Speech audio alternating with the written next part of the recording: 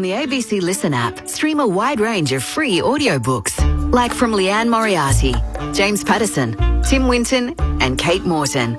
No catch, just press play. Find free audiobooks on the ABC Listen app. ABC Sport. We begin this broadcast by acknowledging the traditional custodians of the land on which this match will be played today and pay our respects to their elders past, present and emerging. We extend that respect to Aboriginal and Torres Strait Islander peoples listening. It's all on the line. Here we go. And the moment of truth has arrived. What a matchup this is. What a game. The umpire holds the footy up. I wouldn't want to be anywhere else on earth. On ABC Sport, this is the AFL. Oh, there's a bit to get inside of the bounce. The intensity and the pressure in the ball is unbelievable. Take your moment. This is that moment of the game of footy. This is just football at its best. And that'll be it. From walking on thin ice to dancing on the mountaintop, the Brisbane Lions never stopped believing. And they are the champions. Sit back, relax, witness the greatest. It don't get better than this. He's called the Brisbane magnificent goal. Comes out, gathers, snaps, goal. That extra bit of class. He smashed that through. What a kick. Goes bang with everything he's got. They are leaving nothing out there. Listen to the roar. The drop punt. He's gone. And the building is jumping. We know he's a big shot taker. He's a big shot maker. Leans back on the kick. Game on. That camera action, baby. Countdown and contact. From the right forward, pocket. Oh, he's a sharpshooter, all right. Step up in the big moment. Points to the man on the mark. Drop punt. He's there. Gathers, snaps. He'll bring the house down. Sit back, relax, witness the greatest. It don't get better than this. We'll put it on the boot. Pick up towards the logo.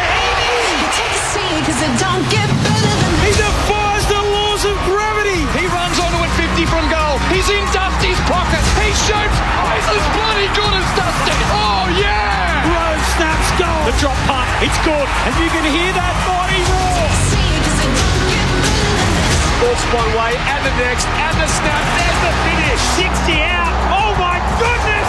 That's a massive kick. Big time spot. Big time goal kicker. That's why we love football. 3-1. From the centre wicket. Whacks it for six. Scores level. Running pass. Throws it on the left. Could that be the sealer? Seconds ticking down. We're not done yet. What a finish. Welcome to the 2025 AFL Premiership season on ABC Sport. On radio, on digital, and on the ABC Listen app. You take a seat, cause it don't get better than this. For some teams, the sun is about to set on 2025, but for others, in some ways, the season is just getting started. And you don't have to remind Geelong of the advantages that come to the teams that finish in the top two. And with Adelaide looking all but assured of the minor premiership, there is still that big carrot dangling there for the Cats. Winners in their past four starts, and if nothing else, an opportunity awaits today to secure the top four finish. The Sydney Swans pushed ahead of their win-loss ledger for the first time last week with a stunning win up in Brisbane, but the injury-hampered start to the year has left them too much work to do, and they won't finish any higher or lower than 10th. That much we do know as they embark on their final home game of the season. So we welcome you to the Sydney Cricket Ground for the final time in this AFL season. This is Sunday Footy on ABC Sport. My name is Brett Sprigg, and I'll bring you the action today alongside Daniel Garb. Good afternoon, Spriggy. Great to be here. Gorgeous Sunday in Sydney, and yeah, pressure on the Cats. I mean, they win this and they pretty much lock up second spot. I mean, it's Richmond at the MCG next week. There won't be too much of an issue there. So it's a high-pressure game for them. There's focus on Jezza Cameron once more because, you know, big haul and the 100's still in play come finals. But the Swans have been in great form, as we know, in the second half of the season. And a win today for them, and they knock off their grand final conquerors of the last 3 years, back-to-back in Brisbane and then Geelong. So they'll be up for that milestone game for a couple of their defenders. Lewis Melican's 100th, Nick Blakey's 150th. Blakey's reaching his 150th despite playing 3 less seasons than Lewis Melican, which shows the injury concerns that Melikins had. So plenty of storylines. It should be a beauty. Yeah, the team news here firstly for the Swans, probably the biggest out they could possibly have, literally. That's Brodie Grundy, who copped a head knock last week up in Queensland. Peter Laddams comes back in for him. They also lose Justin McInerney to a knee injury, the PCL, but welcome back Will Haywood, and their sub will be Caden Cleary for a third straight week, and his fourth straight occasion he's been the sub. For the Cats, no late changes, which is refreshing. Jack Martin, who was their late out last week, he returns alongside Patrick Dangerfield, the skipper. They were both managed for the game at home against Essendon last week, but now two big ins this afternoon in the Harbour City, making way Mitch Nevitt and Jai Clark, and the sub will be Jack Bowes for Geelong this afternoon. Let's welcome our experts here on ABC Sport. Firstly, Norm Smith medalist Ryan O'Keefe. Hey, Pebs. Hey, how you going? Great to be here on a beautiful, picturesque. This is what August at the SCG should be like. Sun is shining, lovely. So it's great to be here. Been a wet winter in Sydney. It's been a very, very wet and dreary winter, but this is a perfect day here it's almost spring, 2 weeks away. Perfect day, and just here watching the cats warm up. They look business. Like, you can just tell. I think they're really starting to do their looking ahead to the finals and prepping and everything like that. And they're pretty much at full squad and looking forward to it. So I think they're coming here to mean business. They don't travel a lot, and you always get that argument with Geelong that they generally make the finals every year because they've got such a dominant home ground record, and they just win down at Cattery all the time, so it banks enough wins to make the finals. So I think this could be a bit of a statement game for the Cats. They need to come up here and play Swans, who are in form, and go, bang, look, we're ready for our finals campaign. And I think the biggest loss for Sydney is Brodie Grundy, who's my All-Australian ruckman. And unfortunately, the Cats, with the way they're dynamic ruckman, I think that's going to be a huge hole in the game for the Swans. You could see it last week, even in those last couple of minutes, the way Brisbane fought back in that game, and just the Swans held on, but not having him on the park for those couple of minutes just was so different. Yeah, I'd say, between, Brodie's been really consistent all year. Like, he'd be a big chance for the Bob Skilton medal, but Isaac has come home in the back end of the season like a wet sail. So I think this is a huge loss for the Swans, and I just don't know if they can cover it. Alongside you in the experts chair is former Swan and Blue Jason Saddington. Hey, Saddo. Hello, everyone. I'm excited for this game, more so for the Cats. If you look at, they're playing for top two, obviously, and top four, predominantly top two, but I think for them, this is the game that they're looking forward to in terms of a competitive hit out when they come finals. They had a couple of soft games leading in. They've got, Richmond next week. This is probably the game you're looking forward to really test yourself. Swans in form. You're hoping they're going to give it to you in terms of a competitive aspect, try and bash you up a little bit about the middle and really test your game style and what you can do. And I think it's probably the right time for Geelong to hit a game like this to really set themselves up for the finals. Because they beat Essendon last week by 44 points. Yep, but even Cameron Ling said in the commentary, this will be assessed like a loss. Yep. Such was a disappointment there. Yep. So this is the perfect hit out for them off the back of that, to be disappointed with the game that they had. Come up against a team that's in hot form, beat Brisbane up there last week. Grundy missing obviously doesn't help, but they're going to get a competitive hit out, and realistically, Geelong's best should be good enough, but it's probably the hit-out that they're after. We'll go inside both camps shortly here at the SCG for the Swans and the Cats. Both teams are out there warming up. You can text us as well, as always, 0437 774 774. I've not checked the text line yet, but I'm sure if I go there, there'll be a few that says, get stuffed, O'Keefe. The Cats don't have an advantage there. They did play, I think, the 9 games in Geelong and then a few more in Melbourne, and there'll be a few there. I just know. Don't bring up the finals. Don't bring up the finals around it. Yes. Bring it on. As it probably stands, there's still a week and a half to go, but it looks as though Geelong will be the sole Victorian host of the first week of the final. So if things stay the way we think they will, it'll be Adelaide, Geelong, Gold Coast and the Giants be the week one hosts. So again, still a few things to going to the Harbour Bridge yet here in Sydney. Just as far as, I guess, the value in being the disruptors. So the Swans would like to be playing finals themselves, I'm sure, guys, but and they do generally. So they have a winning record so far, 11-10. They're not playing in September this year. But being the team that can, as Garby said, upset Brisbane last week, upset the Cats this week potentially, must be something of value to them. Well, as was seen, Coxie's come out and said we're going to be aggressive in the trade this year. So I think there's a fair few Swans players out there who'll be playing for their spot to stay at their club. And that's the reality of it. You've had a disappointing year, not up to your standard, coming off a grand final and arguably being the best team last year, and you sort of slump the way they have. There's going to be some decisions made. What I do know about the Swans, and Sato, you can back me up here, they don't accept mediocrity, and they'll look, how do we get better? What do we need to bring in that's going to make us better? Not just playing wise, but obviously it's a character thing as well.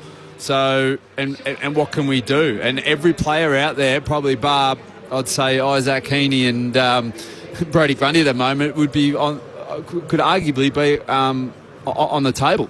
So I think there's a lot of players out there who'd want to, finish the season off strong and say, hey, look, I want to be a part of this club going forward. That's absolute fair call. And I mean, they have been talking about, that pride and performance through the back end of the year, and and they've been really good at that. So, I mean, players like Goulden and Papley back into the team, and they've been back in for quite a while now, but they make the massive difference, don't they? Yep. But just finding those consistencies in play as well. Like Nick Blakey plays his 150th today. He's been a bit up and down throughout the year. One player that has done really well is Sammy Wicks, I think, and certainly consolidated that strong, small defender spot. He's been fantastic for them. But you're 100% right. I mean, when you're not playing finals, and for the Swans, that's unacceptable as a football club. You are going to look at what you need to do to make the list better, and it's going to be a big part of their off season. So plenty of those players you bang on are playing for their careers. And I'll back you up. There's some players that actually have stepped up. Wicks has been fantastic since he's moved back. I think before that they were trying to find his position. The other one that's come in that I've been really impressed with is Jack Buller. He's come in. He's showing something. He's that sort of that tallish key forward that showed a lot. So there's probably a couple of in that position, which there's no secret. The Swans need a key forward, and who they go after. Well, they had one who hasn't played since the grand final, Logan McDonald. Obviously, that's been an ongoing thing, which we'll assess probably post game here as part of the wash up. But you're with Ryan O'Keefe, Jason Saddington, Dan Garb, Brett Sprigg, Declan Byrne downstairs. We'll get to him very shortly. A reminder, of course, there are other games happening. So in the game in Hobart, it's about to get back underway after half-time. North Melbourne 6-11-47 leads Richmond 6-3-39. You can hear a full call of that on the ABC Listen app. Just look for the AFL Extra button. Likewise at Docklands, the Bulldogs and the Eagles gets underway, the final game of round 23, and we'll keep you across all of that while it's happening as well. There's also as well the AFLW taking place. Hawthorn have beaten Brisbane by 4 points at Ipswich, 4-9-33 to 3-11-29, and a live score at Moorabbin. St Kilda 3-1-19 leads Adelaide 1-1-7. Second quarter of AFLW round 1 there. I'll get to your text shortly, 0437 774 774. But right now, Declan Byrne is down in the Swans camp. We're down here at ground level. GM of footy Leon Cameron joins us. Leon, before we talk today, your son just played outside. How do you go watching him? Oh, yeah, no, that was okay, Declan. It's a tough game for our VFL boys. We had only about 10 or 11 of our listed fellas, and it was our last game, so, it was okay watching them. There was a lot of young fellas running around, but Geelong were a bit too good, but now into the real stuff now. Final home game of the year. I imagine you're in the mode now of assessing 2025. What are your big takeaways so far?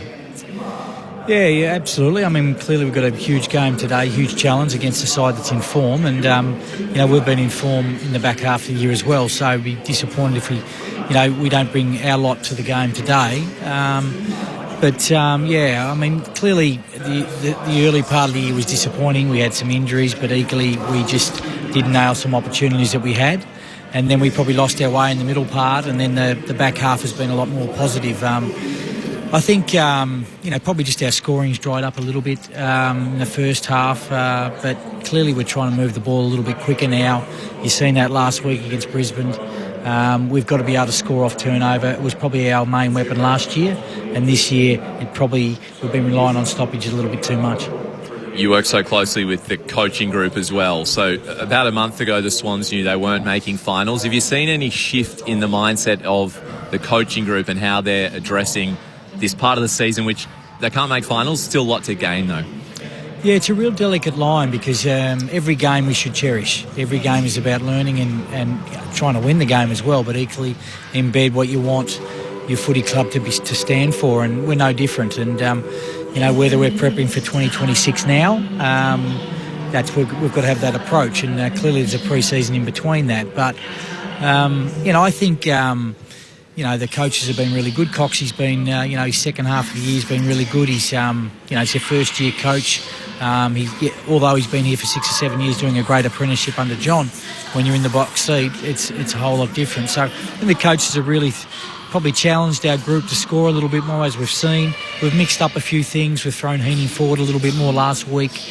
Chad's been forward a bit. We're trying a few more guys through the midfield as well. But ideally, equally, you also want to be able to walk off at the end of the game and say, okay, that was a solid four-quarter performance. What worked in aiming for 2026? How was our ball movement? Did we score off turnover? Did we overuse our hands? Or, did we go through the corridor enough? All those things are clearly weighing up every day we play. Milestone match for Nick Blakey as well. You spent plenty of years at GWS trying to curb him. What did you learn when you came here about Nick Blakey that you didn't know before? Yeah, he's 150 games, a fantastic effort. He hasn't missed a lot of footy. And I think, when Nick started out, he probably didn't know exactly whether he's going to be a key young forward. Is he a skinny young forward? He's going to take 3 or 4 years to develop. Then he goes into a wing, or he ends up being a half-back, and his last couple of years have been clearly exceptional. He's had some challenges this year, some real challenges. But equally, he's really worked hard to come out of those challenges. I mean, last week was terrific. He was that chop-out mark defender. But equally, we know his run. We know that when he gets on that left foot and he can really cut through the opposition on turnover. And working with the backs to do that a little bit more. But, his last couple of weeks have been really, really good. And it's just a great milestone to achieve, 150 games. And if you look at him now, he looks quite young still. So he's still fresh in the face. So hopefully he's got another 150 to go. Let's head upstairs, our ABC Sport experts, Jason Saddington and Ryan O'Keefe. Oh, g'day, Leon. Ryan O'Keefe here, mate. Coxie's come out in the media and said that, going to be pretty aggressive come trade time, and everything's, everything's on the table a little bit. Would you say that that is something you're strategically planning now? Particularly, you mentioned, you found it hard to score, but really going after a key forward and then some other forwards? Yeah, Ryan, I think, you get through the year, but there's no doubt every week, every month when you catch up with list management, you discuss how can you improve our list, and we wouldn't be doing our jobs if we wouldn't discuss that. And if there's some interesting decisions at the end of the year that have to be made, then we have to make them. We know that there's some areas. You talked about our forward line. You talked about, we've talked about our backs as well. I mean, we've talked about all lines as well. I mean, we're sitting 10th on the ladder.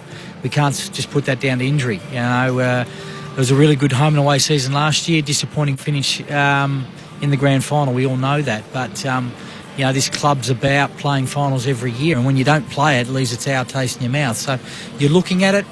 Who hasn't improved after full pre-seasons? Is there any excuses?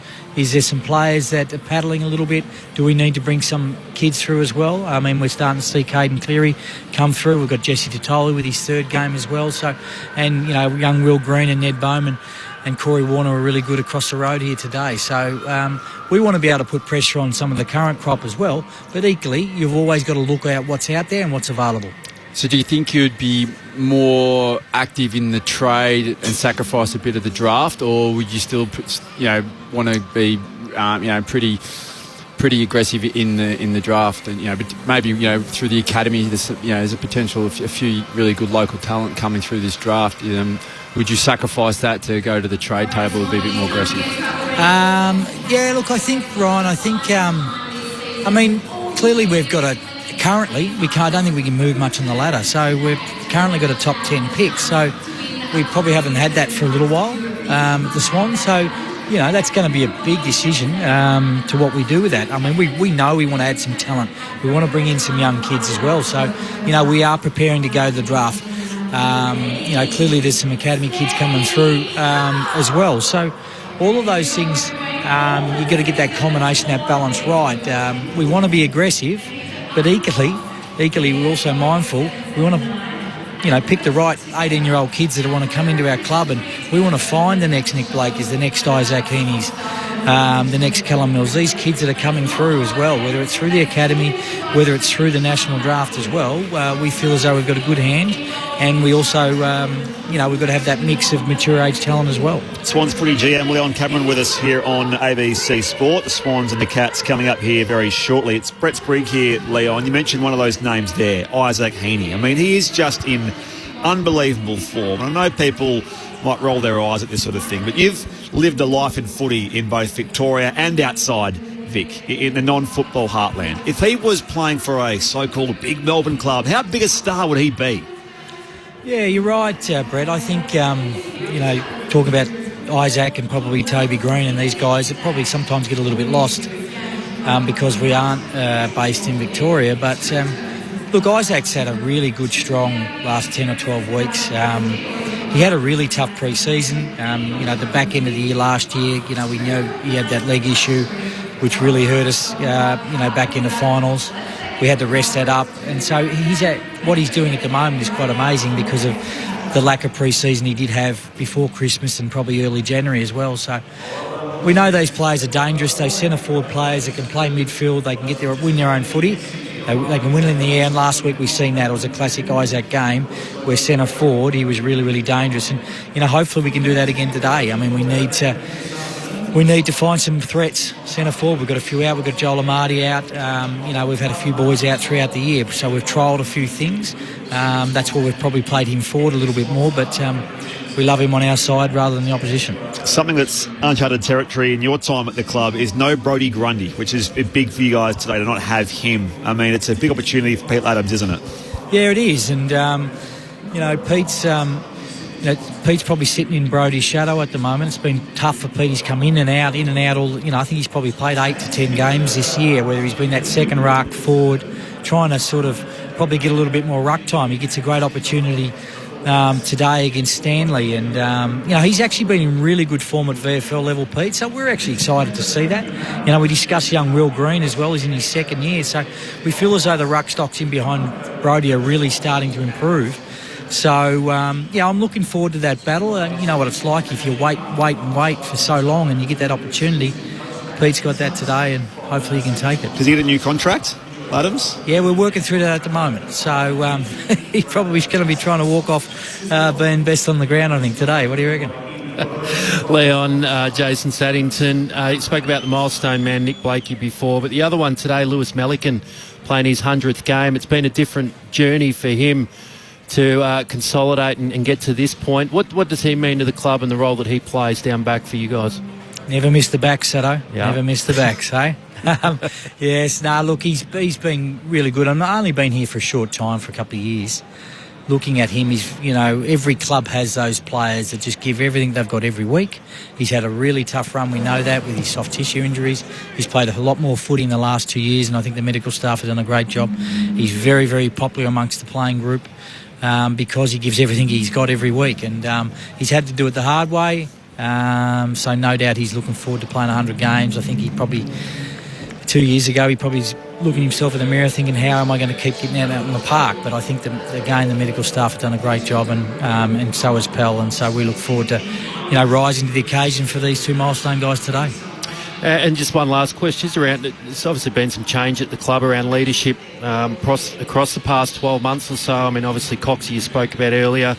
Matty Pavlich about to come in, taking over from Tom Harley, even yourself stepping in that footy manager role. Does that bring sort of fresh change to the Swans, or is it a case of picking up and carrying on from the great platforms that have been left before at the club?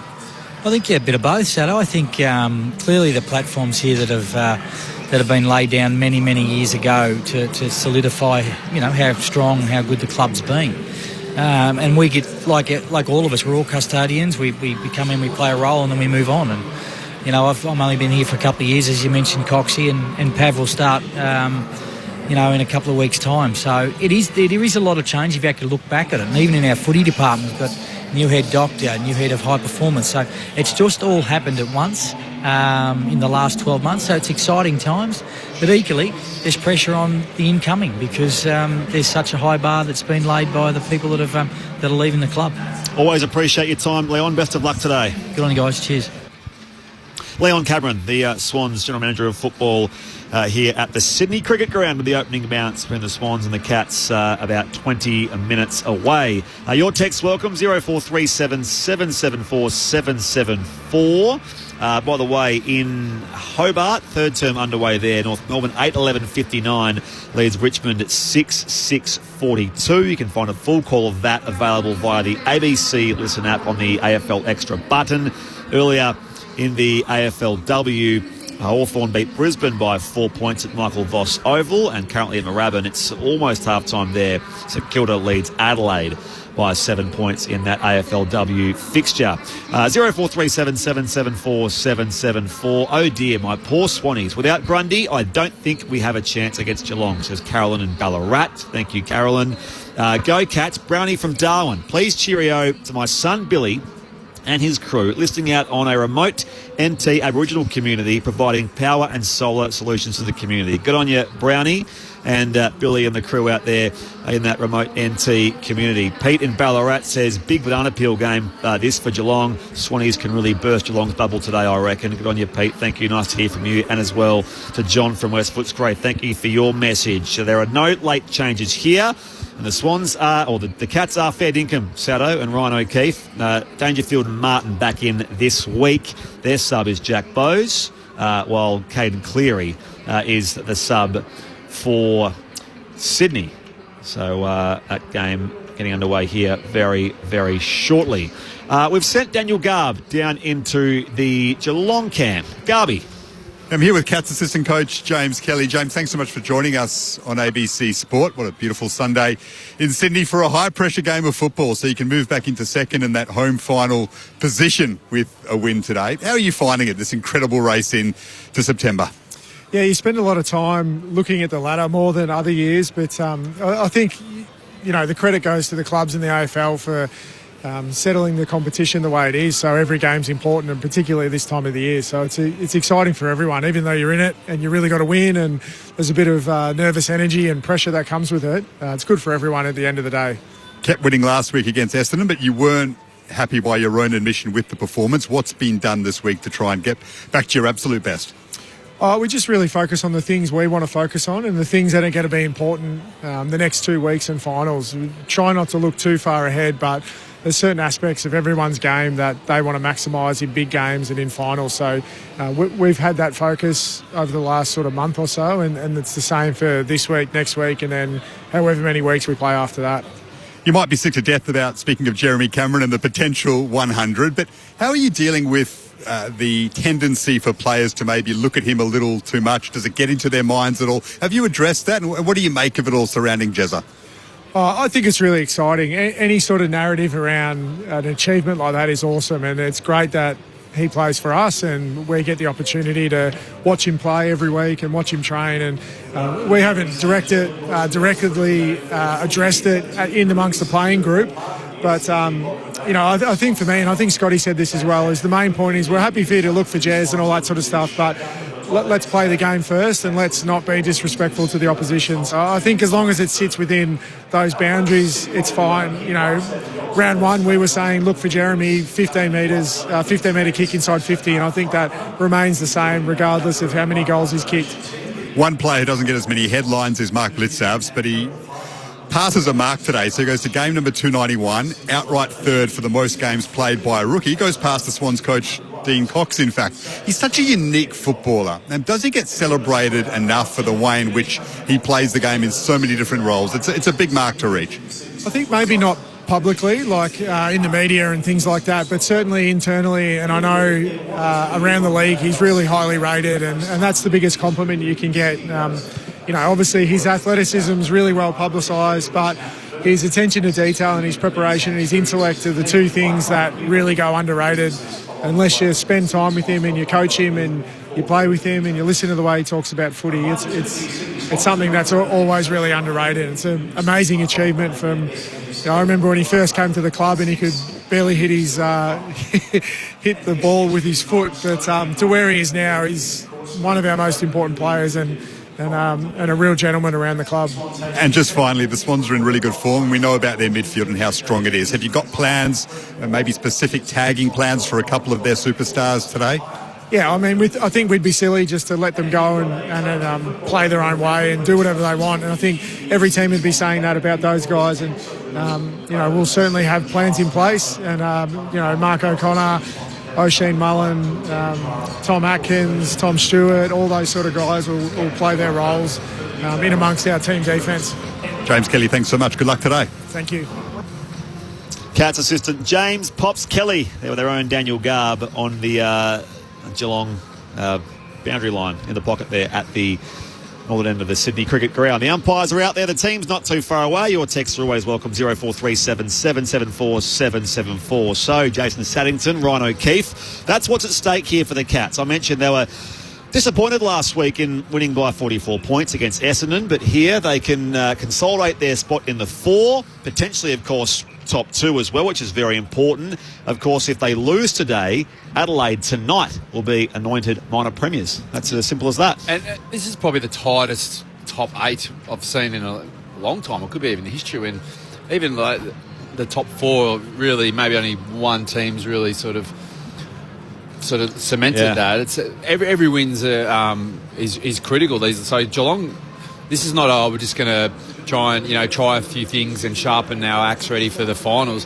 This is a win so they can get a home final to start with and really go, well, our final series starts now. Yeah, they want to bounce back from last week. I mean, it's the competitive match that they need and they want. And I mean, knowing Geelong and the professionalism they always bring and the way they're coached, they'll be up for the battle, that's for sure. And they'll want to improve on their game from last week, and I'm sure they've looked pretty closely at that and how they do make themselves, super rock solid as they do head into that finals for Pebs. Just on Geelong, by the way, they've, in their last 4 occasions at the SCG, haven't had a win. So 3 losses and a draw in their past 4 appearances at this ground. Last time they met was round 13 last year. The Swans won that by 30 points. They also played a draw here in round 16, 2023. Isaac Heaney, from memory, kicked a point to level it, and that was quite late 2 years ago. And then the game before that was the Buddy Franklin night, where they had to stop the play for 1,000 goals. Close to an hour. 1,000 goals. So the Cats are out there here at the SCG, and the opening bounce is just over 10 or so minutes away. Subs here, by the way, Caden Cleary and Jack Bowes.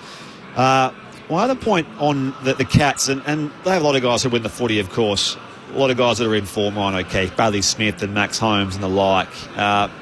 Might the Swans think about targeting maybe for a tag a guy like Brian Myers? Because clubs aren't really doing that, and he's having a pretty good season as well. Yeah, it's usually those players that, the superstars, the tag on that sort of the outright superstars, sometimes that you do, but they're generally going to find, particularly those inside players, they're going to find the ball anyway. It's those players that are on that periphery that are real barometers of the game. Yep. If you can shut them down, that usually causes more of an effect than if you are going to run with Bailey Smith or you run with Isaac Heaney. These sort of guys, they're that X-factor player that if you really shut down, like if you're going to look at the flip side on the Swans, Isaac does huge, but someone like Errol Goulden's the one you try and really knuckle down. Those sort of it's the players. Influential players, isn't it? I mean, if you're the Swans and you look at, if you're going to take it up to the Cats, what you need to stop them scoring, don't you?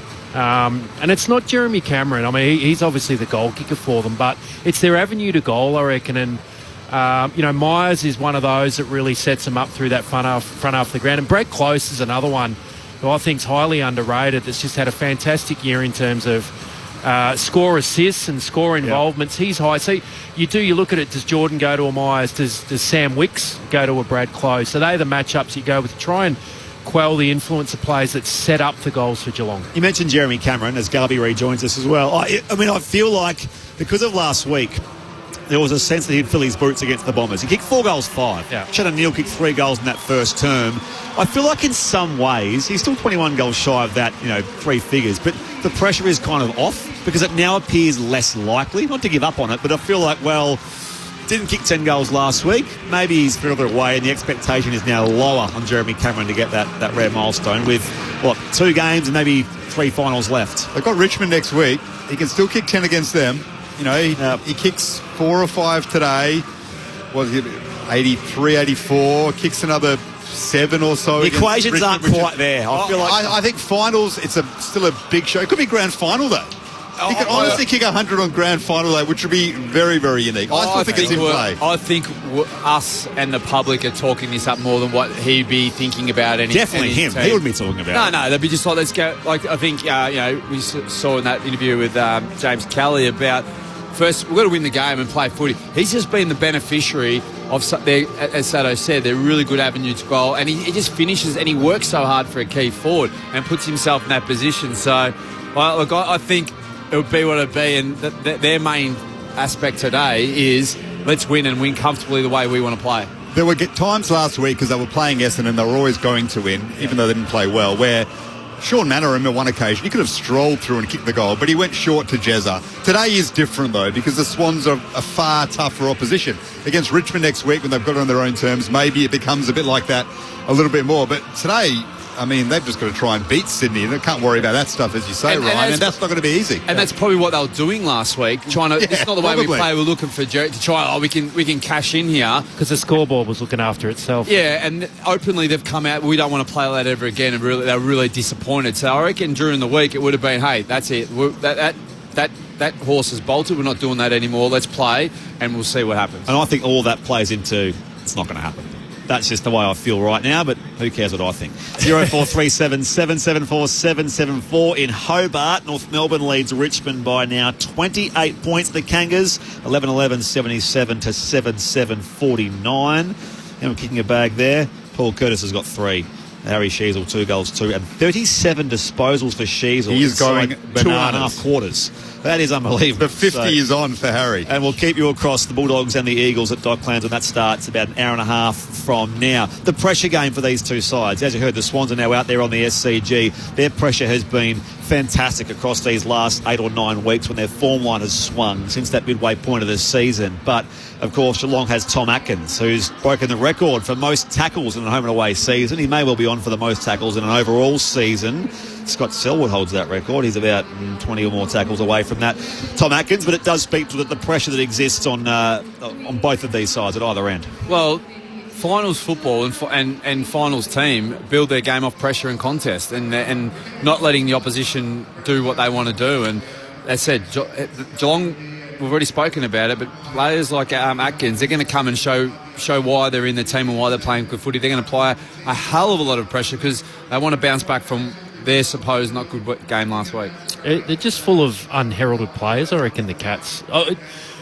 Whilst they're potentially top 2 team and going to finish there, and they're just so even across the park. And it'd be unfair to say that some of these players are sort of role players because they're better than that. They're actually do a fantastic job for them. They've got the stars like Jeremy Cameron, Tom Stewart down back and the like. It's the other players around the park that just do the job for them that I think's and they're not just doing a job, they're fantastic footballers that having real impact in games of football. They're just so even across the park, the Cats, and that's why they're probably going to be too strong for the Swans, I reckon. Yeah, and they're a team that good teams don't rely on 1 or 2. Nope. And when teams, they all get it done. It does. It's a solid. Their bottom 6, you'd say, are better than most.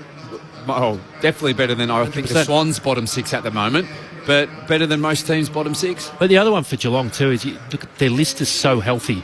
They don't have a lot of injuries, so it's so competitive for spots in their team as well, and that's always a real positive when you're stepping into finals as well. If you've got your full list pushing for spots, your depth of pushing for spots, it drives that competitiveness on your list and at training and players to want to get games. That just makes everyone else perform better each week as well. Just on that note, I want to get to Declan a little bit earlier if I can. Declan, fine conditions downstairs. The teams are out there warming up and we're 5 minutes away from the opening bounce. You called the VFL game earlier and there was a bit of a watch there on some Some stars, some veterans for the Cats in particular. What transpired there with, in particular, Mitch Duncan in that VFL game? There were some big moments surrounding Mitch Duncan. Geelong were pressing for a VFL final spot, and as soon as it was clear they weren't going to get it, Mitch Duncan became the big story because he is in his 16th season. He's 34, and he openly said a couple of weeks ago to the media, I'm not going to be at Geelong next year playing. So there is a chance that he'll play on, but there's also a chance that he might have just played his last game in the hoops. And his last involvement at footy at Geelong, if he doesn't get a game in finals, was a goal. It was the last goal of the game.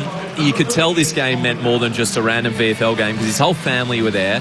He had friends there, and one of his mates jumped the fence at Tramway Oval just across the road when he kicked that goal. The smallest pitch invasion for a goal you've ever seen, but he ran over. All the players went to him as well. And at the end, he was, Mitch Duncan holding his kids as he walked off. So you could tell that wasn't just an average VFL game for Mitch Duncan, perhaps his last game for Geelong after 2 premierships and 300-plus games. Great stuff, Declan. Thank you for that. So there's a watch there on a couple of guys. So obviously Mitch Duncan. Cam Guthrie's the other one who's played 10 games in 2 seasons. He was their best and fairest in the premiership winning year 3 years ago.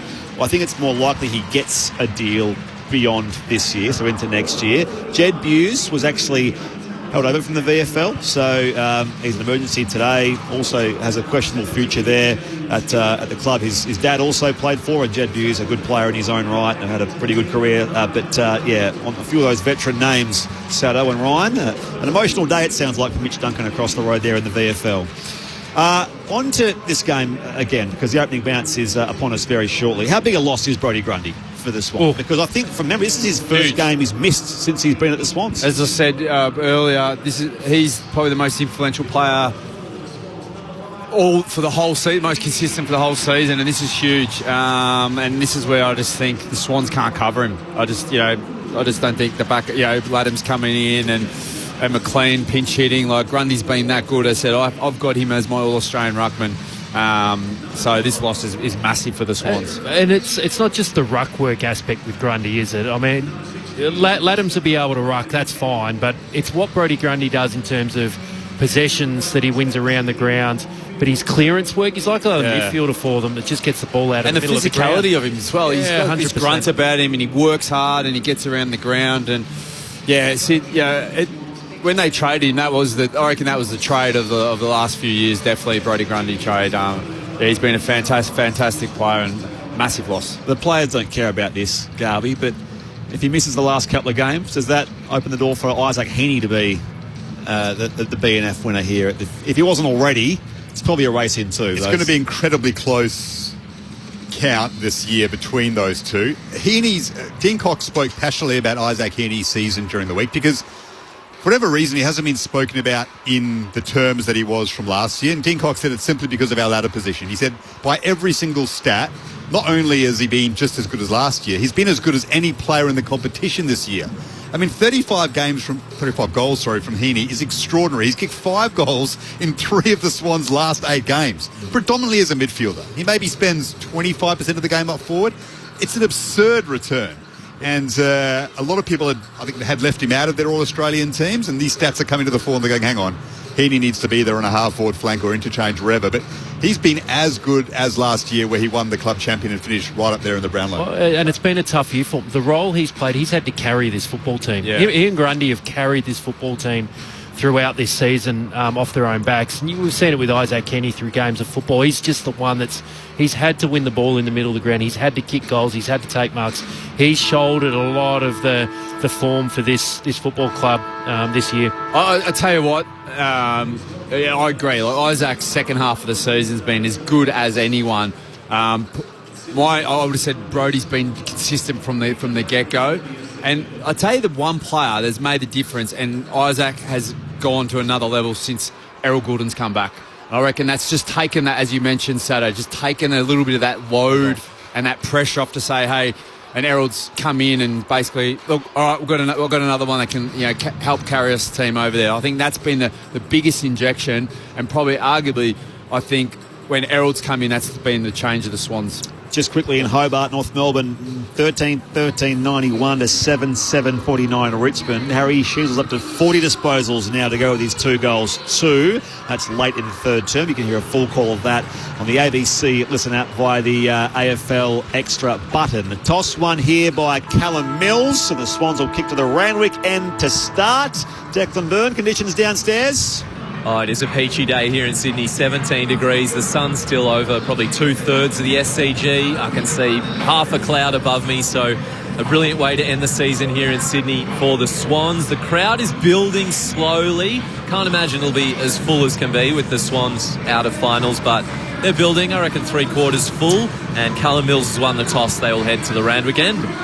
Blakey's 150th, Milliken's 100th for the Sydney Swans, as Declan said, playing their last home game of the 2025 campaign, the first year under Dean Cox. In fact, somewhat fittingly, they'll have their last game in Perth next week against his old side, the Eagles. So there you go. But they mean business, the Swans. They won't play finals, but they upset the Lions last week, one of their recent grand final destroyers. Can they topple the Cats here on a sunny Sunday afternoon in the Harbour City? This is ABC Sport, AFL round 23, and here is Daniel Garb. It's a big day for Peter Ladhams. He hasn't been in this position for a while, leading the ruck in the absence of Brodie Grundy. He's up against Reece Stanley, and off they go. Stanley jumps all over Ladhams and then smacks the ball towards centre-half forward. Atkins gathers it, throws it on the boot, into attack it goes. Bouncing ball. Milliken comes out to mid it in his 100th. They work it back to Stengel. The snap from 20 out just fades across the face and is through for a behind. But that was convincing by Stanley over Ladhams, who started as ruck for the first time in a while. Blakey kicks out. It's Fahini on the outer side. Contested grab in front of Atkins. Fires the hand pass to Rampy, and now a short ball on the bounce set of Hayward. Back in the side this week for the Swans. Gets it back by hand to Goulden and turns it around the corner here for Patley, who marked 65 from goal at left half forward. Still needs 1 goal for his 300th. He pops it in the pocket here, and McLean slides out and marks. Deep at left, full forward. First look here for the Sydney Swans. Some clean ball movement, Peps, wasn't it, from the kick-in? Errol Goulden was one player. He started forward. He's getting up the ground. Oyson Mullen's got the match-up with him. He's going to have to run with Errol, who's going to move up and back.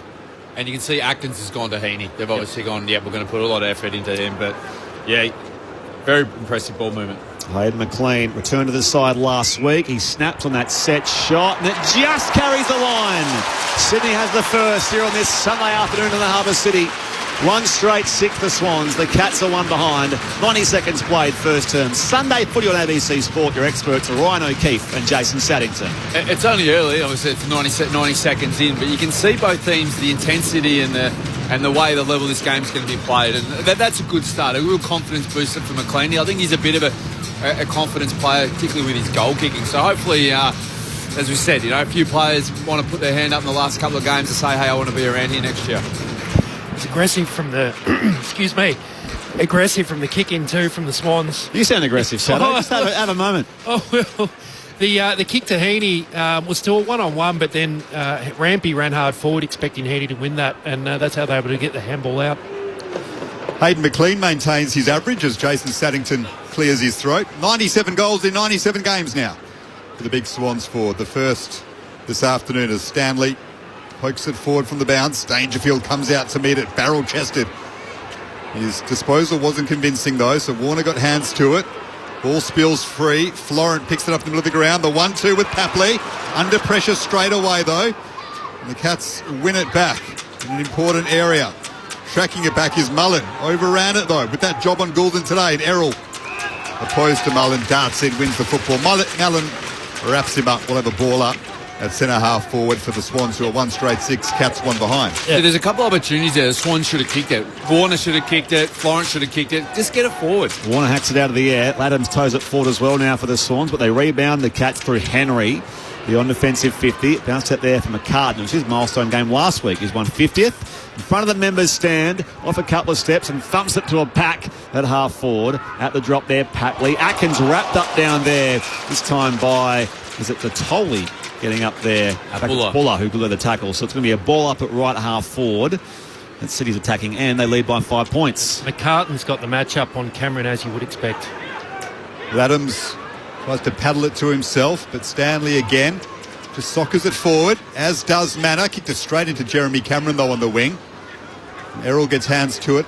The ball was up for grabs. Now Bailey Smith scrapping away. Eventually Cameron, with the class, gets clean hands to it. Back to Atkins, and they work it up to half forward. Litzavs flew for it, didn't mark it. The Swans gather at ground level. Dangerous kick, though, by Blakey into the middle of the ground. Papley has to win that contest and does. Smartly. Got it to Campbell. Sweeping handball to Jordan. Inside 50, the Swans go. Heaney's the target, and Heaney's marking. That's where he's oh so dangerous. But well done, Papley. Had to win that 50-50 backwards of centre and did so. It's interesting that contest with Papley, I've forgotten who the Geelong player. Both players are hesitant to go in low to the ball, with the new rules and everything. So Papley, who's good enough to just get a boot to it, but you can sort of see their hesitation. The players actually collide in there and make a contest. From the left forward pocket, 35 out. Heaney will snap and slot it. Isaac picks up from where he left off last week with 5 against the Lions. He's on the board, and the Swans are 2 straight 12. Geelong 1 behind. Well, once again, it just looks like the Swans have just said, let's take the game on a bit more. Let's take some risk. Blakey's kick inside was a risky one, but it paid off in terms of Papley was able to get there and get a toe poke in. But even the forward handball was a little bit aggressive as well from the Swans. But they're trying to take the game on, do things a little bit differently, not be safe, and really take it to the Cats in an aggressive manner. And all the entries, pretty much, the forwards have had one-on-one contests, so moving it with speed is not allowing Geelong defence to sit back and be able to cover and get extra numbers and cover dangerous space. So you can see how the Swans need to move the ball. Sunday footy on ABC Sport. Ryan O'Keefe and Jason Saddington as we restart back in the middle. Luddams competes with Stanley. Down to Heaney. It was a clean clearance. Evades Smith, just gets his kick away down the corridor and finds McLean. Overhead mark this time. 45 out directly in front. Just solid work. Bailey Smith probably wasn't aggressive enough on Heaney there. He half put the chase in, half let Heaney just run around him, and wasn't enough pressure on Heaney to get the kick. He was just able to hit up McLean. It was a really good centre bounce set up there. They left v right ruck, and Heaney had owned the wedge, owned the dangerous space for the drop, and got through there easily. Talk about guys putting their hand up for the Sydney Swans and their future at the club, especially key forwards. Here's McLean from 50 for his second goal of the afternoon. Misses right hand side of the goalpost. 2-1-13 the Swans. The Cats are 1 behind. 7 played opening term. Sunday footy on ABC Sport. Lawson Humphries to bring the ball back in for Geelong. It's a dangerous kick. It was a really good grab by Stanley under pressure. He took it at half back, gave it to Bailey Smith straight away. He ran on strongly, kicks it up to Neal, who takes the grab just forward of the wing, under the Bill O'Reilly stand, outer wing. Good grab, Shannon Neal. Inside 50, the Cats go now. Cameron's the target. Over his head, and Callum Mills, who started on the bench, takes a strong defensive mark. Plays on quickly. The Swans captain by hand to Rampy. Now out to Buller. It's a good kick. It's favoured for Buller. Plays on quickly as well. Umpire's fallen over, as has Braden Campbell, who slipped at centre half back. And now Mills, who went in to help, is wrapped up. Will have a ball up just inside the centre square. Sydney up by 12 points. Is it Brad Close who runs into the umpire in back play? Yeah. Gould and the hand pass off to Lloyd, just seeing the replay. Off half back, the Swans go, using it by hand. Melican in his 100th AFL game fires it down the corridor back to Rampy, and now Blakey kept running. He's too fast down there for O'Connor. The Lizard, away he goes. Shares a hand pass off to Campbell. He lets fly from 55, and it's all the way home for a goal. Good coast to coast there from the Swans, but there is concern for Nick Blakey, who's down, and his teammates and medical staff are going to him. He was critical in that chain there for the Sydney Swans, which resulted in the Campbell goal, but Blakey is down being assessed on field. Meanwhile, the Sydney Swans are 3-1-19, Geelong 1 behind, 8 gone first term. Sunday footy on ABC Sport. They've been really aggressive with that run and handball, the Swans, running from behind. It's been great to see. But yeah, there's something definitely. He's copped a good one behind play there, Nick Blakey. I gather as the hand pass came off, he was flattened by somebody. Yeah. Here we go. I think it was Connor O'Sullivan. Yeah. Which is fantastic for a young key defender to just put his body on the line. Blakey dished a handball off, and Connor O'Sullivan just checked his run, put him on his backside. It didn't seem too high. Watching the replay. I think he's okay. Just the momentum.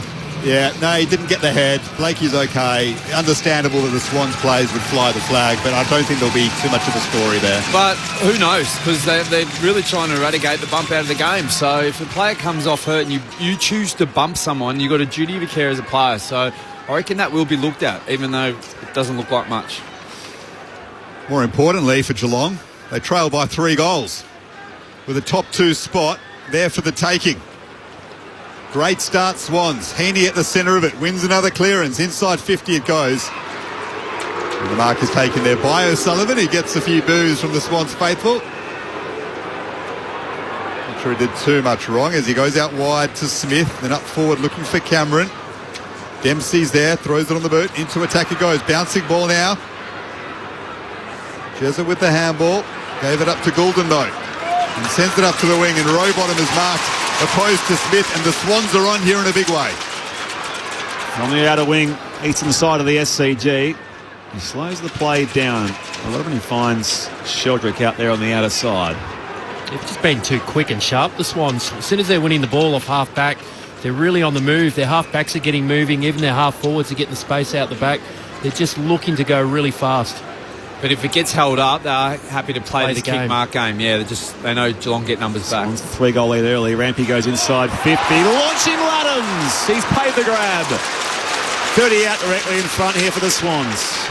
And they're just controlling the game off it, aren't they? Yeah, I mean, definitely. Geelong can't even get their hands on the footy. When they do get the ball, it's in their back half and they're kicking longer to contest. The Swans are winning it back immediately in, just going quick back through them with a run and gun style game, and they're able to take marks inside 50. But what Geelong aren't doing, and this probably has been a bit of knock on their game, is the defensive side of their game. Not enough pressure or covering off the outlets and manning players up. They rely on that zone defence in their back half, but that opens up pockets of space. It's got a big day here. Peter Laddams covering for Brodie Grundy as the Swans' number 1 ruck. He's on the runway here, and his kick is off target. He just sneaks through for a minor score. 3-2-20. Geelong are 1 behind. 11 going first term. Declan Byrne on the boundary. Nick Blakey still flanked by both doctors. They were testing out his shoulder. He was sort of moving his neck around, so checking that area, not so much the head after concussion. The kick in for Holmes went over his head, but he was able to track back and gather it at half back and find Cameron all alone on the wing. Gives it back to Holmes. The Cats need the next one badly, but the Sydney defence is standing up superbly. Florent cuts it off at half back, and that'll be 50 as well. It is all going Sydney's way. Up by 19 points, 11 gone in the first, and Florent is marched up to the wing. So they go into attack once more. Good kick at the bootlaces of Papley, who is able to gather, dart around a couple, banana it to the top of the square. And marking back there for the Cats is De Koning.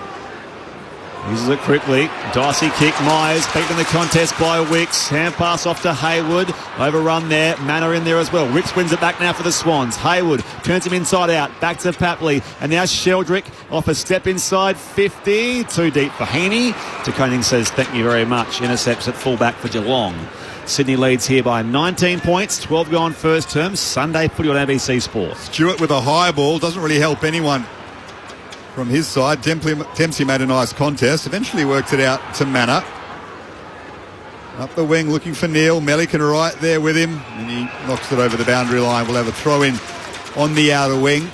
Swans up by 19 points. 12 minutes gone in the first, down to Declan Byrne. Nick Blakey just got up and said, who am I going on for? So no concussion test for Blakey. Just got the wind sucked out of him by the look of it. 150th game for the man they call the Lizard. There are a few guys dressed in lizard outfits in the crowd as well. I saw them earlier. Said good day. Atkins run down from behind out there by Sheldrick. Footy comes loose here. They try again here. There's the Cats. Inside 50 they go. A little too deep for Neil was that kick. And now close out after it. Paddles it to advantage but runs out of room under some pressure from Cunningham. Will throw it back in the left forward pocket at the padded end of the SCG. 3-2-20 to Swans. Geelong are 1 behind. 13 gone first term. Meanwhile, by the way, in Hobart, 4th term underway there. North 14-13-97 leads Richmond 7-9-51. Boundary throw in deep in attack for the Cats. Laddams does nicely. Just gathers it on his own and then gets the 1-2 with Mills. Pete Laddams in the last line of defence doing some fancy work, and he gets it back once more. Swans fans enjoying that. Sends it up to half back now, but Geelong are well positioned. Stewart came in to make a contest, but Florin is getting plenty of it. Intervenes once more for the Swans. He's now turned it over to O'Sullivan. I've got to apologise to Pete Laddams. I said with Grundy out, they're going to miss this run, the extra midfielder and some clearance work. He just absolutely dominated out of the back half there. It's amazing what contract negotiations. Swans have won it back in the middle of the ground. Patoli dummies the hand pass, narrow leases, back again Cunningham. His hand pass a little dicey. Motukake here for Rowbottom. Now he gets it wide. On the flank now with Lloyd, 55 from goal, deep to the pocket, and Heaney got the separation down there on Connor O'Sullivan and marks in the right forward pocket. That's a beautiful kick by Jake Lloyd. He weighted that perfectly to Isaac's advantage, and Isaac just did enough to put a hand, protect the space of the ball, drop zone, and lovely. This will be a left foot snap at the Randwick end from Isaac Heaney. Holds the ball in his hands, comes off his line, curls it around, not far enough. It's a minor score, 3-3-21 Sydney. Geelong at 1 behind, 15 gone first term. Declan Byrne downstairs. Nick Blakey back on, shaking out his right shoulder, but he's good to go. Good news for him in his 150th game as the Cats work it around the outer side. Here's Jack Martin. Drills it in to close. Cunningham did well. Got a fist in to spoil when the advantage was for close in that contest. Boundary throw in outer side wing. I mentioned the guys in the lizard outfits. I wouldn't mind seeing some Lewis Milliken pelicans or something. Just like add it to a new level. Have a whole zoo out there. They've got the frill-necked cut boards out there. All the clappers. You might be able to hear him in the background. So some fans are having fun. The hole with in it to stick the head in. Yeah, milestone game for the pelican and the lizard this afternoon at the SCG. Here's Campbell. Swans doing plenty of damage. Goes inboard to Warner. It was a bit of a hospital handball. Put him under pressure. Smith won it back for Geelong. Still on the wing. Finds Guthrie. Now up to half forward. Over the head of Stengel. Melican comes in and gathers the football. Got rid of it quickly. Goulden to Wicks. Now to Campbell. Back to Melican, who kept running. He knew what was happening. Sharp this from the Swans. Up to half forward. Hayward dropped a pretty easy mark. Got the football back, but turned it over to Bailey Smith at centre half back. So Smith off half back does find the target there in Jack Martin. He was a late out last week, kicked 4 goals in 5 minutes the week prior. Down the line he goes to find O'Sheen Mullen, and now wide to the flank. It's a weighted pass there for Humphreys. 55 from goal, back to the corridor, and the man marking down there is Sean Manor.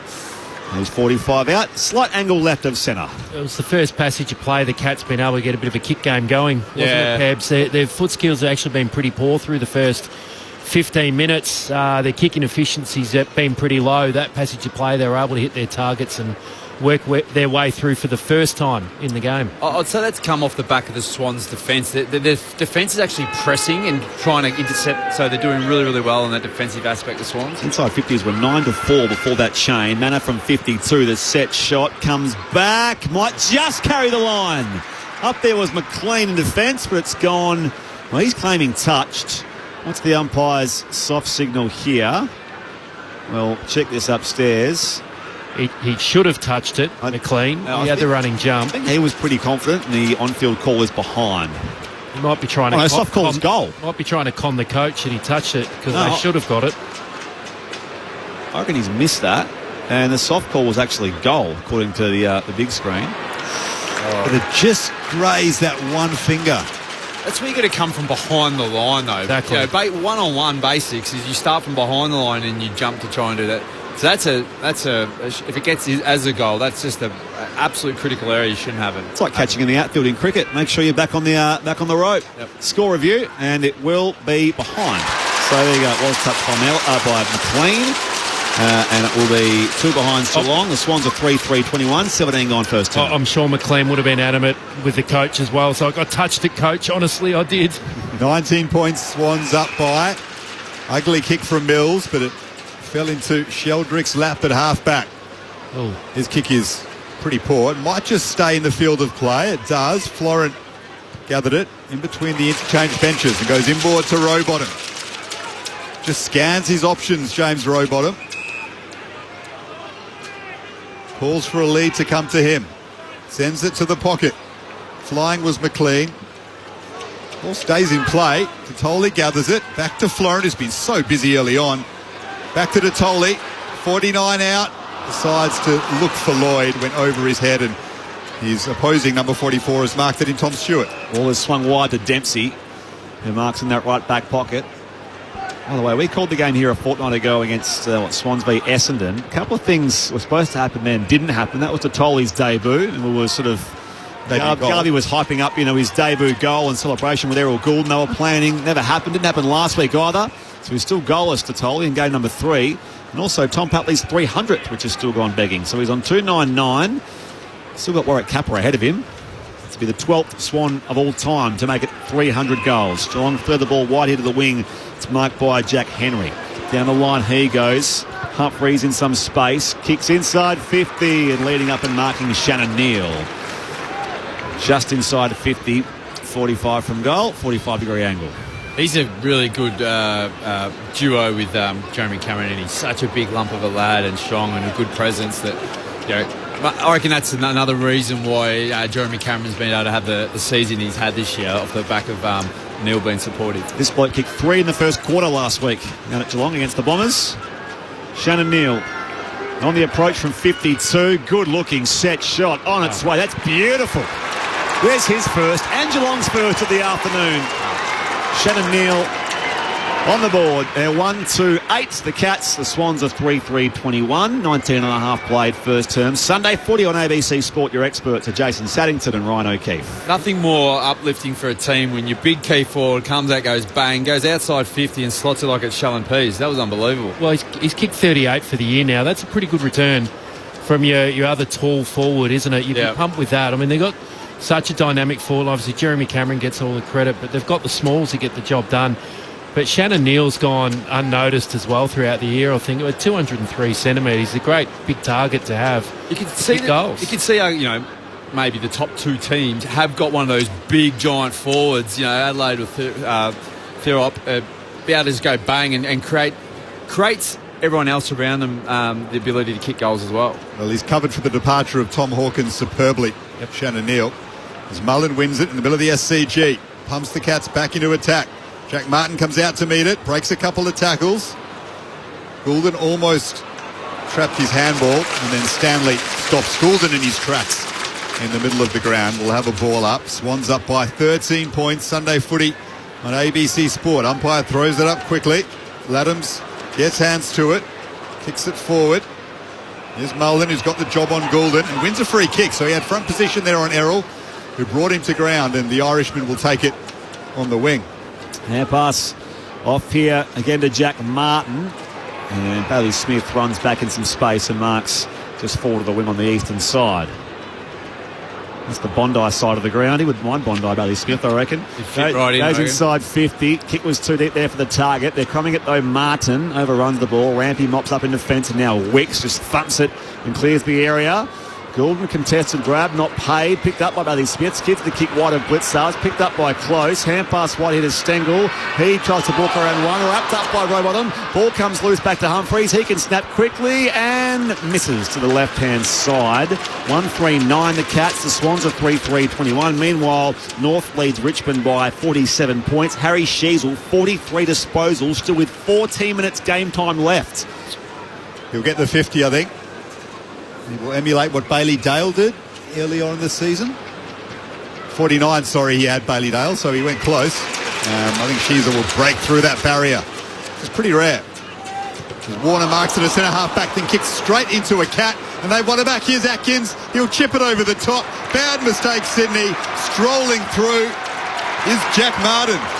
Well, Chad Warner went to switch it across the SCG, kicked it into the back of either a teammate or a Geelong player, and all of a sudden the 50 was vacant for the Cats. And Jack Martin kicks their second as a result, and the Swans are only up by 6 points now. Heartbreaking for the Swans. They've done so much right through the first 20 minutes of this quarter, and they got out to a great lead, but very quickly just off a horrible mistake from Warner to kick into the oppo and turn it over. It just gives the Cats a cheapie, and games like this, you don't want to let them off the hook, Pebs. You want to keep the pressure on. It's just giving them one back. They've done so much right so far, those Swans. Is it fair to say he hasn't had the year that he had last year? My biggest concern with Chad is his kicking and ball use around. Besides being around the ground, like in front of goals where he quite don't, around the ground kicking's been quite poor. It was a great smother by Brad Close. I sold him short. Got the hands up and won that himself. Deliberate charge down, as they say in rugby league. Hand pass comes wide here. It's batted away by Jordan into the path of Blitzars for the Cats. A little errant handball again, though, as Connor O'Sullivan dives in. A scrap for it now. Smith comes up with it. Handball picked off by Jake Lloyd. The Swans go back forward of halfway. Dropped by McLean in the contest there with the coning. Patley comes in. He's taken high. Umpire New is playing for it. Smith brings it away now for Geelong with a hand pass wide to the flank, and now Blitzards. And his kick smothered by Dane Rampy. Speaking of great smothers, that ball ricochets into the Swans bench on the members' side of the SCG. 3-3-21 Sydney. Geelong 2-3-15. 24 gone first term. Sunday footy here on ABC Sport. It's been a great first term so far. Swans were out of the gates quickly, but the Cats just pegging them back. 19 points the Swans led by at one stage. Now just down to 6. Stanley, that was clever. The outside of the boot. Got it to Dangerfield. Straight to Jezza. Strolling through. Cameron in space. Deep into attack. Neal's there. Good contest by Tom McCartan. Still under pressure though. Deep in defence. Just gets the kick away and might set up for Myers. It goes over the boundary line now. Deliberately, according to the umpire. That's probably a fair call. Myers plays on straight away. 40 out from the pocket and slots it in front of the Cats faithful. Quick thinking Brian Myers.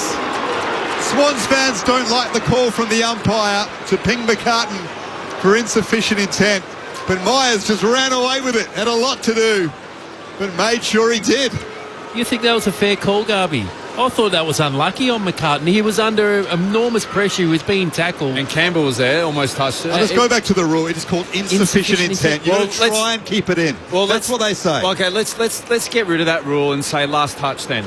No, like seriously. Then everyone knows it's last touch, maybe in from the back half or between. Then it's quite simple. Then we all know that you just he's can't being kick it out. tackled when he kicks the ball. Well, how can he deliberately? Campbell try was and a long kick that way out? away from him. I think that is a correct call. Oh, gee. I think he's looking at the boundary line when he kicks it. Yeah, I'm going with the player. With the pressure he's under, he's been tackled and he's got to offload the ball. He's kicked it as best as he could. Well, that wonky bounce, but the umpire lets it go here. Picked up by Bally Smith. In fact, he was beaten by Heaney. Heaney fires the hand pass out. Patley missed his attempted bounce there. Laddams tries to regather for his teammate. His handball ricochets away here off O'Sheen Mullen. The Cats go back down the corridor again. It's on the chest of Nick Blakey. Spins out of a tackle off half-back as he was playing on. And now Mills off to Errol Goulden. Swings his kick back slightly inboard now. Henry mops up as it was a little wide there of the Tolly. And now Bailey Smith goes again off half-back. And the Cats will settle things down at right half-back with Jeremy Cameron. Probably should go back, Garby, and say it's a great goal from Myers. I was going to say, we didn't talk about the goal. Swans kicked the first 3 goals. The Cats have kicked the next 3. Scores level here at the SCG late in the opening term. Jezza operating a long way away from attacking 50 at times. Taking a fair few marks on the wing. Very short to Atkins. Now up to Dangerfield, who grabs it and plays on straight away. He's still got the veteran in a big way. Into attack he goes, and Neal's taken the mark. Great response, Geelong. After Sydney kicked the first 3, as Brett Spriggs said, Neal will line up from 10 out, slight angle to the right to make it 4 in a row for the Cats. That's where Dangerfield, I think his best position is deep forward and forward, because he's so powerful and great set of hands. As soon as he hits the deck, bang, he's so explosive. I've never met a player so explosive going from 0 to 10 metres. It's an absolute powerhouse. Shannon Neal to give the Cats the lead. Delivers from straight in front. He's got 2. 39 for the season. Geelong 4-3-27. Great response. After the Swans kicked the first 3, they are 3-3-21. I'm going to go out and say this kid will win the Coleman one day. Fair call. I reckon he's that type of player. He's still young, learning his craft, but they set of hands and he finishes his work. There's a Coleman medalist right there we're seeing.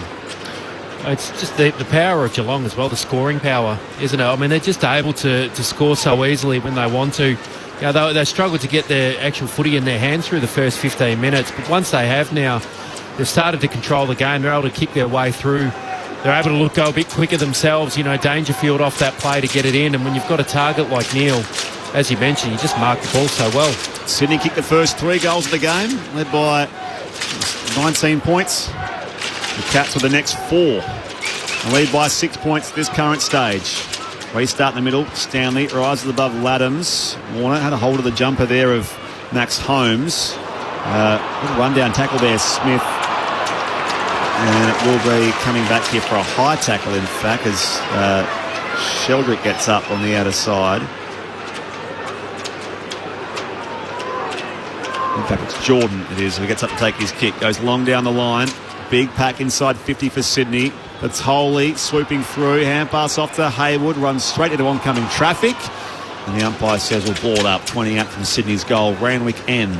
6 points is the Geelong lead here. 4-3 plays 3-3. 29 going first term. Laddams, who started nicely opposed to Stanley, has won the free kick straight in front. About 25 out, one front position, and Stanley wrapped the arms around him. And Pete Laddams, who missed one from a similar spot in this quarter, has the chance to draw Sydney level. He started better than nicely. He's had the 7 touches, 9 hit-outs, 3 score involvements for Pete Laddams. And the big screen's got a shot of Brodie Grundy, who's given the wave, stuck the tongue out concussed today. Laddams with the big job of filling those sizable boots. He started nicely. This would cap off a very impressive first term for Peter Laddams. And he's done it. One straw level, 4-3, 27 apiece. What a cracker of a first term it's been at the SCG. It's been high scoring, hasn't it? Open game of football. It's both teams just trying to go end to end as quick as they can. We haven't seen a lot of stoppages, a lot of contests. Really open, moving game of football. And I mean, Laddams, what a start to this game with Grundy out. The pressure was on. Leon Cameron will be a bit nervous down there with that pen and paper. He's probably trying to get on the phone. The manager's sitting there going, all right, we're just going to add a little bit more to that. Mate, I'm telling you right now, no one has better job security than rucks, than backup rucks, specifically. Poor old Cal Sinclair, I think he was knocking back offers in the end of his career because, everyone says that, and Pete Laddams has a role to play there at the Sydney Swans, even if he's playing, 9-10 games a year. Sometimes as the sub, Ryan O'Keefe. From the restart, scores level here. Chadwell missed it. Heaney gathers though. Low ball there for Jordan. Copped a shove from Holmes. Umpire says we'll ball up. Meanwhile in Hobart, North leads Richmond by 53 points. Harry Sheasel 47 disposals. There's 9 minutes left of game time, so the half century beckons, you would think, for him. One down by Laddams here at the SCG. Atkins spins past the Jordan tackle. Kicks to half forward. Dropped there by Martin. Florent goes in. He's sort of got that ball held into him, so the umpire says play on. Tackle there from Goulden on Mullen. Smith goes inside 50. Meanwhile, second white, Blitzarves marks in the pocket. 40 out from goal. The other player that's cashing in this quarter is Bailey Smith. 12 touches he's up to. Now, Mike Blitzarves can have the final say of this opening term. She's seen 8 goals kicked at either end. Has to do the traditional drop punt now. Can't do the walk around snap play on. As Garvey mentioned, come from off the line. Blitzarves. You have to hit it on the line, don't you? You cannot go anywhere over it. You're going to do the snap. You can come off your, you can have your natural arc though. You can sort of have your... No, for the snap here. Yeah. That's legal. We can do that. Opens up the angle here, Blitzarves. Alas, it's all to nothing because it bounces right across the face and won't add to our score. So, fittingly, scores remain level at the first change. 4-3, 27 apiece for the Swans, who kicked the first 3 goals of the game. They were McLean, Heaney, Campbell, and then Laddams also late in that opening term, while for Geelong, 2 goals for Shannon Neal, 1 each for Brian Myers and for Jack Martin. So 4 goals at either end here at the SCG on this Sunday afternoon. This is listening to us, if you are listening to us, across ABC Radio, News Radio, and the ABC Listen app. This is Sunday Footy on ABC Sport. The new neighbour. I'm Isabel. Who's not what she seems. Somebody here knows something. You'd be amazed the things you learn about a place if you pay attention. The Family Next Door. Sunday nights on ABC TV and ABC iView. This is the 2025 AFL Premiership season on ABC Sport. Campbell sweeping handball to Jordan. Inside 50 the Swans go. Heaney's the target and Heaney's marking. 35 out. Heaney will snap and slot it. Warner marks it a centre-half back, then kicks straight into a cat, and they want it back. Here's Atkins. He'll chip it over the top. Bad mistake, Sydney. Strolling through is Jack Martin. Now up to Dangerfield, who grabs it and plays on straight away. He's still got the veteran in a big way. Into attack he goes, and Neil's taken the mark. Great response, Geelong. After Sydney kicked the first 3, Neil will line up from 10 out, slight angle to the right to make it 4 in a row for the Cats. Shannon Neil to give the Cats the lead. Delivers from straight in front. He's got 2. Laddams, who started nicely opposed to Stanley, has won the free kick straight in front. And he's done it. John Straw level. This is ABC Sports coverage of the AFL. On your radio. ABC Sport Digital. And on the ABC Listen app. Quarter time at a sunny Sydney cricket ground here in AFL round 23. Scores level, the Swans and the Cats, 4-3, 27 apiece. Before we get the thoughts of Ryan O'Keefe and Jason Saddington, around the grounds to Hobart, where North Melbourne 18-14-122 leads Richmond 12-9-81. So 41 points there, but the magic number is Harry Shees with 48 disposals, 22 kicks, 26 hand passes, 2 goals, 2 for him, as well as 6 marks and 3 tackles, but 2 disposals shy of his 50. We'll keep you across that. There's still 7.5 minutes of game time left. We'll also keep you across Western Bulldogs v West Coast when that starts under an hour's time at Docklands, and we'll take you there in a couple of hours' time once we've finished up our post-game wrap-up here of Sydney and Geelong. Of course, Adelaide fans would know if Geelong gets beaten today, that does affirm the Crows of the minor premiership. So there is those permutations. We'll have that locked away tonight. Otherwise, it's still alive. That race for number 1 in round 24 next week. Just on some other live scores as well. In the AFLW third quarter, St Kilda leads, in fact last quarter, St Kilda 5-5-35 leads Adelaide 2-6-18. Earlier at Michael Voss Oval at Ipswich, Hawthorn 4-9-33 beat the Brisbane Lions 3-11-29. Cozzo of Basie in WA, Bayswater 04-37774774, as well as voluminous contentious holding the ball decisions. We need a Royal Commission into deliberate out of bounds ruling. Good on you, Cozzo. Rob says the only person in the league not being not being insufficient intent is Nick Dacos. Thank you, Rob, referring to that thing earlier.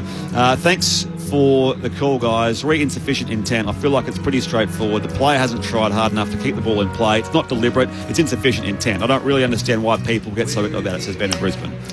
So there you go. Yeah. And question without notice. Can you ask Ryan O'Keefe why Swans players always use Carlton to better their contract in trade negotiations? He did it. Papley and Hayward also. It's pretty deflating to get that false hope repeatedly. Well, you got Jason Saddington. Well, yeah. I know of one that went the opposite way. Went to Carlton for much less money. There we go. I appreciate your... And much less output. If Carlton come back and they put a big fat check on there, you got to look at it, don't you? Always. And you go back and go, look, this is what I've offered. Like that's the art of negotiation, isn't it? On to matters here. Scores level, 4 goals apiece, the Swans and the Cats, Ryan O'Keefe and Jason Saddington. Look, the Swans have probably been the more dominant team, I believe, and you can look through their sort of... Their players are up and about, and they're sort of leading the stats here with Peter Laddams sitting second with disposals on the ground behind Bailey Smith. So I think the Swans have been the much better team and looking more dangerous. The Cats got 2 goals with Warner's howler kicking. It was a good just kicking into the Geelong player, and then that out of bounds where Myers slotted one from the boundary. But besides that, it's been really, really positive for the Swans, and I think they have been the better team and looking more likely to score. The only thing I'd say is that they're going to have to do something about Neil up forward, the Swans' defence, because I said he's just really, really just been a handful for their key defenders. It was the Swans earlier, wasn't it, with their fastball movement? It looked like they wanted to go a lot quicker. Rampy and Blakey with their run-off half-back was really strong, but the Cats, I think they then lifted their pressure around the footy. They were able to get it back in their hands. They weren't letting the Swans run through so much. Once that pressure lifted, they were able to get the ball inside 50, get some of their kick game going. But like you mentioned, Neil was great target up forward, and Bailey Smith, the 12 touches for the quarter, was huge. And you can see now O'Connor, the last half of that quarter has gone to Heaney, and I think they're putting a bit more attention to him, because when Heaney sort of floats forward, he can go with him. Second quarter underway here at the SCG. Laddams and Stanley. Laddams follows up at ground level, beats Stanley to the football, and now dribbles a kick inside forward 50.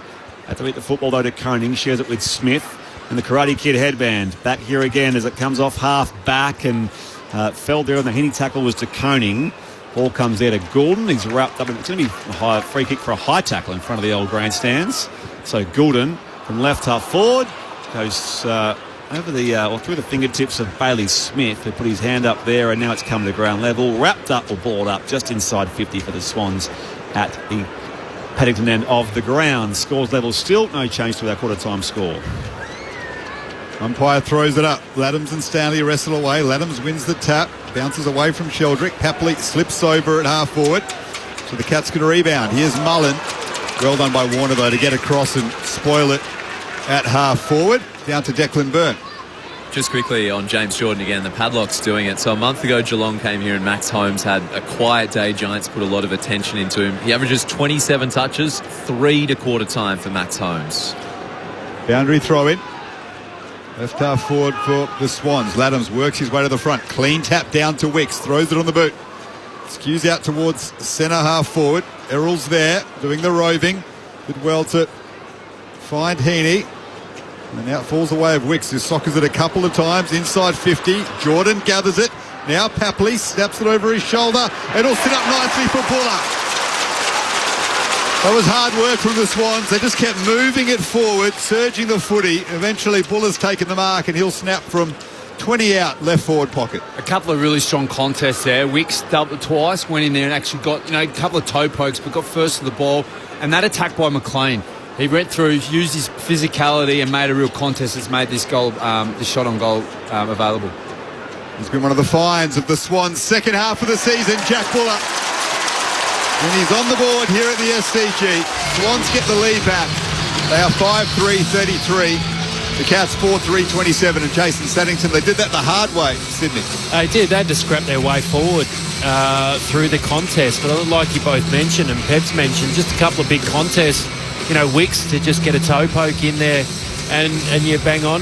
Pebbles McLean to just make a contest when the ball went high to bring it to ground, which allowed the Swans to again scrap and just push that ball forward. Once they were able to get a kick out, well, Buller was the one that read it better and was able to get on the end of it. And that's what I think, like McLean, I reckon that he can do that. He's a big, strong guy.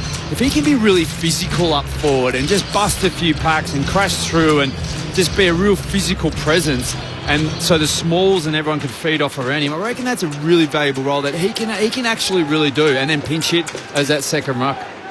Raise the bat, Harry Sheasel, 50 disposals at Bellerive Oval, and North leads Richmond by 35 points there late in the final term. Meanwhile, back here at the Sydney Cricket Ground, Jordan lays the tackle in there on O'Shea Mullen. The umpire says, give it to me. First half century maker, I want to say, at Bellerive since Cam Green in the Ashes 2021-22. They go forward of halfway here, the Swans.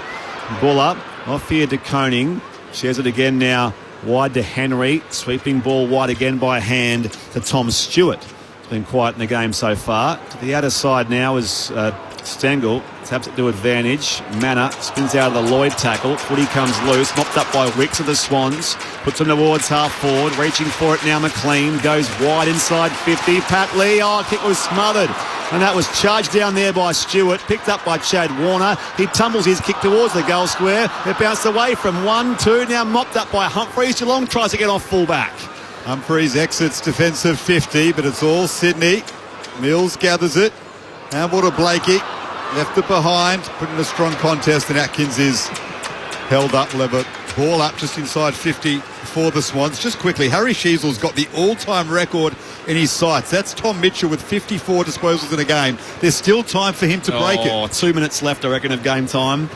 We touch and go. We'll see what a game he's had, though. Jordan run down from behind there by Holmes. Umpire says, give it to me. You'd be getting the runner out there, a few 1-2s. Yeah, let the mids know, just feed him. Swans lead by 6 points here at the SCG. Speaking of personal milestones, still no goals for Jeremy Cameron thus far this afternoon. Papley snaps inside 50. Neal over his head there defensively, but batted back by Papley. Henry mops up in the pocket now for the Cats and just hurries his kick, and that's why Well, he hurried it out of bounds on the full into about row 10. Declan Byrne on the boundary. Do you guys want to get in before Kane Corns and say they're all cheap touches, or do we leave it to Kane? That's a bit rich from Kane, I think. Oh, only 6 times in history has a player got more than 50 in a game. He's 52 now, Garby. There you go. I think he's probably third all time. Wow. Swans go deep into attack. De Koning punches it over the boundary line. Throw in right forward pocket for Sydney, who lead by a goal. So Tom Mitchell holds the record with 54. And Greg Williams and Gary Ablett have 53. Barry Price of Collingwood, 52. Sheasel's drawn level with him. People will tell you that these stats only go back so far. And, of course, back in the 70s, someone had 75 disposals one day. Back in it comes as Dempsey, the hand pass off here on the bounce to Stewart. Clears the area here defensively for the Cats, but it goes straight down the throat of McCartan has marked. The ball swatted away from him, but that'll be 50. That was there, definitely. So McCartan coming inside 50 here. Let's get a couple of goals this year. 2 goals too. Of course, he has played forward and back at various times in his career, and that was just raked away there by Tyson Stengel as he was standing the mark. So that's why Tom McCartan is barely 15 metres out, strolling in here to make it a 2-goal buffer the home side's way. In he comes, and there it is. Sydney 6-3, 39. Geelong a 4-3, 27. 7 minutes played, second quarter. Sunday footy on ABC Sport. Meanwhile at Bellreeve, minute left. Harry Sheasel still 52 touches. The Kangaroos lead the Tigers by 42 points. The Swans are playing really good footy today. They're bringing the pressure. A very much more complete game. Oh, you've caught it from me, Peps. What's going on with this? You've caught the cough up the other end. They are. I'll carry on for it. They're playing a really good pressure game. The Cats have been hemmed in there for the past few minutes, weren't they? They couldn't get an exit. Everything was under pressure. There was a lot of chaos in their kicks to try and get outside D50, which allowed McCartan to be set up. And then it's just a sloppy bit of play from Stengel to slap the ball out of his hands, which allowed the 50. Yeah, Geelong aren't coping with the pressure that the Swans are putting on, and I suppose this is what they probably wanted, that real physical finals-like hit-out. Harry Sheasel, 53 disposals, equals second all-time. Swans lead by 12 points. Cats at centre-half forward. Holmes from 51 on the run. It's across the face. Through for behind. That game's almost over, but the Sheasel count is important. This is really rare. 54. And he's now equaled Tom Mitchell for the most disposals in the history of VFL/AFL football. There's still 13 seconds to go for him to break the record. Who says the second last round can't be fun? These junk time games. Sure, it's all important. 15th versus 14th. It's important for the Kangaroos fans. Don't worry, they'll be happy about that. They go beyond defensive 50 here, the Swans. Laddam's on the wing, and now Buller gets involved out the back on to Campbell. Pushed off the kick, though. Just squibs out towards Holmes, and now Henry gets away from Sheldrick. Bit of paddock to work with here for the Cats on the western side of the SCG. Out there with 2-on-2. Too deep for McCartan. Picked off by Dangerfield. Closing towards 50. Puts it towards full forward. Neil again. Well judged through the air. Takes the overhead grab. And he'll take a set shot from 20 out. Barely that.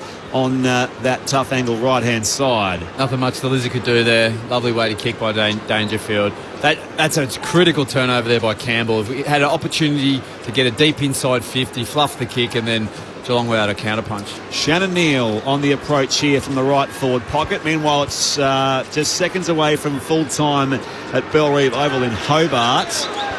More on that shortly. Shannon Neal, 2 goals in this first half so far, each in that first term. Here he is for goal number 3. And he closes that gap once more in this seesawing affair on this Sunday afternoon here at the SCG. The Swans are 6-3, 39. Geelong 5-4, 34. So margin 5 points. 9 minutes played second quarter. This is Sunday footy on ABC Sport. And that first Sunday game has just wrapped up. North Melbourne 20-15. 135 have beaten Richmond 13-9-87. Harry Sheasel's final stats count, 54 disposals and 2 goals too. So does that give Richmond now a second round pick? Was that a battle of the draft picks?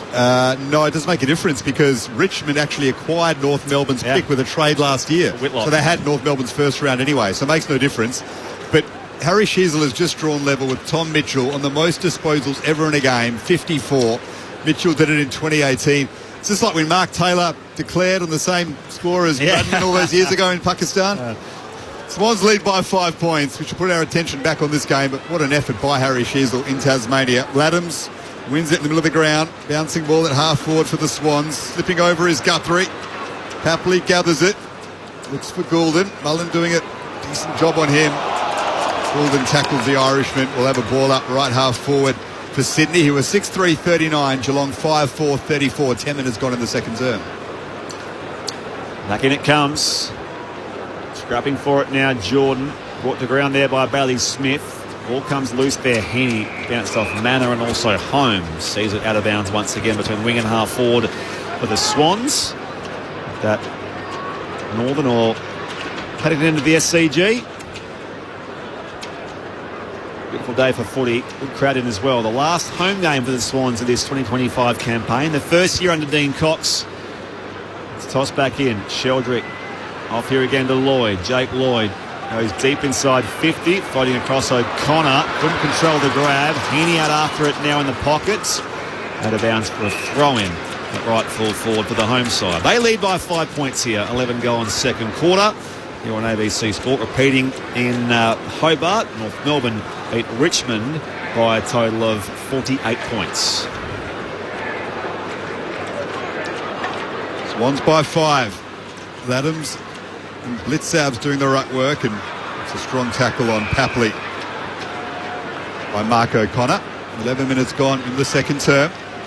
Laddams with 10 disposals. Bailey Smith with 13 for the Cats. Ball out right forward pocket for Sydney. Papley's well tackled by Guthrie. Just burrowed into that contest, Tom Papley. He's been busy as well with 9 touches and 3 score involvements. With Adams too, it's 17 hitouts. He's taking control around the ruck. Showing he's got some talent. Here's Sheldrick. Wins the hard ball and off hands.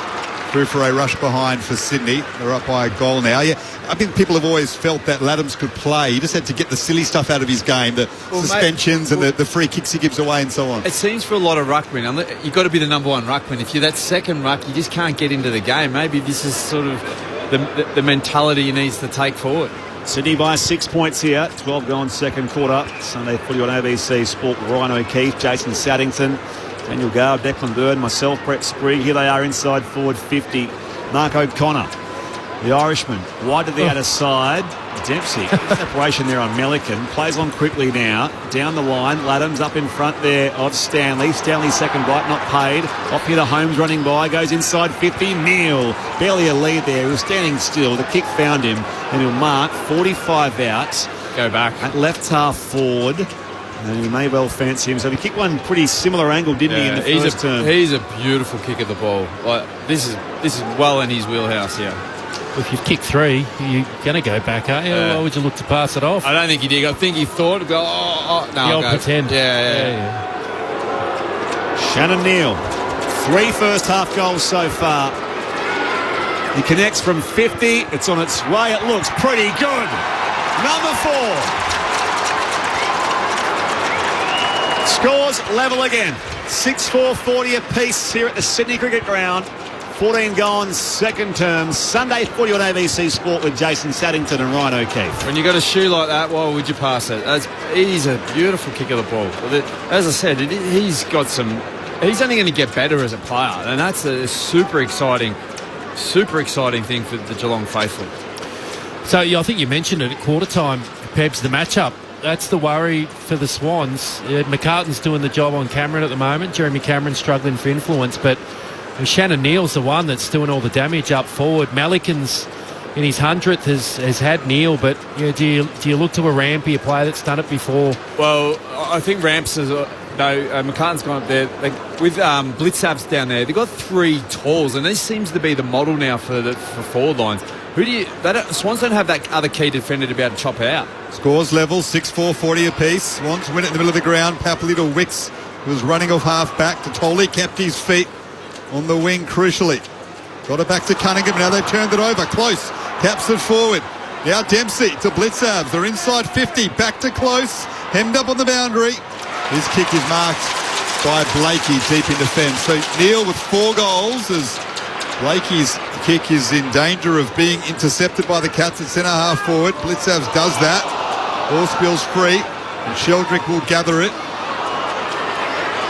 Tapley couldn't get hands to it cleanly. Merging with it is Hayward. He's now wrapped up. He's kicked 5 twice in his career, Shannon Neal. He's got 4, 15 minutes into the second term. That Cameron Ling revealing last week that because his goal song is Tequila, you know, the little jazzy song there. So he's Atkins tries to squeeze the kick out here, picked up by Mills. Great karaoke Lloyd. song, by the way. Oh yeah, well it's just one. Is it one That's word? it. Yeah. You might have to have some tequila to do it. Is there more to that story, Springer? No, well, yeah, his mum was doing shots of tequila at the insistence of the fellow player mums at a function a couple of weeks ago. Every time he kicked a goal, and he had a bit of a bag too. So he's in good form, of course, the past few weeks. I might have been in good form earlier. Yeah, three straight up. And past here, Geelong, it comes to Manor, and he just sends it across the face of goal for a minor score. The Cats are in front though, so that's the 4th lead change of the game. 6-5-41. Sydney at 6-4-40, 16 going second term. Sunday footy here on ABC Sport. Blakey to bring it back in game 150. The Academy product. Short to McCartan and All-Australia Nick Blakey. Cult hero of the Swans. Big milestone for the Lizard. Slow going here for McCartan. Just sends it up to the wing. Stanley knocks it down, but Warner does the roving for Sydney. He's handball over the top. Misses its mark, but it bounced off Holmes' boot into the path of Jordan. He got it moving to Heaney. Excellent tackle by O'Connor, who would not give up the chase on Heaney. And the ball spills free to the pocket, gathered by Stewart. Brad Close has dropped the mark, so we'll have a boundary throw in the right forward pocket for the Swans. Down quickly to Declan Byrne. Heaney not happy with O'Connor there. I reckon he put 2 or 3 elbows and fists into his head. He could be in trouble here, Heaney. He wasn't happy. Do you know what, though? Like, O'Connor's been getting into Heaney. Not one of Heaney's teammates have been chopping him out and getting in there and say, hey, leave our teammate alone. And that's something I think they need to take to the level when they get challenged by teams. Players need to get in and support their teammates. That's for wide members side. Bailey Smith finds Stanley. And now Cameron, overhead grab. He's still 65 from goal. Umpire just forcing Tom McCartan back on the mark there. It's just beyond Jeremy Cameron's distance. Grand weekend of the SCG. Sends it around here to find Brian Myers. Plays on quickly to the pocket, leading up and marking. It's well done down there, Dempsey. And he marks 20 metres out from goal, deep in the right forward pocket. We can touch maybe on that point at half time, but that's just something to revisit. Like, if you a strong cultured team that's tight, you look after one of your teammates when he's been for the last quarter. O'Connor's been right into him, harassing him, bumping him, getting into him. You need to support your teammate. A recent 50-gamer, Ollie Dempsey, actually equaled third most goals with Tyson Stengel behind Cameron and Neal. Got a drop punt from an acute angle, and he sneaks it through. No, he doesn't. He misses to the far side. 6-4-42 the Cats. Sydney are 6-4-40. 18 played second term Sunday footy ABC Sport. Swans play on quickly. Mills and Blakey. Now Blakey up to the wing. Penetrating kick, but De Koning does well to float across the pack and win it. Just as Heaney tried to intervene. Handball to Humphreys. Now to Smith. Got it to Holmes. Moves it forward looking for Myers, but Florin cut across and took it over the boundary line. Half forward for the Cats. They lead by 2 points. 18 and a half gone in the second term. Shannon Neal with 4 goals. What a game he's having. Bailey Smith with 15 disposals. Leads all comers by 5. Papley and Laddams both on 10 for the Swans. Stanley looks for Cameron. Bounced off him. Favoured Florin. Got it to Papley. Now Warner throws it on the boot. Cats have numbers in defence though. They cough it up though. Henry gave it to De Koning. He almost left it behind. They win it back through Smith. Sheldrick stripped it away from him. It's tough tackling here. There's some feeling in this game. Strong tackle by Detoli on Bailey Smith, who stands over him. And just his, third game of AFL football? Bailey Smith gives him some afters as a result. Approaching time on here in the second term. Ball up western side of the SCG. Stanley to Smith. And now pickpocketed there by Goulden. Run down there though by Myers. And a ball up again. By the way, no late changes at Docklands for the Dogs of the Eagles, so that starts in under half an hour's time. The subs are Riley Sanders and Jacob Newton. Cats by 2 points here in Sydney. Warner wrapped up by Smith off the SMS. Adam in Canberra says, I'm glad that Geelong woke up after that first 10 minutes. Go the Cats. Actually, look, that's actually our man Adam Shirley in Canberra. He's texted the text line. Mad Cats man, our man Adam Shirley. Warner again wrestling here with Tyson Stengel, and we'll throw it up again on this members' side of the SCG. 0437 774 774. Time on here in the second term. McLean down to Myers. Quick handball to Stanley. Squeezes the kick to half forward. Martin overran it. Mills tried to keep it in, didn't manage to do so. So boundary throw in just outside 50 for the Cats, who lead by 2 points. 20 minutes gone in the second. The game's really changed, hasn't it? This second quarter, it's been a lot more of a contest type game, a lot more tackles. It's been harder for teams or players to get free and get that open run that we saw in the first quarter. Fast game of footy as well at the moment. No time at all in possession. And here's Rampy to Florent. He's been busy. From half back, he sends it up to the wing. Another 2-on-1 favouring Geelong, and O'Sullivan cuts across Buller and takes a really good mark. He's a talent, this boy. Round 2 Rising Star nomination, Connor O'Sullivan. Getting some boos for an earlier incident in the game. Kicks up the half forward, and Stanley out in front of the pack. Takes the mark. Lays off the hand pass to Smith bursting by. Florence still down though at the SCG, and now it comes off hands. And Cameron and McCartan see it out of bounds for a throw-in. Florence hit the deck hard at right half forward, and just trotting back to his position. It remains here. The Cats by 2 points. 6-6-42 plays 6-4-40. 21 and a half minutes played here in the second term. Neil works his way to the front, doing the ruck work opposed to McLean. Smith gets it again. Another handball. Possession number 17 for him. Good tackle though by Cunningham, and that holding the ball against Smith. Perhaps he can get the handball away. Insufficient attempt to keep it in. Handball it out. Yeah. Well, it's a little bit hot, but fair enough. That's the rule. Rampy run down. Didn't see Blitzavs coming, and he's not paid holding the ball. So umpire gives Rampy the benefit of the doubt. We'll have a ball up at half forward for Geelong, but played on Rampy, and Blitzavs was right on his tail. Ball in the air. Blitzavs down in front. Atkins through traffic. Shakes the tackle of Sheldrick, snaps towards the forward pocket, picked up by Dempsey. Needs options by hand. One of them there is Humphreys, turns across his body. High snap to the goal square, reaching for it Cameron and Co. Also in there, Martin off hands through for a minor score. Cats by 3 points, 6-7-43 plays 6-4-40. 23 gone second term. Sunday footy on ABC Sport. Gee, at points that I think both coaches probably would have said, let's tighten up in the contest. The first quarter is played a little bit uncontested. Let's try and really win this contest, make it a bit harder for the opposition. Mills short to Rampy from the left back pocket up to the wing. The Swans are struggling to get over halfway at the moment. Cats set up beautifully in terms of their defensive zones, and they're just camping them in their own defensive half as we have a boundary throw in on the wing. Well, the Swans are kicking it to that zone, and that's what Geelong wants you to do. So they're not taking it on and owning it by kick mark or breaking the lines of over that handball. Here's Bailey Smith again. Handball to Atkins. He's taken over by Warner. They are fighting hard though, Sydney, even though they're in the game on their own terms at the moment. Plenty of strong tackles. We'll have another boundary throw-in. No doubt, it's hot contest. I mean, no one's dropped off in terms of their intensity at the footy and around the footy. If anything, it's picked up. Toss back in. Adams to the front of the ruck contest. Atkins there for the Cats. Warner paddles it towards Papley. Run down by Atkins. A ball up again on this Western members wing of the SCG. Declan Thorne came off for a bit of a spell. He was flanked by trainers and now about to go back on, I fancy. Down to you shortly. Here is again the umpire waste no time. Should be a high tackle there going the way of the Swans as that man in there, Cunningham, was clipped high by Atkins. So Geelong by 3 points here. 24 gone second term. And he goes wide to find James Jordan. Jeremy Cameron still goalless.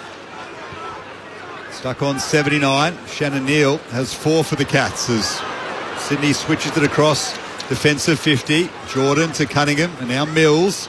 His kick missed its target. It was intended for Rampy. That allows Neal to apply some pressure as Rampy just paddles it to himself. We'll have a boundary throw in on the outer side as the shadows start to extend over the SCG. That side of the ground still bathed in sunshine. Cats up by 3 points. That was the right idea, and they needed to try and find the open space. Just execution just let him down. Ryan O'Keefe and Jason Saddington, your experts here at the Sydney Cricket Ground. Brett Sprigg, Daniel Garvin commentary. Down it comes. Bradley Smith got it from Stanley on that hit out. He just hits it forward himself here as It's overrun by Close. Out comes Stengel through traffic. Swats away one tackle, pulls his kick back to the corridor. Neal crashes that pack. Tunnel ball there for Mills. Umpire came to close. Back here again, this time to Martin, who snaps some goals for the Cats and extends their lead with his second goal. 2 goals for Jack Martin. Geelong out by 9 points as we approach half-time here in Sydney. 6, make it 7-7-49. The Swans who are 6-4-40, 25 go on second quarter. Sunday footy on ABC Sport with Declan Byrne on the boundary. Yeah, Ollie Florent came off hobbling. He got a bit of attention. I thought they were going to re-strap an ankle, but he's just run back out there, so he looks like that knock won't be too bad. Jack Martin's obviously he's enjoying his time at Geelong, isn't he? He's found a nice little spot for him and making the most of it. He's always been touted to have a lot of talent and been a super good player, and I think he's found a team where it probably suits his style of play. Now at his third club, of course, he was a late out last week being managed at home, but before that kicked 4 goals in 5 minutes against Port Adelaide. Unbelievable. Early draft pick taken by the Suns. Never quite worked out for him at Carlton. Plenty of injuries, but as they do so often, the Cats have got him right. Here's Warner. Swans trailing by 9. A couple of quick kicks by Chad. Works it towards half forward. Here's Papley. A handball to Campbell. Trying to find his left. So he ran towards the boundary as a result. And the Cats could affect his kick. They win it back at halfback. Guthrie to Stewart. Now up to the wing. Bouncing ball. Wicks is there. Dangerfield puts a strong tackle on him. Goulden dives in and wins it. And he's wrapped up. And we'll have a ball up near centre half forward for the Swans, who trail the Cats by 9 points. 26.5 got in the second term. Sunday footy on ABC Sport. This game to keep the Cats alive for the minor premiership, contending with Adelaide. And now Bailey Smith hunts the footy in the middle of the SCG. Just hacks it towards half forward. McCartan intercepts there, centre half back for the Swans. His kick dicey though, sits up on its point there for Jake Lloyd. Back to Cunningham, 2 veterans combined, and McLean comes up the ground to mark in the contest with Henry. The first goal of the game, Hayden McLean. Swans did kick the first 3 goals of the game. It's been seesawing since then with 4 lead changes so far. 9 points here Geelong's way as we approach half-time. On the outer side, Buller leads up, spills the mark. On hands and knees, Buller off to Rowbottom. He can tumble it forward. Sits up there for Patley. Evades one defender. Has a look from 55. Kick was partially touched, I reckon. On the bounce there for Dempsey anyway. And now Stewart off a step from fullback. Stewart has Atkins all on his own at centre half back, so he takes the mark. Cats up by 9 points. Late stages of the second term. Atkins just waits for an option. And just pops it over the top for Brian Myers. Myers just keen to wait. Now chips it to Dempsey. Geelong happy to control the game now. They conceded the first 3 of the game. They've had to work hard to get this lead back as they go short to Cameron. He's done a lot of his work away from attacking 50. The Coleman medalist elect. And now he switches it to Tom Stewart. He goes short to Bailey Smith, and he'll bring up possession number 20 from defensive 50. And there is Cameron again. It's his Coleman coronation, Garby. It's 22 goals clear on King. He goes down the line here, off to Tyson Stengel, just forward of halfway. Dummies a hand pass, moves it by foot. Kicks some distance towards full forward. Up in front there's Stanley. At the drop, Dempsey. And a 2-man tackle brought down there by Lloyd and Florent. Will ball up 20 out from Geelong's attacking goal Randwick end. I know Cameron's playing up, but that's a plan, because what it is, it's dragging McCartan out of their Swans defensive 50 and letting their other forwards do the damage today. Stanley down to Stengel. Good tackle on him by Lloyd. He just breaks free from it though, Stengel. And again from Campbell. And kicks a fantastic goal. Tyson Stengel with some magic. He had no right to break free out of either tackle, and then spun 180 and snapped it from the pocket to boot. Cats up by 15. He's been lively through the quarter, Stengel up in that front half, and I mean, you could say it was some poor tackling from the Swans, but it was brilliant from Stengel to fight his way through the first tackle, driving his legs, and then out of the second one, to just have that composure and class to know that you've got the footwork to work your way out of some trouble. And then to get the snap on it was a fantastic goal. Brilliant effort from him to beat 2 tacklers. Kicked 3 goals, 1 last time these sides met. Round 13 last year, Tyson Stengel. That's a big one to put the Cats out by their biggest lead of the game so far as we approach the half-hour mark of the second term. He's just been another one of those players. He's been a bit up and down himself. Stengel obviously has some unbelievable talent. Had a fantastic season last season, but if he can get himself going again, he's ever so dangerous heading to the finals. Stanley to find Mullen. Beaten to the football though. Warner to Goulden down the corridor under the chest of Hayden McLean. Quick entry of the Swans. And now a fetal line up at the Paddington end for a set shot from 40 out. It's almost the Swans needed that centre bounce to actually get something going forward again, didn't they? They've been really struggling to get the ball into their front half. So from centre bounce, they won the clearance. Nice little hit up for McLean. And that's the difference when you get the ball in Errol's hand. He had, last couple, the Swans have actually had the last 2 centre clearances, but they've been poorly executed going forward. But Errol gets hands, shot on goal.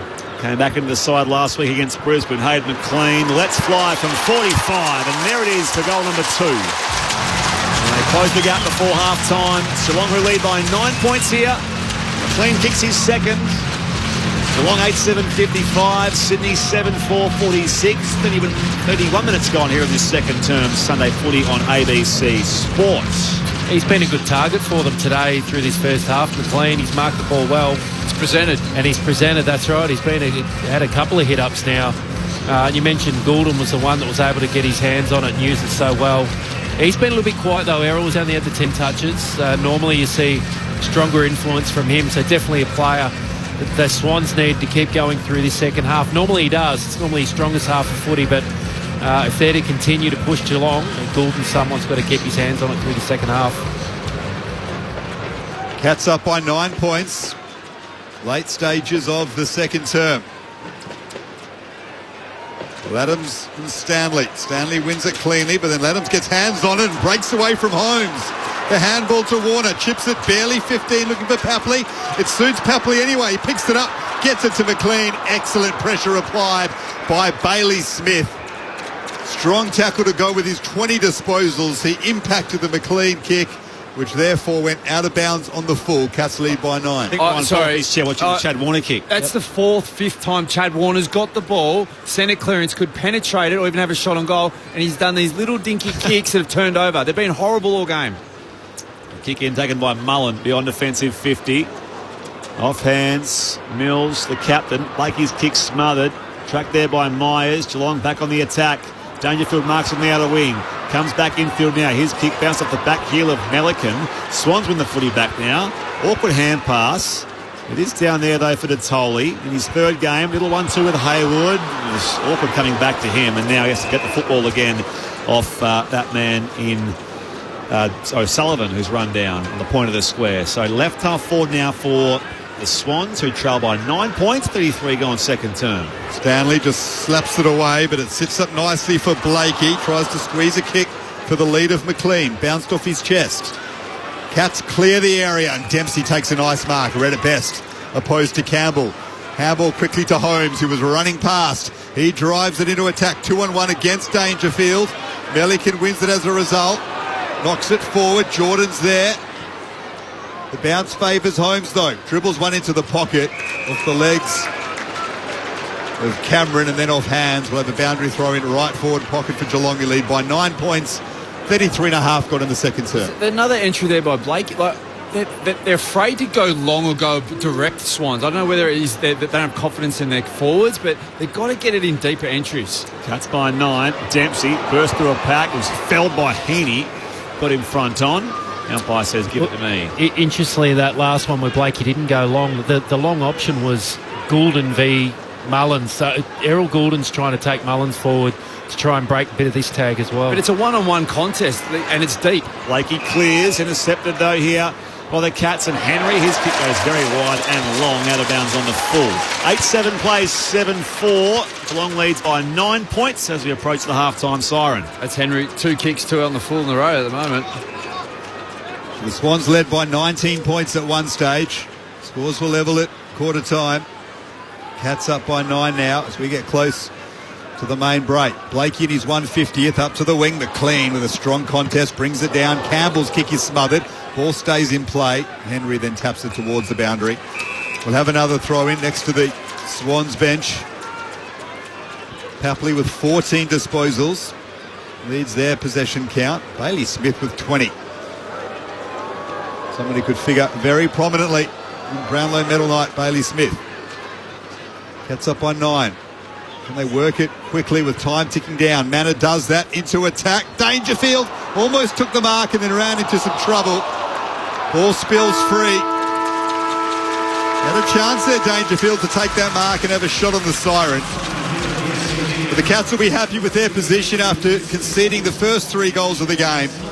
They are 8-7-55 with Shannon Neal kicking 4 to half time. Sydney 7-4-46. A 9-point lead to Geelong at the main break. Those 4 goals for Neal, as Garvey mentioned, his 4th came in that second term. 2 goals for Jack Martin, singles to Brian Myers, and also Tyson Stengel also on the goal kickers list. Meanwhile, for the Sydney Swans, 2 goals for Hayden McLean, singles to Heaney, Campbell, Laddams, McCartan and Jack Buller at the major break as well. 8-7-55 plays 7-4-46. Geelong's lead is 9 points here. We've had 4 lead changes in the game so far.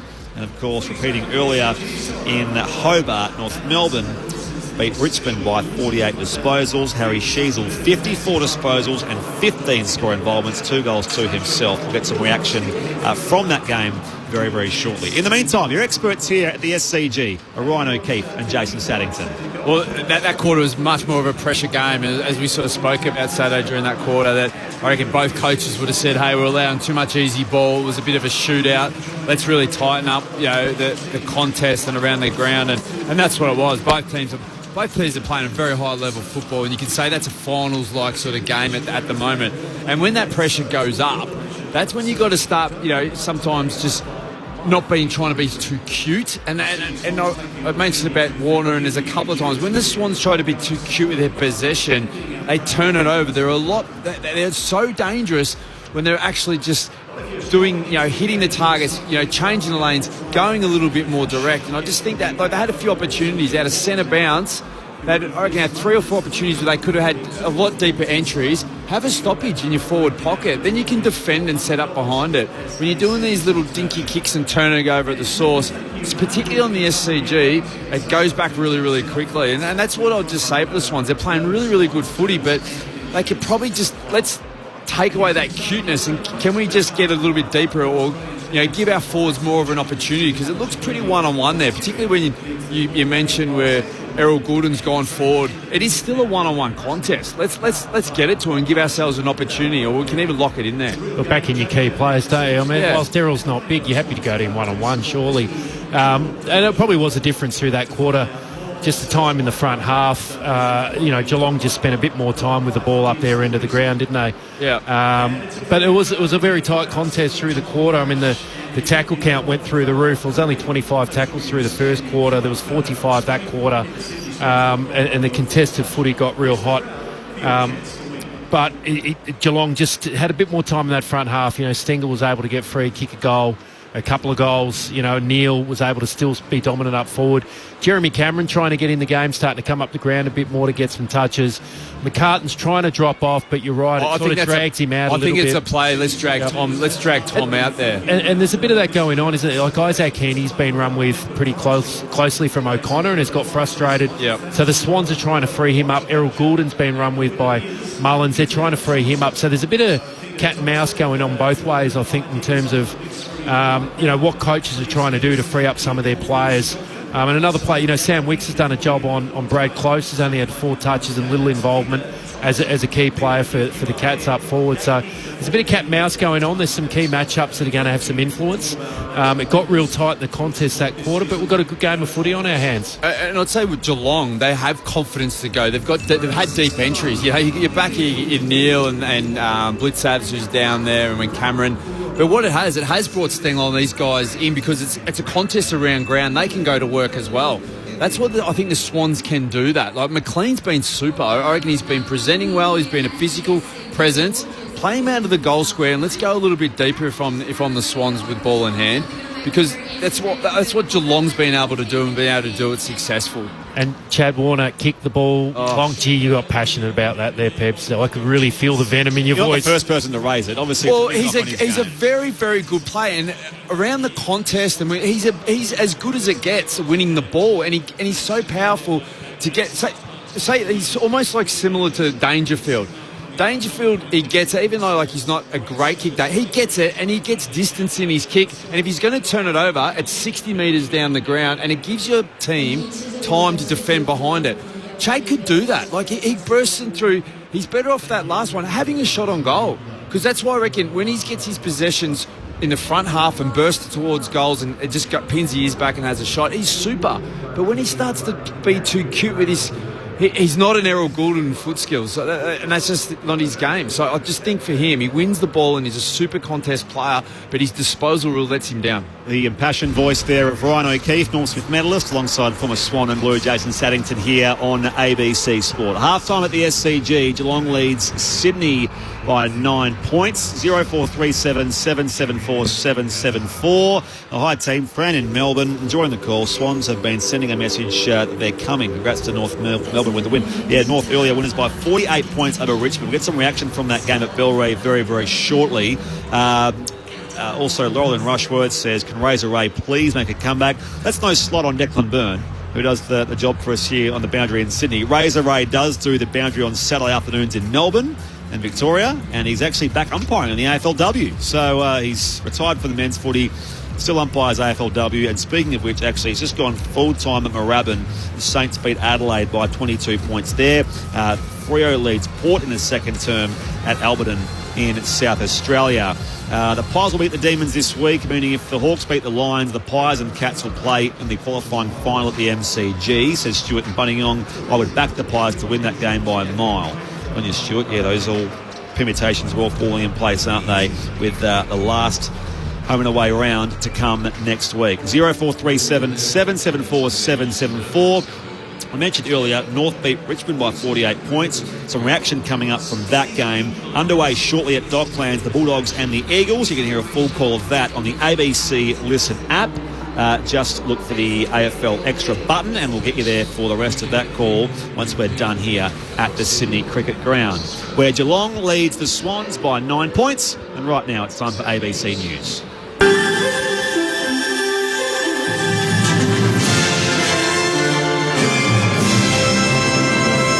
ABC News, I'm Eliza Getzi.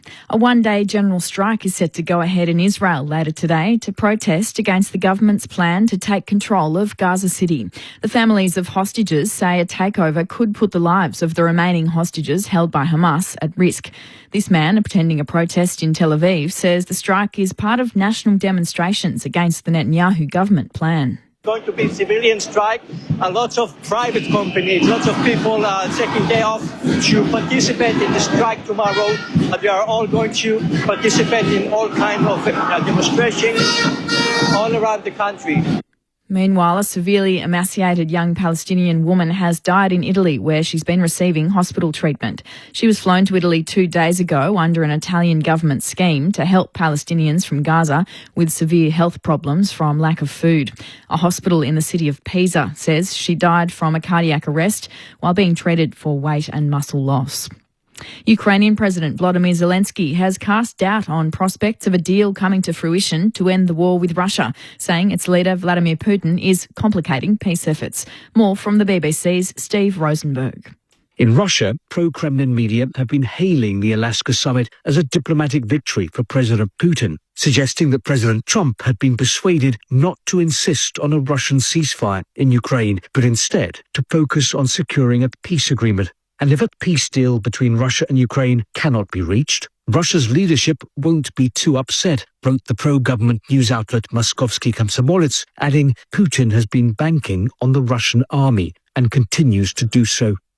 Police are still searching for 2 suspects after a home invasion in Melbourne's east that's left a man with serious injuries. It's alleged 5 people broke into the home just before 4 o'clock this morning, where they demanded access to a couple's safe before stabbing a man 11 times. His wife suffered minor injuries. Their 2- and 3-year-old children were uninjured, while their grandparents, who were also present, suffered non-life-threatening injuries. The intruders allegedly stole a car before dumping it in Deer Park, where police arrested 3 males aged 16, 17 and 24. Detective Sergeant Leanne Trussler says it appears the attack was random. I've never seen anything like this. This is awful. The house is secure, they're meant to be safe, and they're woken up and they're treated like this. Shouldn't be disrespected in your home and having people come in at that time of night and doing that to your family. I don't know how I'd be if that was my family. A group of people seen stranded on the rocks of a coastal bay north of Sydney have been found safe. Police were called to rocks south of Catherine Hill Bay Beach just before 2 o'clock yesterday afternoon. Police say 4 females were seen on the rocks, but the tide rose and it was unclear if they were swept away or if they managed to get to safety. After police inquiries, one of the 4 women contacted police and notified them that they were safe. Tasmanian independent crossbencher Peter George says the Liberal minority government has put on an expansion of fish farms is something he and fellow MP Craig Garland put to the Premier in a compromise 5-point plan last week. The government has today announced an independent review into the salmon industry by an expert outside Tasmania to examine the industry's long-term sustainability and environmental efficacy. Mr George says while the devil will be in the detail, he didn't say if this would sway his support behind the Liberals when Parliament resumes on Tuesday.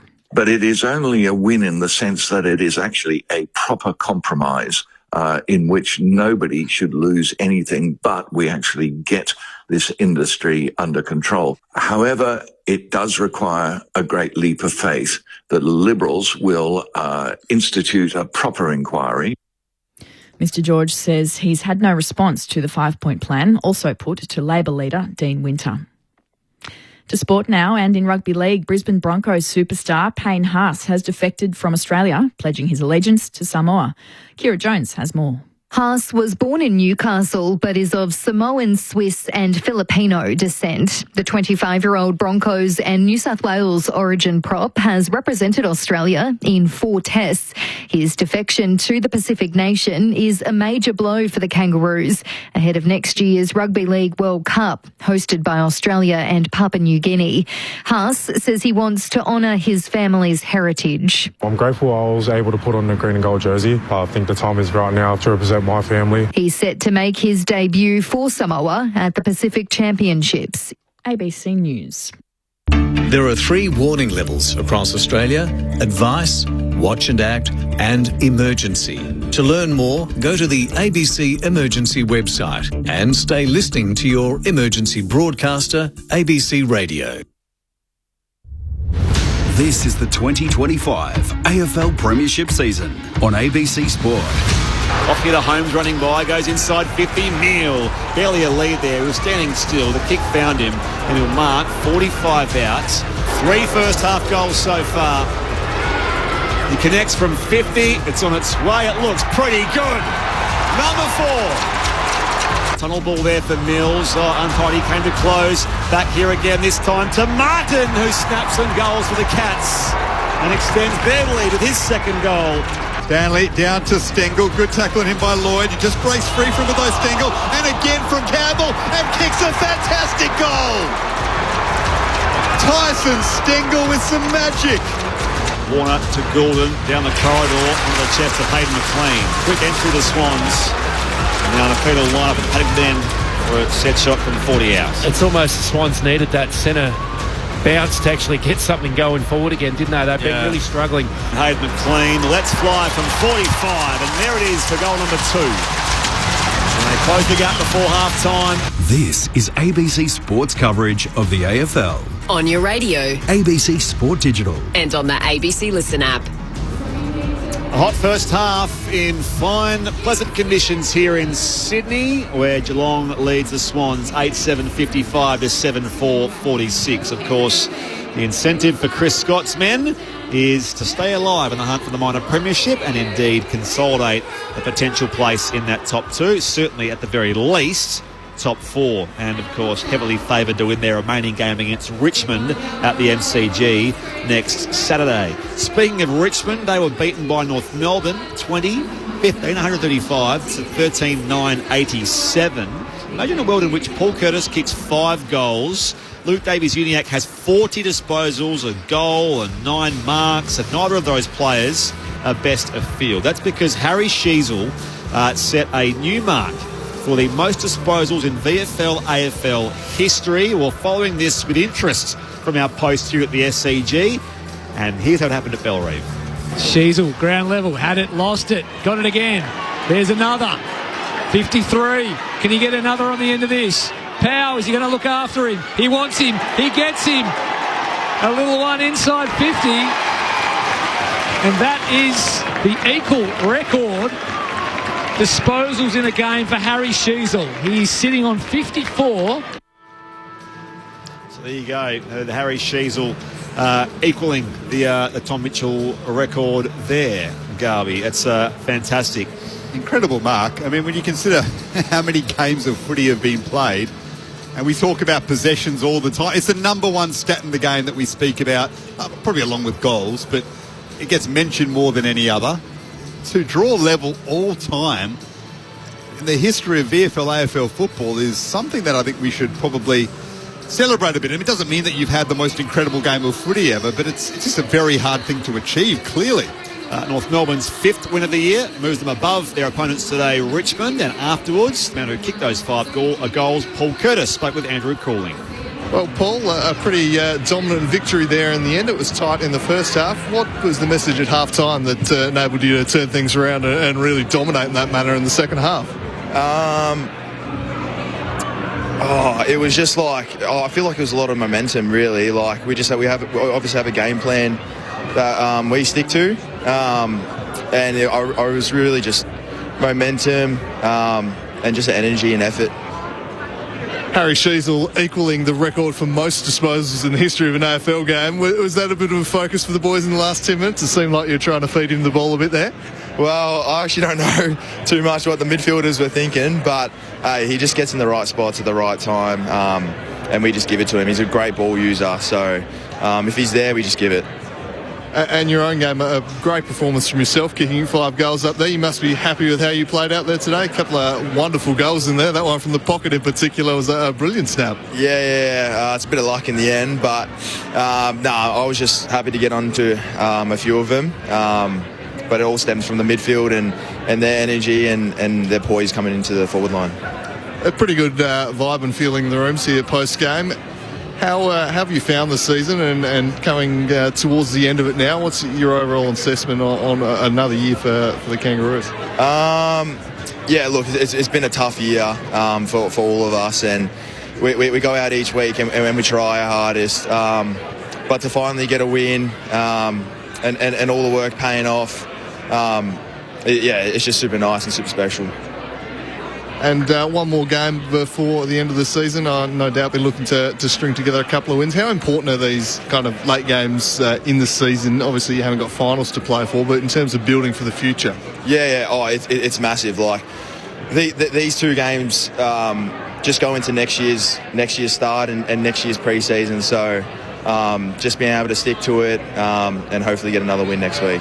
What was the message from Alistair Clarkson at half-time? It seemed like you had a lot of the ball in the first half, but perhaps weren't quite using it as sharply. It was just like we're getting the clearances and all that, but it's just about using it and the midfielders having a bit of poise and hitting the lead coming up at the leg, so and creating a contest down the line. In your own season, you've obviously had a wonderful season on an individual level. Are you starting to really feel like you can dominate it at this level? And what have you, I suppose, put the big improvement in your game this year down to? Yeah, for me, it was really my mindset. As a forward in this team, it does get tough sometimes. but just being able to stay in the game and my mindset, bringing myself back to the moment and not worrying about any mistakes I make and moving forward was really, really a key thing for me this year. No worries. Thanks for your time, Paul. Thank you. Paul Curtis there speaking to Andrew Cooling after his 5 goals, and indeed Harry Sheasel's 54 disposals there at Bellreeve Oval. North over Richmond by 48 points there. Underway at Docklands, by the way, the Bulldogs and the Eagles at scores level, a point each in the first term. You can find a full call of that available via the ABC Listen app. Just look for the AFL Extra button and we'll bring you the rest of the call in full about an hour and a half from now. By the way, AFLW quickly as well. Live score there. Freo leads Port Adelaide 3-1-19 to 1-2-8 in the second term at Alberton. To your point, Garbs, it is on an average game, it's almost a possession every 2 minutes. When you look at it, it's unbelievable. It's a fair effort, and I've played a few games of footy myself. Like to be able to just find that, and then the opposition are going to try and stop you get that ball as well. It's a phenomenal effort. He's obviously a phenomenal player, and it's a very big achievement. What's your highest number in AFL? 43. Pretty good. Jeez, wow. I had 59 in the Rezzies once. Did you get recalled? Or this wasn't 2014 one. Yeah, it was, mate. Oh, sorry. Sorry to go there again. It's the Cats by 9 points here over the Sydney Swans. Is that your highest number at halfback? No, I don't know. Halfback's the all the ball these days. This is a great game so far. Who wins from here, Sato? Ryan? Oh, it's going to be tough.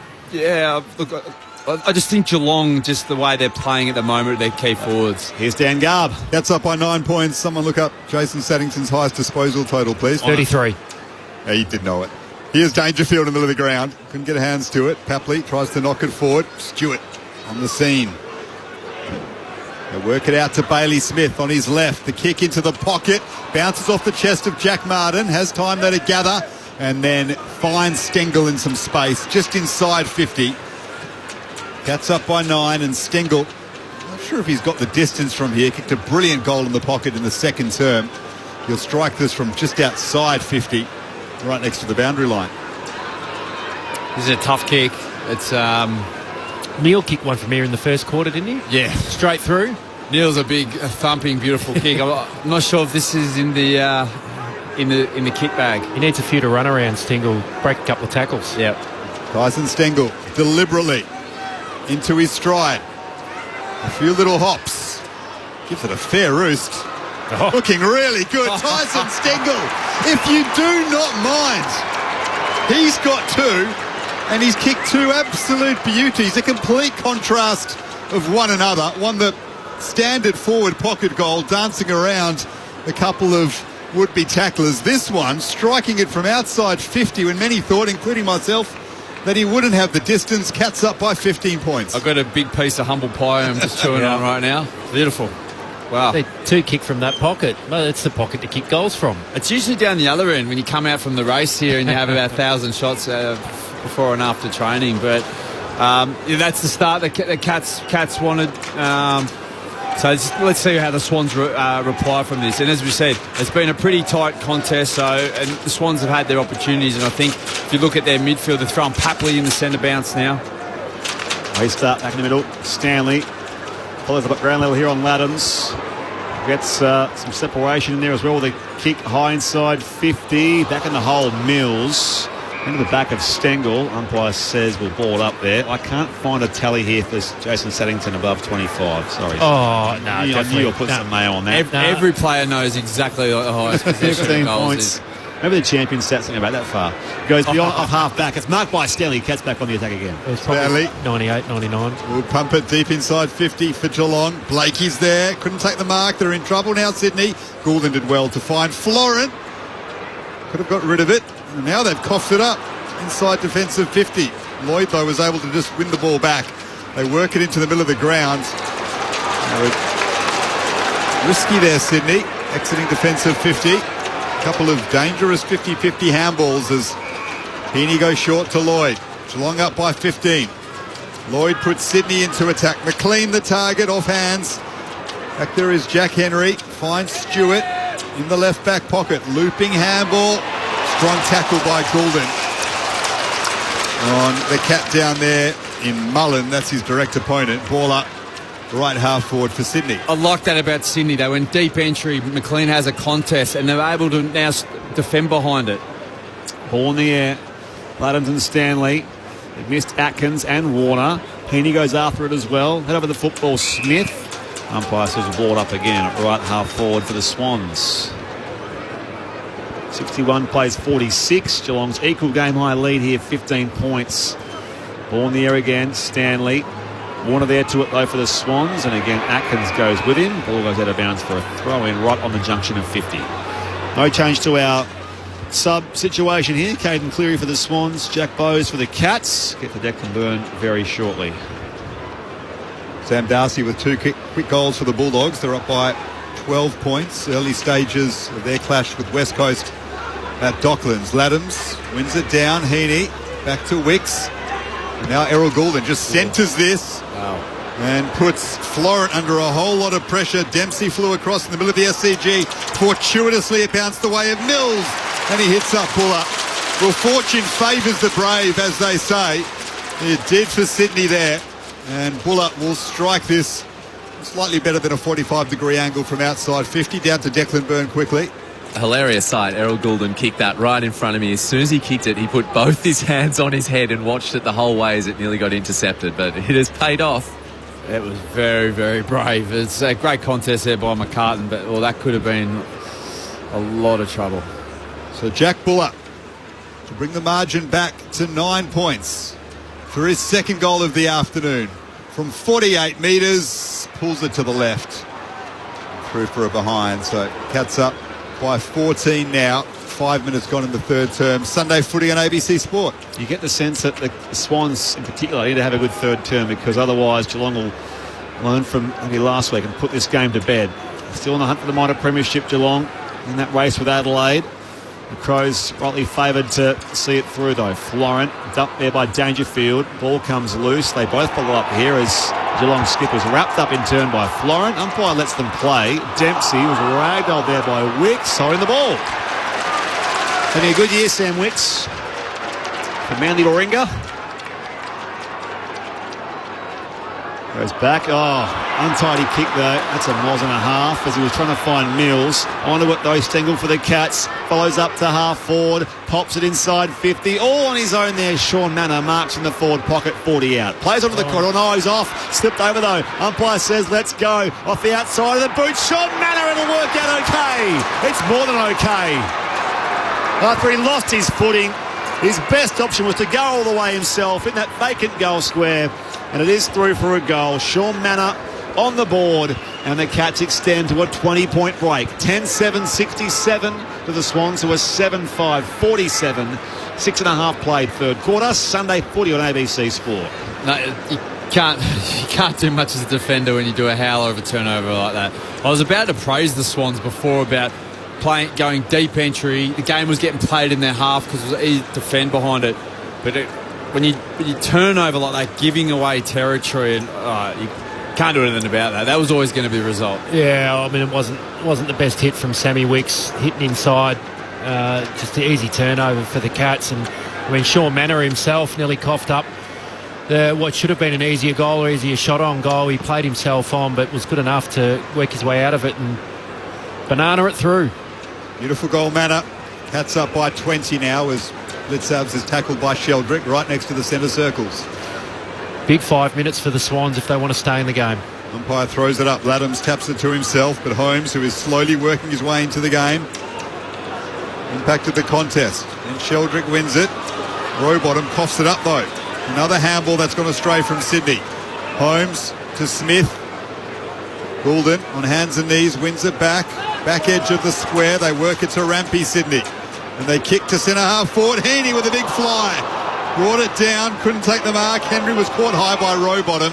Umpire didn't see that. We'll have a ball up right next to where Heaney, who is still very frustrated. Yeah, he is. O'Connor's Buller was really tagged him closely. He's pushing and shoving him, Isaac Heaney. Buller was deep out the back there. That's by 20.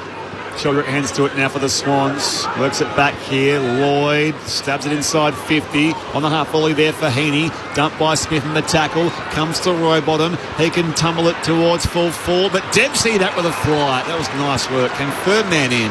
Had eyes for the ball. And he marks it full back here for Geelong. 10-7-67 the Cats. Sydney 7-5 47. Short kick to find Henry. Early stages third term here at the SCG. Just does that so well, Dempsey, doesn't he, for the Cats? As the winger just gets back and helps out defensively, but then pushes hard forward. Cats controlling proceedings. Henry's kick up to the wing. Off hands, gathered by Myers. Looping handball to Stengel. Well done, Melican. Made a good contest. Made sure the ball bounced the way of Sydney, and Cunningham gets it to Jordan. They work it back from where it came to Melican.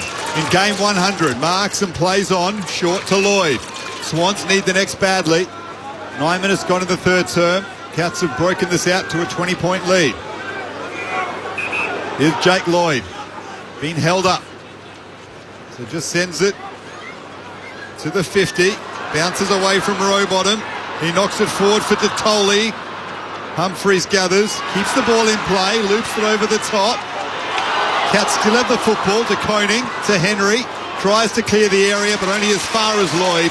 It'll go back inside 50 for Sydney. Two-time Baston first winner Jake Lloyd swings it across to Cunningham. His fellow veterans. Gordon receives a hand pass back on the inside. Thumps his high left foot boot inside 50.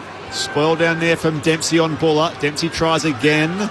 He had reaching for it down there to Koning as well, actually. Was tangled up there with one of his teammates and will throw it up. That was kind of awkward there from O'Connor, who went for the footy and put his hands around his teammate there like front on, like they were having a little dance. Ball inside 50. Papley, who was tackled there by Humphreys, dispossessed. Laddam's reaching for it with Blitzarves. Tunneled away here again and legally disposed of, says the umpire. Sydney free kick, and it will be coming back to Peter Laddams. Papley put his head, he wanted it. He wants his 300th. He wanted it, but they give it to big Pete Laddams. So he's Laddams so far today. He's 1 from 1 in his goal kicking. He missed his first one from probably a similar angle, actually, just inside 50 in the left forward pocket. This is must kick, you would think, as far as momentum in this game, which is certainly going Geelong's way. The Swans down by 20. Laddams on the approach, his preferred left side, wobbles it through. 2 for big Pete Laddams. Margin back to 14. Geelong 10-7-67. The Swans are 8-5-53. 11 gone third term Sunday footy on ABC Sport in the final game of round 23 at Docklands. It's late in the first term there. The Dogs have kicked the first 4 goals against West Coast, 4-2-26 to 1 behind. Earlier in Tassie, North beat Richmond by 48 points. Harry Sheasel, 54 disposals. That was some great work from Laddams. He just pinned the arm of Blitzarves, who was trying to pick the ball up one-handed.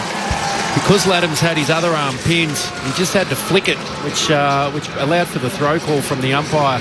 So great technique from Laddams, put the pressure on, and again, you know, doing some Brodie Grundy style work, you know, getting down and dirty and being involved at ground level in the game, putting a tackle on and getting a shot on goal. I've got to say that this is probably the best game of footy I've seen Pete Laddams play, but he's competed and he's been really ferocious around the contest, which is really good to see. Cats by 14. Laddams came to the bench, got a big round of applause as Rowbottom kicks into attack. And Jack Henry has marked it. I'm not sure the Swans faithful have given Pete Laddams that sort of reception before.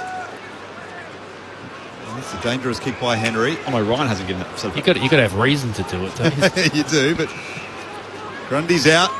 He's given the number 1 ruck roll by Dean Cox, and he's performed superbly so far. Good mark on the wing by Jack Martin for Geelong. Up by 14. Jack Martin with a couple of goals to his name today. Goes inboard to Grind Myers. He hits a target more often than not. Goes so short to Guthrie. He'll pump it long into attack. Who are the Flyers? Neil has front position. Mills cut across. His punch went straight to Dangerfield, who slots it. You do not want a spoil to go into the hands of Patrick Dangerfield, because he will punish you more often than not, and he does so there. Cats lead back out to 20. That's the advantage of having a dominant key forward or two key forwards. Is you watch 3 or 4 Swans went up there to make the spoil on Neil, and it leaves ground level players all alone. So that's the other advantage of a good target up front does. It draws defenders there and it creates free forwards. Just the crumb of Dangerfield as well. I reckon the smarts to actually read where the angle the spoiler was coming from, and if he was going to get the fist in the third man up, was it Mills? Dangerfield just knew exactly which side the spoil was probably going to go, and he was able to get his legs on the move, moving that way with the momentum of the spoil to take it fresh out of the air and snap. Yeah, McCartan was on him, and McCartan rolled off him, so left him free. Experts Jason Saddington and Ryan O'Keefe on ABC Sport. McLean doing the right work in the middle. The drop there, Jordan. Never ran it briefly. Towed forward by Heaney. Warner hands back to Isaac Heaney. On his left boot, goes down towards centre half forward. Back in the hole. Nice intercept mark taken by Henry for the Cats. They lead by 20 points.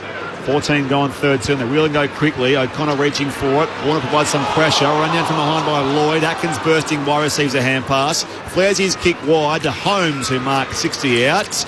Where's the lead? He's got Neil at full forward. Ignores Dangerfield. Still no goals in this game for Jeremy Cameron, who's still on 79 as Dangerfield leads now towards the 50 and marks in the left forward pockets.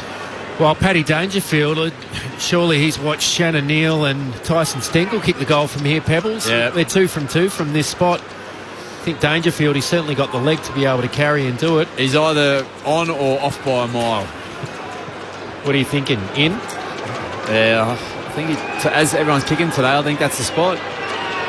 Back-to-back goals in the game. Take this well wide, out of bounds on the full. Well, you were still right. He was off by a mile. So Geelong's still by 20. By the way, Cameron is actually off the ground just as part of the rotation. So no Jeremy Cameron out there at the moment. Cats still lead by 20. Well, one thing the Swans in the last few entries, Henry's been marking him because the forward who's on him, which has been a small, has got sucked up too high, and he's just let him go into junk, and he's just come back and intercept mark the last 3 entries. Swans chip it around defensive 50, and eventually Cunningham goes long to Mills.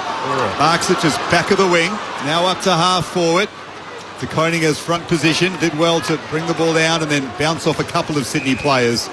They eventually wrap him up. We'll have a ball up at half forward for the Swans. Cats still up by 20. Bailey Smith 22 possessions. Shannon Neal 4 goals. Balled up by umpire Lee Fisher out there this afternoon. Former player. Left behind by Warner. O'Connor here for the Cats. Squeezes the kick back the middle of the ground. Not there for Blitzarves. McCartan dives in and Blitzarves dives in on him. Or balled up on the Western members wing of the SCG. He's a handy player at the Saints. Up it goes.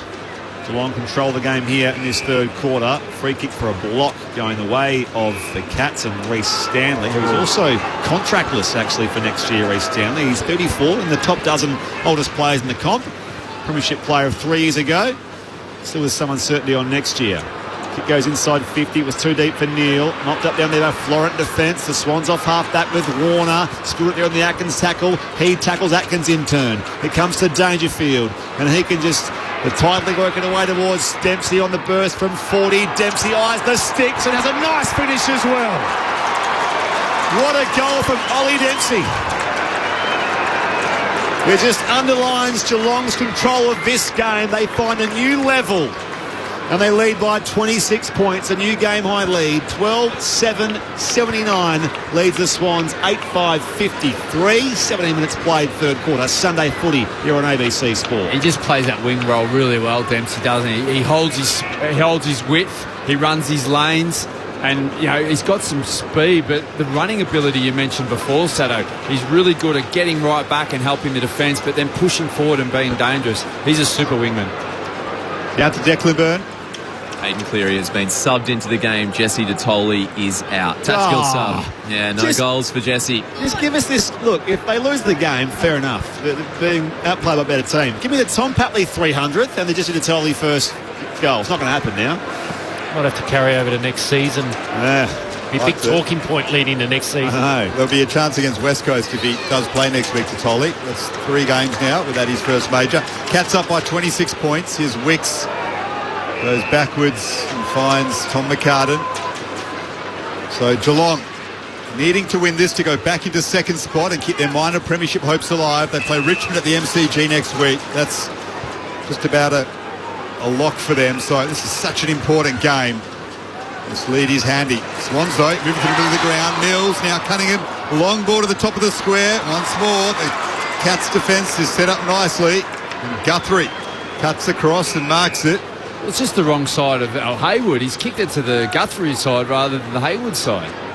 It's really hard to find that avenue to goal for the Swans at the moment, isn't it? O'Sullivan really struggling going on defensive 50, and Laddam spells it out of bounds for a throw-in. Speaking of West Coast, by the way, sorry, they're playing at Docklands right now. Late in the first term, they trail by 28 points on the Bulldogs. It's just some of their kicking, Sado, I think. Like that kick, just needs to kick it, 3 metres the other side to Haywards, and it's a mark potentially. Bucks go at it. Palm down there into the path of Manor. Just soccers it forward. Some distance. Neal in the contest with McCartan. McCartan gets to his feet quicker and rebounds here for the Swans. Warner marks on the bench, that area on the boundary line on the western side. Warner over the top for Sheldrick. Bailey Smith got a hand in. That knocked it away from Sheldrick for a moment. Mullen stood up in the tackle, got it to Smith. Now Dempsey and Atkins on the wing. Assesses his options, decides to just go long inside 50. Well done by Blitzavs. Took the mark running back with a flight. McCartan was coming the other way, but he had eyes only for the football, Mark Blitzavs. And he'll kick from 45 at a 45-degree angle to the left. That's the spot, Mark. Go back and have a shot. He hit it better than Paddy did the last time. Go back to the Shannon Neal and the Tyson Stengel action. Game 291 for Mark Blitzavs, which, as we said pre-game, takes him to third outright for the most games by a rookie-listed player, past the Swans coach in Dean Cox. And he fails to cap it off with the goal, just misses to the left. But the Geelong lead is now a very handy 27 points late in the third term. 292 next week for Blitzavs, so he'll equal Matthew Boyd for second. Who's number one? Ryan O'Keefe? Off the rookie list? Yes. Still playing, actually retiring. Bruce. Got it. Florent, a left half back here for the Swans. Geelong leads by 27 points to the outer side. Clean in front there of De Koning, and now Humphreys tracks it towards the line there with Mills. Mills hand pass picked off by Myers. Why they go here again, the Cats. Clean chain by hand to Close. Goes inside 50, was pushed off the kick. It's going to be coming back here for a Geelong free kick. So umpire suggesting he was dealt with a little untoward by Rowbottom. So Brad Close is some of his best form against Sydney in terms of goals and disposals historically. Has it forward or wing on the outer side. Close. Sends it into the pocket. Neal flew. The Swans very conscious of Neal at the moment. They punch it away from him. Boundary throw in right forward pocket for Geelong, who are up by 27. Isaac Heaney on the bench having a chat with the coaching staff. Just 12 possessions and 1 goal for Heaney. O'Connor's done a really good job on him for Geelong. It has frustrated Heaney no end this afternoon. But it's working for the Cats as Stengel is well tackled by Goulden and Rowbottom. We'll have a ball up just inside 50, right half forward for Geelong. It is. It's a great role, isn't it, O'Connor? I mean, Isaac Heaney, we're talking about him pre-game, such an influential player, and he just hasn't had that impact at all. Time on third quarter as the ball trickles out of bounds once again. Declan Byrne on the boundary. I don't think I've seen Heaney talk to the umpires more as well. He's constantly grabbing his shirt to show them that O'Connor is pulling him, but it hasn't worked so far. So very frustrating day for him. I'll get back to his teammates there to chop out and give him a hand and put some body work and put some pressure into O'Connor. Say, hey, you can't do this to one of our teammates, and particularly one of our leaders. Atkins to Myers, kicks inside 50. Cleary rebounds here, the sub for the Swans to the outer side. Blitzars, there by McLean. McLean follows up towards that area forward of the wing. Ball up, did well through the air. He whacks it forward as well. Bouncing inside 50. No one's back there apart from the Geelong defence. And they work it away quickly here. O'Sullivan swings it wide to find Jack Martin. And he's calmed things down here. The Cats back with O'Sullivan at fullback. It's well in control, the Cats. It's easy work for them at the moment. They're not being challenged by the Swans going forward. It's just easy work for them to win the ball back and try and work it back up the field. They've planned well. O'Connor just has 6 disposals. He's had one job and one job only, and that's stop Isaac. And it's worked as the Cats now move it up to Zach Guthrie. His kick goes to half forward, favouring Blitzavs on the lead. Couldn't take the mark, but it's set up for close. Sweeping handball to Neil, got the hands free, but he turned it over to Mills. Now Florent, can the Swans get going? To Lloyd. Pressure comes from the Cats. Still they keep it alive, Sydney. McLean to Cleary, honours the sub for Tolly. Now Warner, wider to Melican. He looks inboard. It's a nice kick, finds Cleary, who kept running. They want to give it off quickly to Warner, who's not happy. He wanted it from Cleary, Chad Warner. I wouldn't give it to him. Cleary now decides to kick to the top of the square. Once more, the Geelong defence set up perfectly. And Tom Stewart takes the defensive mark. They've done that all quarter. Well, you can't put it down the throat of the spare defender. You've got to kick it off the line. They go beyond defensive, 50 to the outer side, the Cats. Blitzarves need some support there by hand. Finds Stengel. Hurries the ball away here as Cunningham. And he's wrapping up the big man Blitzarves, who ball up again on the outer side of the SCG. Tolly subbed in this third term. Rather ineffective in his third career game. Sitting on the bench now. Geelong leads by 27 points here late in the third quarter. Florent the hand pass off to Hayward. The Swans go forward of halfway again. Deep inside 50. Heaney a little too deep for him. Got a shove there from O'Connor. Umpire lets it go. The crowd saw that. The umpire apparently didn't. And Geelong rebound the ball again. It's with Holmes in the right back pocket. Holmes short to Myers at right half back. There was no remonstrating from Heaney that time. Perhaps he's given up. given up on trying to convince the umpires that O'Connor's dealing with him incorrectly. The one thing, if you keep going at the umpires, they're going to put their whistle away on you. So I think it's probably someone's might have when he went to the bench. I saw he was on the phone. Maybe it might have been the coach to say, "Look, just don't worry about that. Just get on with it." Cats kick up to the wing, went to Dangerfield, but Blakey spoiled it away from him. The umpire says play on, then credit the defender. Mark O'Connor's been superb. I get on the replay, Heaney nearly tripped over his own feet, to be honest. Cats up by 27. Boundary throw in on the wing. And Atkins is now wrapped up by Warner, and the SCG is now covered in shadows. The lights are on. So we hit 5:15 local time. Here's Mullen. Sweeping handball over the top. Florent won it back for Sydney. Got it to Warner. He kicks to half forward, and Hayward is marked. And they reel and go here, the Swans. Hayward stands for a moment, now finds Patley back with a flight, 45. That was a big shove there from Henry. And there's an embrace as Patley was coming through. Patley's still down. Well, he won't be March 50. He'll be taking his kick from just beyond his range, beyond the arc. He milked every that to try and get 50 out of that one. Almost ran his line into Jack. So is he lined up for goal 300, is that right? Yes, become the 12th Swan to do it. The next one above him is Warwick Kappa on 317. Warwick, the whiz. Was that? That's it. Just ask him. So he kicked 4 goals, 1 last time these sides met Papley. It was round 13 at this ground last year. This will test his distance for the round weekend. His favourite end, Tom Papley. Kicks from 50. Opens up the angle a little bit here. It's on its way and it misses the left-hand side. And 8-6-54, the Swans trail Geelong 12-8-80. 26 points is that margin as we approach three-quarter time. Holmes brings it back in for the Cats. Sprints away from the defensive goal square. Kick was over the top of Dangerfield's head. Blakey marked. Finds Heaney at centre half forward. And the Swans find one here. He looks for Hayward, who dived to his right, couldn't quite haul it in. But the clearing kick is cut off by Campbell.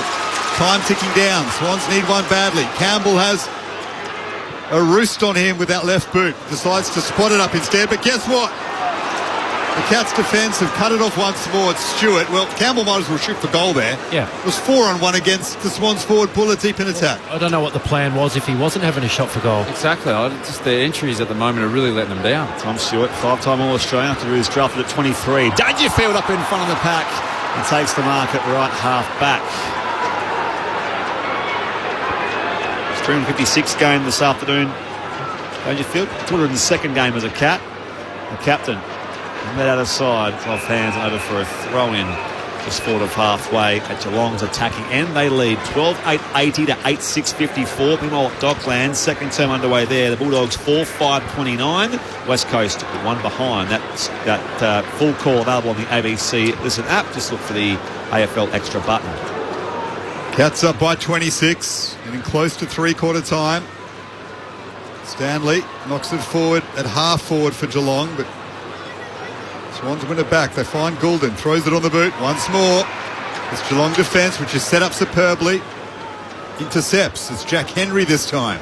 It's been Henry, De Koning, Guthrie, Stewart taking a plethora of defensive marks in this quarter. Here's De Koning at centre-half back. O'Connor did well to win a contest. With the handball free to De Koning. He's caught holding the ball. Umpire said you took too long. And Heaney gets one back on O'Connor. Tells him all about it. Gives him a shove in the back. And Heaney will have a shot from centre-half forward. He enjoyed that, Isaac, and what's been a tough day for him. Well, that's the first time they really sort of pressured any sort of that back half. It's reversed. You're kidding me. Well, that'll infuriate the Swans coaching staff, who brought Heaney off a moment ago and said just concentrate on the game. But that wasn't not trying to give it to O'Connor on the umps. He's won a free kick and now reversed it. Was that a different umpire though? Yeah, that wasn't on the play umpire. It was the umpire on the mark who was right there that paid the free kick or the mark to Heaney. He didn't reverse it. He's the one that's right in front of it.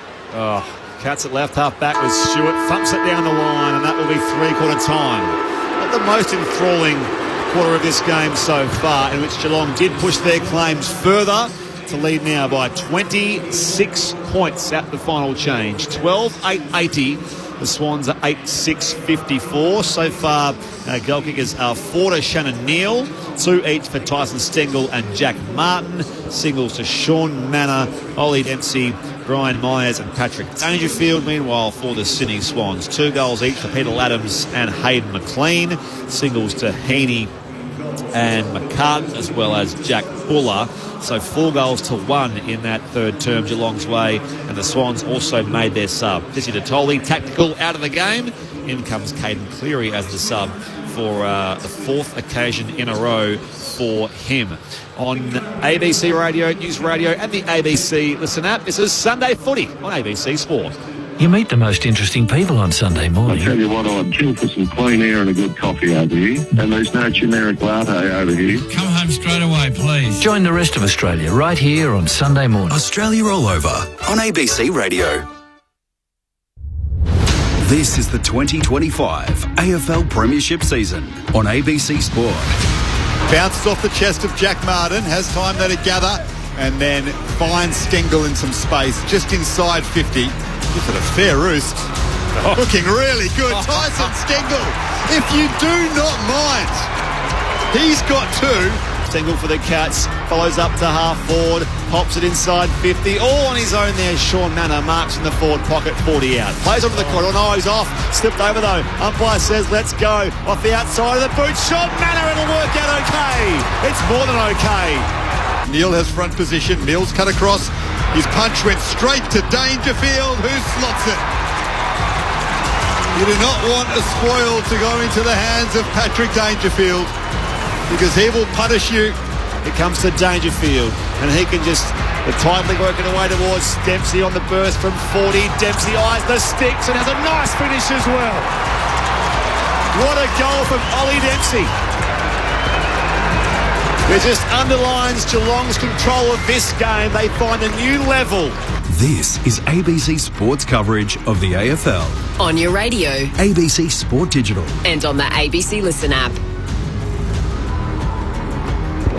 Geelong by 26 points at the final change here at the Sydney Cricket Ground. That's the biggest lead they've had so far today. You're with Brett Sprigg alongside Daniel Garb, Jason Saddington, Ryan O'Keefe and Declan Byrne on the boundary. Just quickly at Docklands, where the Bulldogs lead the Eagles 5-5-35 to 1-1-7 in that second quarter, after earlier in Hobart, North Melbourne beat Richmond by 48 points. And Paul Curtis kicked 5 goals. Harry Sheasel had an equal record 54 disposals. Just lastly on the AFLW, which is third quarter in Adelaide, Freo leads Port 4-3, 27-2, 4-16. Wins earlier to St Kilda over Adelaide and Hawthorn over the Brisbane Lions. But in this third term just gone, Jason Saddington, Ryan O'Keefe, it's where the Cats prove their class in certain stages. Well, it's probably more like the Swans are playing good footy and around the ground. I think it's quite even. The difference is the efficiency going forward. Swans have 4 more inside 50s than the Cats, but they're going at like 19% goal efficiency. Yeah, they kick 8 goals from 42 entries, where Geelong are going at 31%. And we can see some of those entries, they have gone a little bit deeper, which is really good, but the left hand's not talking to the right hand, and the kicks have been off. They've been to the Geelong player favour side, or the forwards have all led up high and they've gone long and there's been no options there. So, look, the Swans are playing good and they're in their football, and I think they're playing some great footy. It's their forward entries they really need to fix up, and when they do that, this game would be a lot tighter. And I think that we know the Swans can score quickly, so they're not out of it. They can come back. So I reckon this game, if the if the Swans can tighten up their forward entries, this game's still on. They just didn't provide the threat, did they, going inside the 50? And I mean, it was easy for Henry and Stewart, De Koning to just roll off, and a lot of those kicks went straight down the throat of the Giant Cats spare defender. It was easy pickings, and they weren't really troubled down there, the Geelong defence. But when they were able to go forward, they took their opportunities as well, the Cats. They kicked a couple of goals early. And they really had control through that quarter. I think they were showing their dominance in terms of, having some impact in what they were able to do with the footy. It does leave the game open. We've got to see the Swans take the game on again. They've got to try and find a way, take some risk. Errol Goulden's got to be an important player for them. They need it in his hands. He's had 19, but that's pretty low for him, you'd think, at three-quarter time. He's got to try and find a way to get away from Mullins.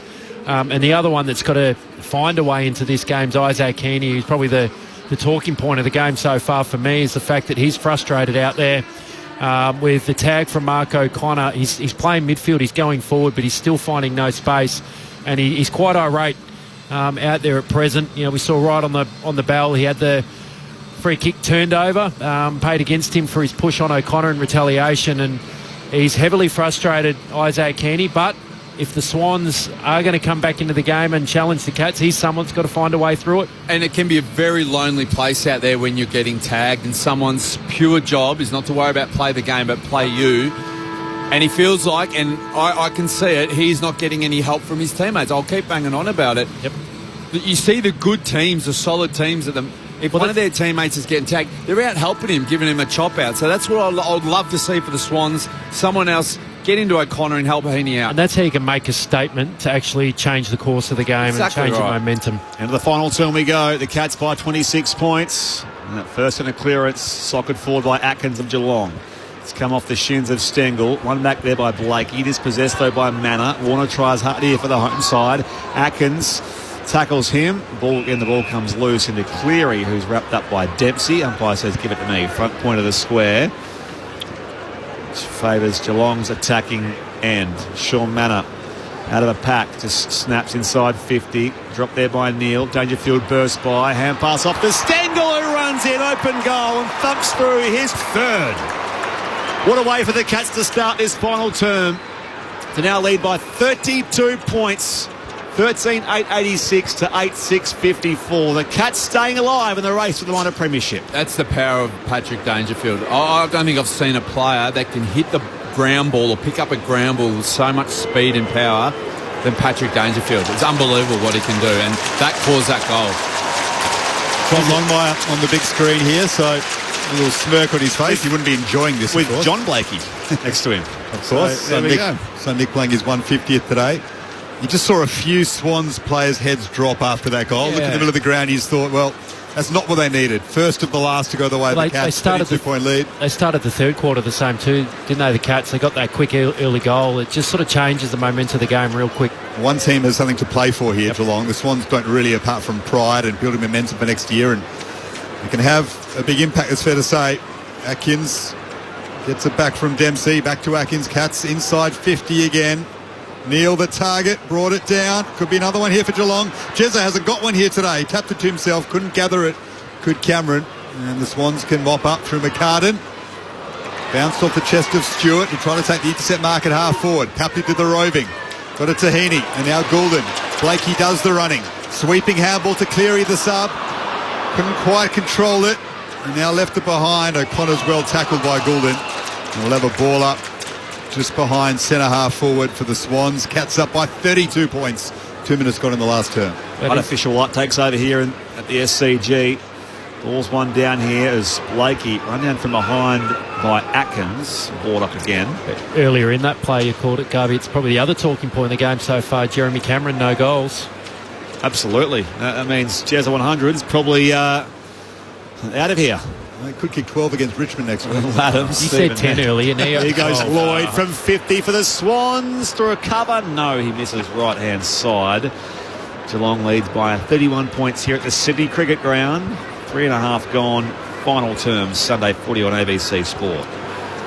Bailey Smith could have 54 next week. Yeah, that's the other big story today in the AFL. If you missed it, Harry Sheezel equalled the all-time disposal record in VFL AFL history with 54 touches for North against Richmond in the Kangaroos' big win.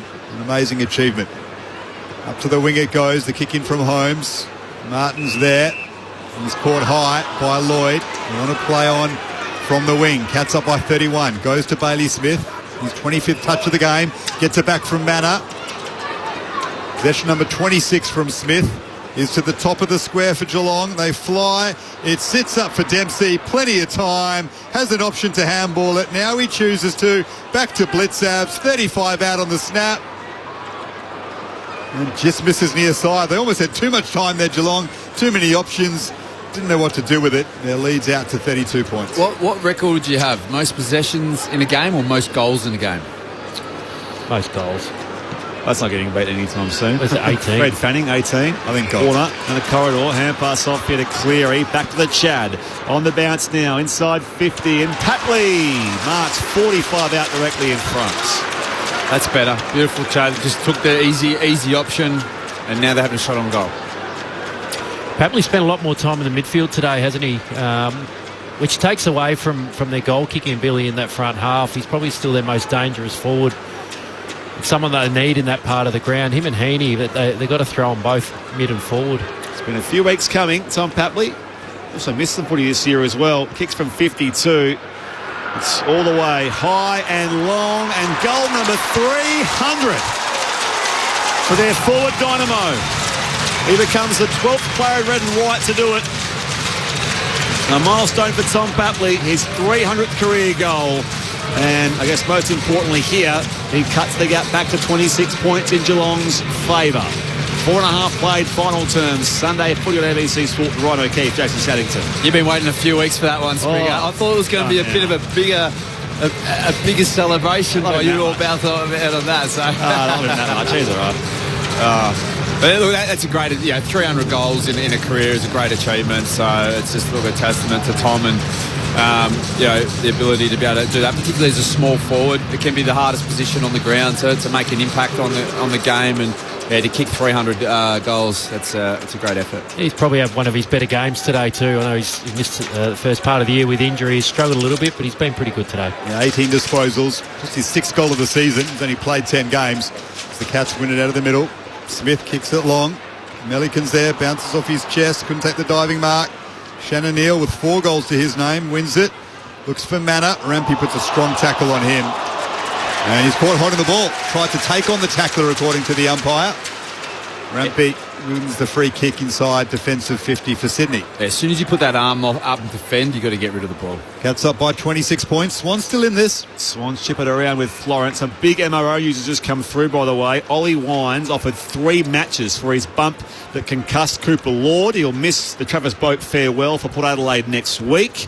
Out of yesterday's games, Alex Davies also offered a match for his rough conduct on Ryan Angwin up on the Gold Coast yesterday. So big news there for Ollie Wines in particular. Geelong go forward of halfway. Marked by Manor. Plays on 40 from goal. Unguarded square and sends it all the way home.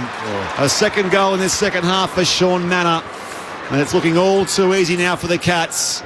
14-9-93. The Swans are 9-7-61. 7 minutes played, final term here on ABC Sport. Repeating, Ollie Wines offered 3 matches for his bump on Cooper Lord yesterday. And by the way, at Docklands, the Bulldogs lead West Coast by 32 points in the second term at Docklands.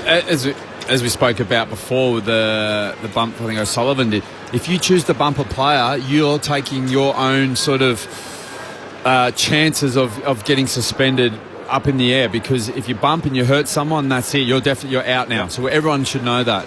But that was very easy there by the Cats. Looked like a bit of a training run that goal.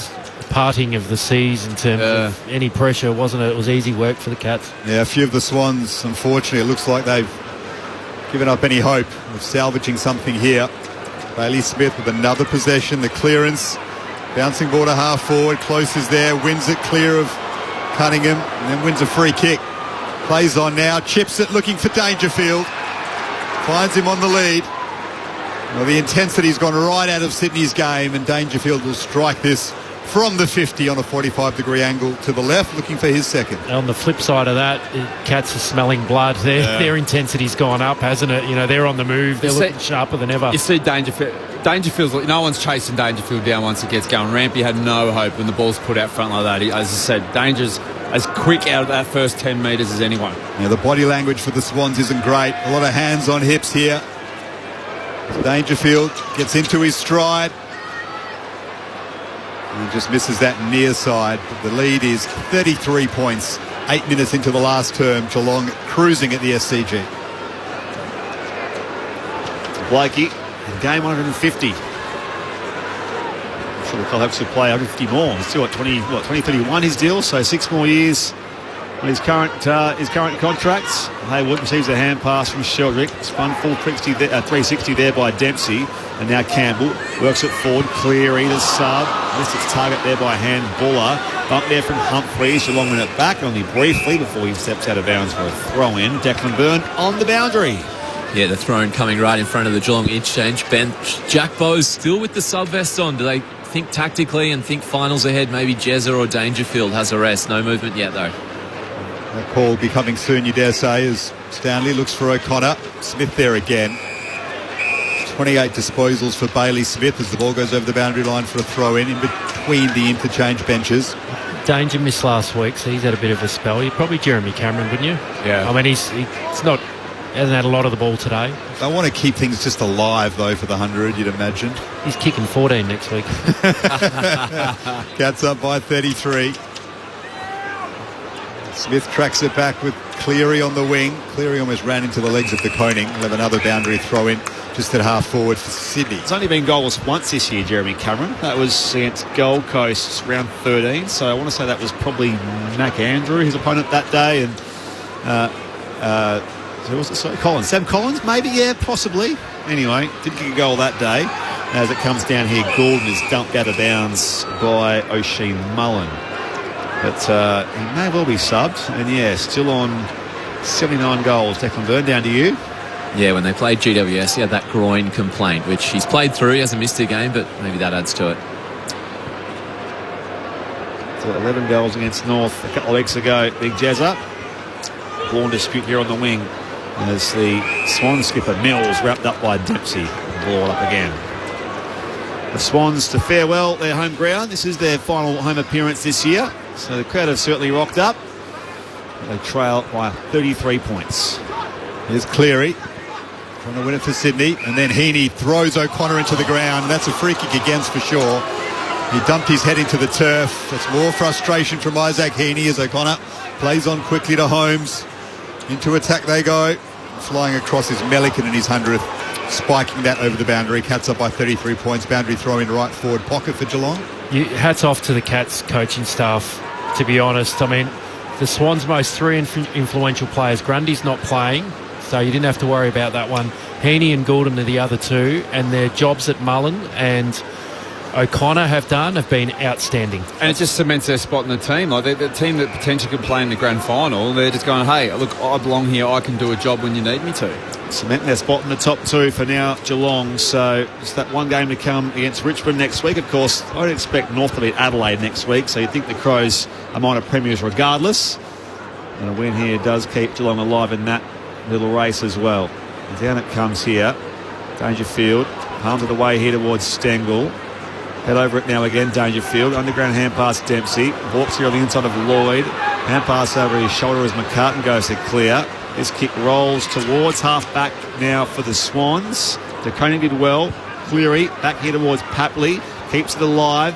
Henry fields it now. Too quick for Goulden. Hand pass was untidy here for Wicks. Wrapped up. You can say there's no real advantage between finishing first or second. Well, do the Crows rest a heap of players and go, last time we've minor premiers we didn't win in the grand final in 2017. Do they rest a heap of players and just get ready for finals? I don't know. That's what the bye round throws in. Yeah, 2 weeks off. Yeah, that's probably too long a time to rest. There is one advantage between finishing first and second. Get to wear your home jumper on grand final day. So it's all these things. It'll just being the higher ranked team. These things do work, and longer break. Home changing rooms and things like that. As Jeremy Cameron comes to the bench with no goals to his name this afternoon, 79 for the season. Swans work it out to Rampy on the wing. Has to peel back under pressure from Atkins. Goes back to Wicks. The Cats hunt him and they bring the ball to ground. Oh, they're still relentless. Well done, Dempsey. Wicks had nowhere to go, surrounded by 3 Cats. Caught holding the ball eventually by Dempsey. And into attack they go again. Neil the target. Dangerfield leaping. They bring it to ground. Mills can't clear the area. Nor can Lloyd. Stengel throws him to ground. And that might be holding the ball. It is. Strong tackle, Stengel. Umpire says Lloyd didn't do enough to get rid of it. And the Cats are feasting on the Swans right now. Stengel will have a shot from 45 out, tight angle to the right. Just want to go back to the home jumper and home rooms. I don't know what the stat is, but I reckon that home advantage, I reckon the other jumpers won more when you were at the away. The away team at the MCG. The away team, the MCG's won more. I'm just speculating because I'm just trying to think. In 05-06, the way we were away, we won. When we were home, we lost. Okay. I'm thinking 12 the same. Last year, the Swans. Stengel is giving a little bit to some of the Swan supporters who were giving him some advice as he has a shot on goal, and he won't make the distance. Melican will punch it for what will be an hour boundary throw and hit the behind post. I reckon when Richmond won in whatever year it was, they beat the Crows. They were in the yellow. Yeah. That's what I said. The Crows finished minor premiers, everything home, and of course the incentives now you get for the financial kickback you get if it's a combined AFL and AFLW thing, isn't it? So the Maclellan trophies now across the both competitions, not as simple as being minor premiers anymore. Drop here by the Swans in offence, hacked forward by the Cats. It goes out of bounds for a throw-in. Declan Byrne on the boundary. Yeah, it's $1 million, isn't it? You get for the McClellan. Yeah, but it's across both comps. Yep. Yeah, but it's is it worth a premiership? There's a football department salary cap anyway, so it doesn't matter how much money you get, you can't spend it. Don't the players get a cut? Cats up by 33. Neil and Laddams. Laddams wins front position. And Shannon Neal looks to gather it, taps it towards Close. Close well tackled by Mills. Dangerfield manages to squeeze it out. And now Manor with the grubber effort goes through for a behind. Cats up by 34 points now. By the way, at Docklands, the Dogs lead West Coast by 43 points late in the opening half there. We'll take you there at the conclusion of our post-game wrap-up at the SCG. Ben Cameron, Andrew Mays and Brent Harvey to call the game for you there. Swans with the footy, those short, sharp kicks from the kick-out. Yeah, Declan mentioned, it's a player bonus, really. The players sort of share that kitty, don't they, if there's a financial bonus for winning the flag. Or here go the Cats again, a half forward. Manor let out well on that kick from Jack Martin, and he will kick from 55 out front point of the square. He's just starting to cash in more longer this game goes. Sean Manor winning a lot of footies, kicked the 2 goals, 3. He's just been a great pickup for the Cats as well, hasn't he? Mature age player. Drafted at 26, debuted last year. Sean Manor kicked 3 goals against Essendon last week, had 20 disposals as well. Fair runway, fair lead in, fair kick as well as it goes all the way home. 3 goals for Sean Manor. Game's done. Geelong by 40. 101 plays 61. 16 gone final terms. Sunday footy now in the twilight of the afternoon of Ryan O'Keefe and Jason Saddington. He's actually a New South Wales boy. Albury. He's at North Albury Hoppers, him and Brett Kirk. So, he's been great. He's been great. And that's what I like about when mature age players get opportunities. And there's a lot of great players out there playing in the state leagues that I think would slot into here at AFL level and be really good players. And, you can see that, say Jack Bullett's come to Swans from Claremont, and there's, ample amount of, Blitzars is off a rookie list. There's so many players that come. Tom Stewart comes to the game late that become really good players. Cats up by 40 points. Manor with 3 goals. They win it again in the middle. They kick a long into attack from Dempsey. Blakey punches it away from Neil. Myers is there. He has a shot on goal. Grind. Myers, it bounces through. It's a procession now. And for Swans fans, this might feel like that grand final in 2022 all over again. The Cats just feasting on them, and it's getting ugly at the SCG. They're just ground away, the Cats. I mean, they haven't been brilliant across the day. They haven't had to do anything special. They've just been consistent and disciplined. The longer the game's gone, the more it's opened up for them. Their structure and their setup behind the footy's been strong, and then through this, certainly last quarter, they're just winning the ball out of the middle and sending it forward. They've just got enough class there. The game's opening up for their smalls more than anyone through this last quarter. Manners cashing in. Myers this time. Stengels had a field day in this second half. It's just gotten easier for the Cats without doing any special work. The grandstands have thinned out a little bit. Go for the Light Brigade. Restart back in the middle. Near perfect bounce. As McLean competes with Stanley. Down to Wicks. Drop the footy onto his toe. That's it forward now for Rowbottom. Spins out of a tackle towards half forward. Guthrie chasing it now with Haywood out of bounds for a throw-in. And their percentage, by the way, is about to go past Adelaide. So it's a free kick, by the way, on the outer side, going Geelong's way for a high tackle there. So they'll be, a game behind the Crows still. Percentage now actually is above the Crows, so that the highest percentage in the competition is Geelong right now. Billy Brownless is on the big screen. He's got the lizard. He's got the frill lizard going on. No surprise, he's got a beer in the hand as well. The great man, Billy Brownless. Always an entertainer. As the Cats send it up to the wing. Neil with the big fly. There is Blakey. Mills is tackled. Handball back to Wicks. Now Sheldrick. Inboard to Mills. He's tried out all day, the captain. Kick to half forward is picked off by De Koning. The Cats' defence have been unbelievable. Maybe it says a lot about the Swans forward line too. Bit of both. They just can't compete with the likes of De Koning and Stewart, Henry and the like as they go short now to Myers inside defensive 50. Geelong up by 46 points, back into second place with a round to go. We'll shore up that top 4 spot. That's definitely guaranteed now. And all the advantages that come with that. Myers swings his kick around here towards Atkins. Gives off the hand pass to Myers, still running.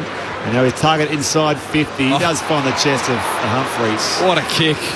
He has absolutely lobbed that into the middle of 2 Swans players off running full pelt. That is an absolute beautiful kick. He's the best kick in the comp, I reckon, Grind Myers. Ooh. His ability to hit up targets is second to none for mine. Oh, that's a big call, Garbs. Big call. Maybe not the penetration as others, but the accuracy, different heights. It's very efficient. Better than Messi. Love you, Jared. 46 points is the Cats' lead here. Lawson Humphreys from Pilbara via Perth. Kicks from 50. Height goes to the top of the square. Off hands. Oh, through there as well. Martin stands on his boot. It goes the wrong side of the post. And minor score here for the Cats. 16-12, 108 to 9-7-61 as we head down to Declan Byrne on the boundary. Yeah, still a mammoth crowd in on this Sunday evening. 37,656. Yeah, a beautiful Sunday in Sydney. At least get to celebrate Nick Blakey and Lewis Melican. Not much else, the Swans fans. Their final home game of 2025. Not exactly been one to savour. Well, for 3 quarters, I'd say they've been very good and competitive and showing some positive signs. It's obviously the Cats have ground them down now and got the game really on their terms. And you can see the energy's gone down to the Swans. So, but for 3 quarters, the Swans were competitive. They won 6 of their last 8. A lot of fans came here today thinking they'd knock off the Cats. 47 points in the end. I'm sure most Sydney fans will be happy with their second half of the season as they move it out to Stanley at right half back Geelong, and hopeful of contending again next year, depending on what they do in terms of trades in the off-season. And he's got to fix up the front half. Yeah. Stanley up to the wing. Martin with the lead. Off hands. Jordan's looking for it. Atkins, a couple of tough nuts go at it. Atkins wins it, finds Holmes. Bouncing ball, looking for close. Now Stengel has the snap from a long way out on the boundary. It clean bowls everyone. It did get a touch on the way through for a moment. I thought it might have been one of the more outrageous goals by Tyson Stengel. Hit the post. Cats up by 48 points. Down to Declan Byrne quickly. 21st minute mark of the fourth quarter. Jack Bowes is subbed in. Jack Henry subbed out. Okay, thank you, Declan. McCartan, the hand pass off to Cunningham. So run off half back here for the Swans. And intercepted here by Stewart, just forward of halfway. Inside 50, no one's there except Nick Blakey. And so he just slides away again here into Caden Cleary. Sweeping hand pass wide to Braden Campbell. Kicked a goal on the first term of the game. Braden Campbell spots up Jack Buller on the outer wing here of the SCG, where Geelong leads by 48 points. Feel for Jack Bowes that if he had gone on earlier, it would have been less running he has to do after the game. As soon as the siren goes, he's going to be busy pounding that turf out there. Yeah. Swans switch it across half-back. Mills to Rampy to McCartan, and now Ollie Florent, who'll be an interesting player to watch when it comes to movement in the off-season. Back into some decent form at the moment, but he was discarded for a while by Dean Cox. Potential currency. Yeah, he's got some trade value. Gave it to Rowbottom. He kicks into attack now off hands and might set up for Buller. And maybe Papley, who went the soccer, missed everything. Buller's handballs over for a behind. So Cats lead is now 47 points with a few minutes remaining in the final term. 23 gone. Sunday footy on ABC Sports. That percentage is what sort of entrenches them so snugly in the top four. Regardless of that, they won a premiership race with Adelaide, which we think the Crows have that wrapped up based on their heavy favouritism against North Melbourne next week. And the fact is they're looking much better on percentage than the other teams that could push into the top four. Now, forget Brisbane, they had a draw, of course, but Collingwood, Hawthorn, the like, still pressing their top four claims. The Giants as well. They're facing Kilda here in Sydney next week. Good chain here from the Cats, and Stanley on the end of it marks 35 out, slightly left of centre. There's a few red witches hats out there at the moment. Look, I think for this, Geelong are just showing their class. They brought a few of their players back in, and they're just showing how even they are around the ground. They are going to be a serious contender. And talking about the Swans, I think they don't come easy, but a key forward and key back as well, because you can see how most teams are playing three big forwards now. They need another big body down there. Stanley on the approach, gets under it, very high toward that right behind line. And now it's just jarred free. Shannon Neal soccers it through for a minor score. Cats extend their lead out to 48 points. Declan Byrne downstairs. I'm just about to make way to the rooms. It is an exodus. Thousands of people leaving the ground right now. It's done. Wick's kick is cut off by Stewart, who's been fantastic down back for the Cats, as he so often is. Marshalled the troops and set up their zone superbly. Long ball into attack. Neal hasn't added to his 4 goals that he had before half-time. He made a nice contest there, and then Stengel gave away a free kick to Rowbottom inside defensive 50 for Sydney.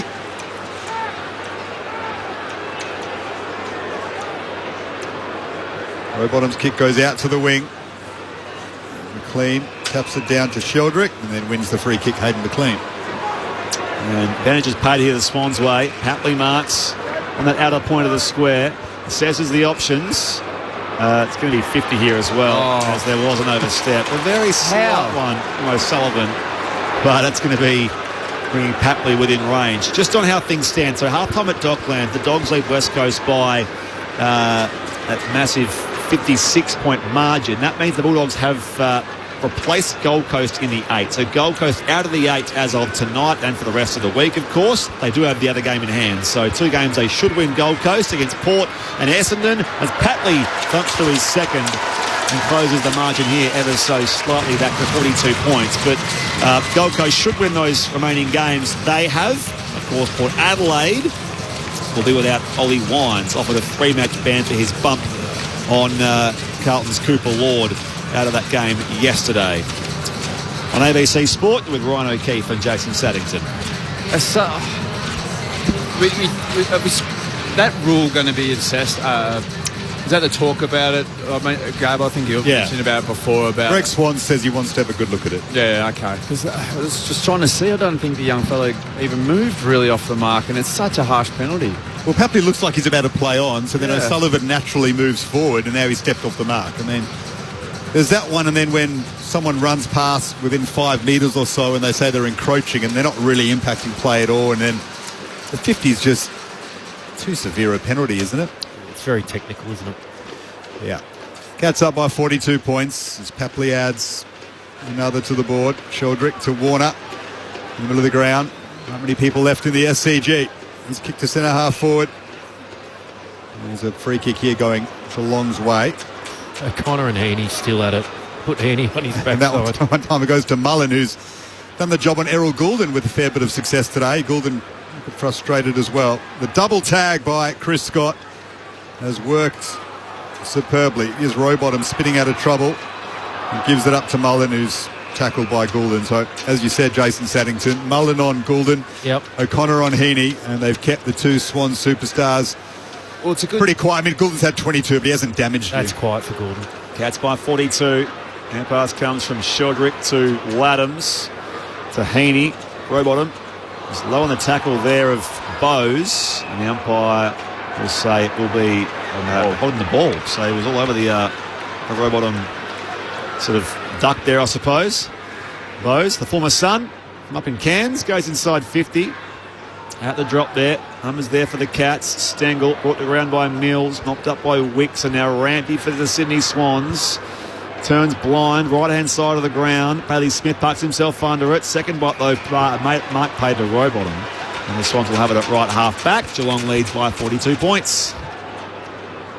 The double run with player, though, is a good dress rehearsal for finals. You're going to play some teams that, you know, they're probably going to have to ice two key prime movers. So it's obviously something that you can go, look, yep, we've got these players that we know that can go to really good players and do a job.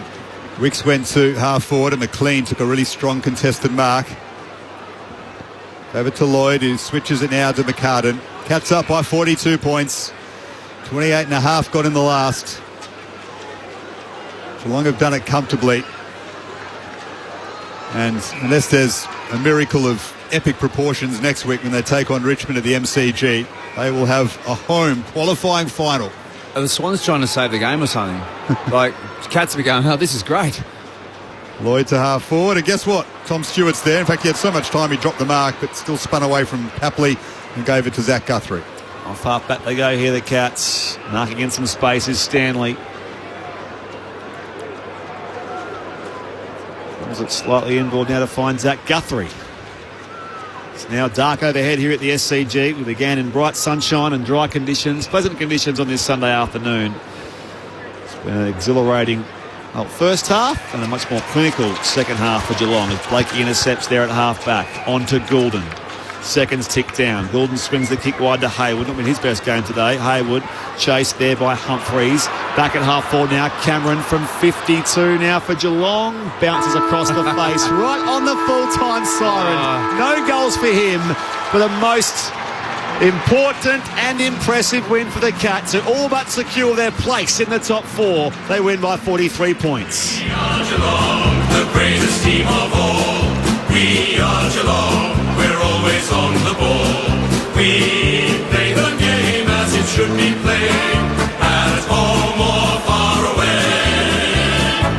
Our banners fly high from dawn to dark, down at Gardenia Park. 16-15, 111, the Geelong Footy Club, 10-8-68 Sydney, despite being even at quarter time.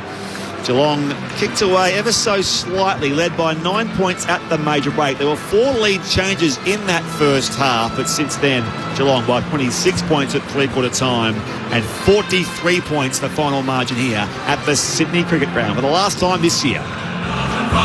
Remember our tradition, stand up and fight, it's always our ambition.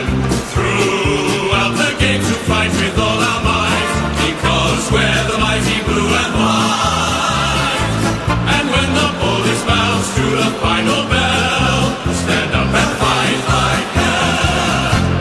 That second verse always gets me. Geelong by 43 points here at the SCG. They were led by Shannon Neal with 4 goals, Sean Manor with 3 in the end, Tyson Stengel with 3 as well, Jack Martin and Brian Myers each with 2, singles to Ollie Dempsey and Patrick Dangerfield as well. Meanwhile, for the Sydney Swans, Peter Adams played a lone hand for the most part in the ruck in the absence of Brody Grundy, kicked 2 goals. Hayden McLean, his chop-out ruck, and the man up forward also kicked 2. 2 for Tom Papley, including his 300th career goal, and singles to Heaney, Campbell and Tom McCartan. But the Swans now 11 wins, 11 losses. Most importantly, up the other end of the table, Geelong closing in on Adelaide, albeit they both have games they should win next week, and the Crows secure the minor premiership. Geelong sitting in second at the end of AFL round 23. The thoughts of our ABC sport experts here. Norm Smith medalist Ryan O'Keefe, former Swan and Blue Jason Saddington. Well, the Cats will show that's why they're top 4 team. In that last quarter, they did what they had to do. They really controlled it. But if you, looking at it, the Swans came to compete, and they were really, really competitive for 3 quarters. And you look at the contested possessions, the clearance, all those stats, the Swans were up there. It was just, just the outside, the turnovers, the amount of turnovers Swans had, and and then good teams like the Cats are going to hurt you. So that's just something I think going into next year the Swans will need to look at as trying to reduce their turnovers. Can they be more efficient going forward? Is that a personnel thing? We sort of keep talking about that, and if they get another key forward, another key back, it gives the other players can actually play to their strength and what their roles would be like. Like a Blakey doesn't have to play as a key defender. He can use his run. The forwards, Hayward could be that, that crumbing forward, that hybrid, just stuff like that. So, but the Cats, this grand final game, or this who's going to play, it's so open. It's as open as I've ever seen. And I've seen Adelaide play, and you go, gee, they're really consistent across the ground. Brisbane the same, and the Cats. So that's the common denominator I see with all these top 4 teams. They're well balanced, and they've got even players right across the field. 5 wins in a row now for the Cats. Their equal best winning streak of the campaign. You'll think they'll make it 6 against Richmond next week. Yeah, I think you mentioned the word late in the call there, Spriggy, clinical from the Cats. I think they just win all positions over the field, really. I mean, their backs through that second half just had a field day, and we took a look at marks from Oppo. Henry finished with 4 marks, sort of intercept marks. Stewart had 4, DeConning 3, and O'Sullivan 3. So their key backs, and this was a bit about the Swans' ball movement going in there, but their key backs had a field day to just pick it off and intercept, and it just allowed them to get the ball more in their front half, and they found some different avenues to goal. Jeremy Cameron obviously didn't get a goal today, but Neil Early, who kicked 4 in the first half. Stengel had 3. He was really busy and back to some of his best. And then the Smalls cash in the last quarter. Myers, Manor finished with 3. They really got the job done.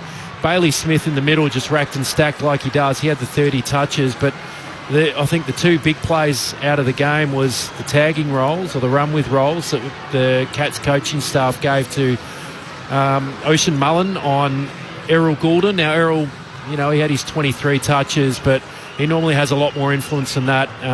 He did a great job on him from the Cats' point of view. And more importantly, the role that Mark O'Connor did on Isaac Heaney was an absolute peach of a job, where Isaac Heaney had 0 influence on the game. He only finished with the 15 touches, did kick 1 goal, but O'Connor just frustrated Heaney no end. It absolutely took away his influence on the game. So, and O'Connor only went to him at the second quarter. They had Atkins on him early, and Isaac was getting off the chain, and then I think they had to make the call from the coach about, okay, let's make that change. And so that was only 3 quarters he played on him and really shut him out. So when that happens, the natural question to ask is, okay, who from the Swans can damage, by getting a bit of freedom? Well, Warner had 23, but, as you said, Ryan O'Keefe, he gave it up a lot, didn't kick a goal, wasn't really an offensive weapon. I mean, Will Hayward might get some more freedom with Heaney getting the tag when he goes forward. Hayward had 8 disposals, didn't kick a goal today, was basically unsighted at times. Papley was one who got free, and, tried hard. But none of those other players took advantage of the dual tag, did they? No, and Sheldrick, was another mid. He had 21. They're probably struggling for extra players through them. That's, Rowbottom only had the 14. We normally, Papley had to go through the middle a little bit more, and that's why he probably finished with 20. But, they're probably struggling for just sort of extra mid or two to go through there and spin.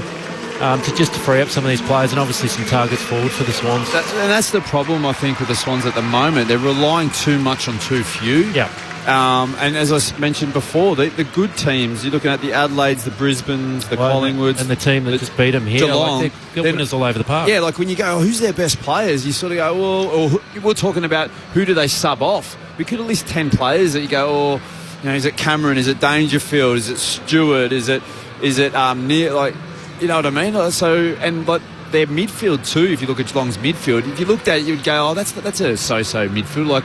But they get the job done. You know what I mean? So they're reliant on not 2 or 3 players, and that's the problem with the Swans. 5 straight wins for Chris Scott's men, and it all but confirms they will have a home qualifying final in a couple of weeks' time. The Cats at the MCG as they make their way into the rooms, and Declan Byrne is waiting in there for them. Declan. Yeah, very quiet rooms down here. Pat Dangerfield, too many footies in hand, is first to stroll in. Couple of metres behind him. Holmes and Stengel are there, but locking up what is looking like a top 2 finish. They're past 4 premierships. They've either been first or second on the ladder, so it is setting Geelong up perfectly for another tilt at the Cup. They are very chilled, very subdued as they wander in. There's maybe a dozen family or friends down here. A few of the VFL players have stuck around. They're getting in their circle to celebrate their 16th win of 2025.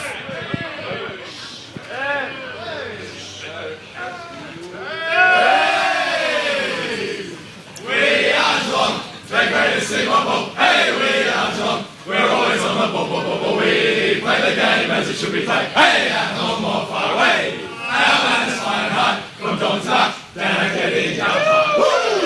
Oh, no second verse. All right, Declan, back to you shortly. In fact, I didn't hear the voice of Jack Bowes in that mix. He's actually out doing his run-throughs. The sub. You only get, 10 minutes of game time, so it probably makes sense. With Caden Cleary as well.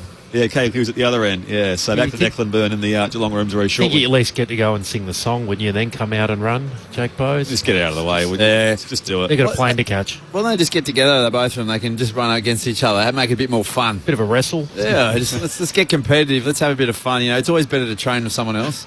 Geelong by 43 points here at the Sydney Cricket Ground, and a few Swans fans have stuck around. It's sort of part of their member thank you event because it's their last home game. Let's head back into the winners' rooms. Declan. I'm down here with Paddy Dangerfield. What, couldn't you give away those 2 balls? Couldn't you find anyone? No, I've got one of my little under-9s has come up for this game, so I'm saving one for little Lenny. He's going to be somewhere in the rooms, I reckon. I've got Baz's signature because he's not interested in mine, so I've done the right thing by a few locals in Anglesea. All right, holding too many footies. Up against it this game for 3 quarters, Sydney took it to you. So how much does that mean to you to get over a tough game and kick away in that 4th? Yeah, it's really important that we know what was riding on the game, but process has to underpin that, right? You can't look too far ahead, but we acknowledge the carrot at the end of it, and the contest was an important part.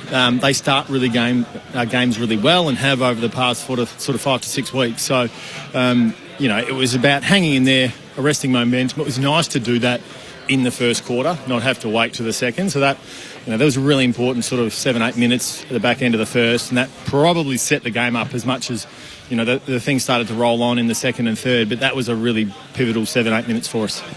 Probably the biggest rollout there was Mark O'Connor on Isaac Heaney. Did an incredible job. Heaney was so frustrated. Do you chat to O'Connor during the week to give him a bit of an idea of what might work and what Heaney might want to do to escape a tag? No, I just said to him after what Isaac did last week, I said, no pressure, mate, but if you get the job done, then we win the game. He's a superstar, Isaac, and had a wonderful season, and Mark did an incredible job. And we know they're more than just Heaney, obviously, but he's a pretty incredible player. So that plays a really significant role, and he did his job tonight, and he has right throughout the whole season. And then talk to me about your body. You had last week off. A slightly easier game next week. Is there any thought to have another rest? No, I was as frustrated as anything, if I can be honest with you. 13 minutes on the bench in the second quarter. I just couldn't get on. The ball was just being played on the other side of the ground. So it was nice to have a rest, but great to be back out there. And this time of the year, you want to be out there competing and playing. And, look forward to this week. And then we know what September holds. We don't know, rather. Let's head upstairs. Jason Saddington and Ryan O'Keefe for ABC Sport. Yeah, Paddy, Jason Saddington, mate, congrats on the win. Obviously, you guys are playing some pretty good footy, but where's the improvement still to come in the run home for your team? I think we could have been better around the ball earlier. Probably just adjusted that formation around the front of the stoppage. Like, we didn't squeeze super well. They lagged a bit and sort of beat us around the ball. So we're going to fix up that. And there's some little idiosyncrasy sort of between it, but there's been improvement in our game sort of every week over the last month, all but fine, and against varying opposition obviously, but it's more been about us and how we execute that we've been focusing on, and we've been slowly chipping away at that, and I thought we intercepted really well, particularly in the second half. That's an important part of the game, playing the game at your speed. Times when you want to go fast, and there's times when you want to slow the ball down, and I thought we did that well at times. And we've seen Jeremy Cameron obviously gets talked about a lot as a key forward, but the form of Shannon Neal as a target there, obviously kicking 4 goals again today. How important's he been? Yeah, he's critical. He's he's really improved as the season has gone on.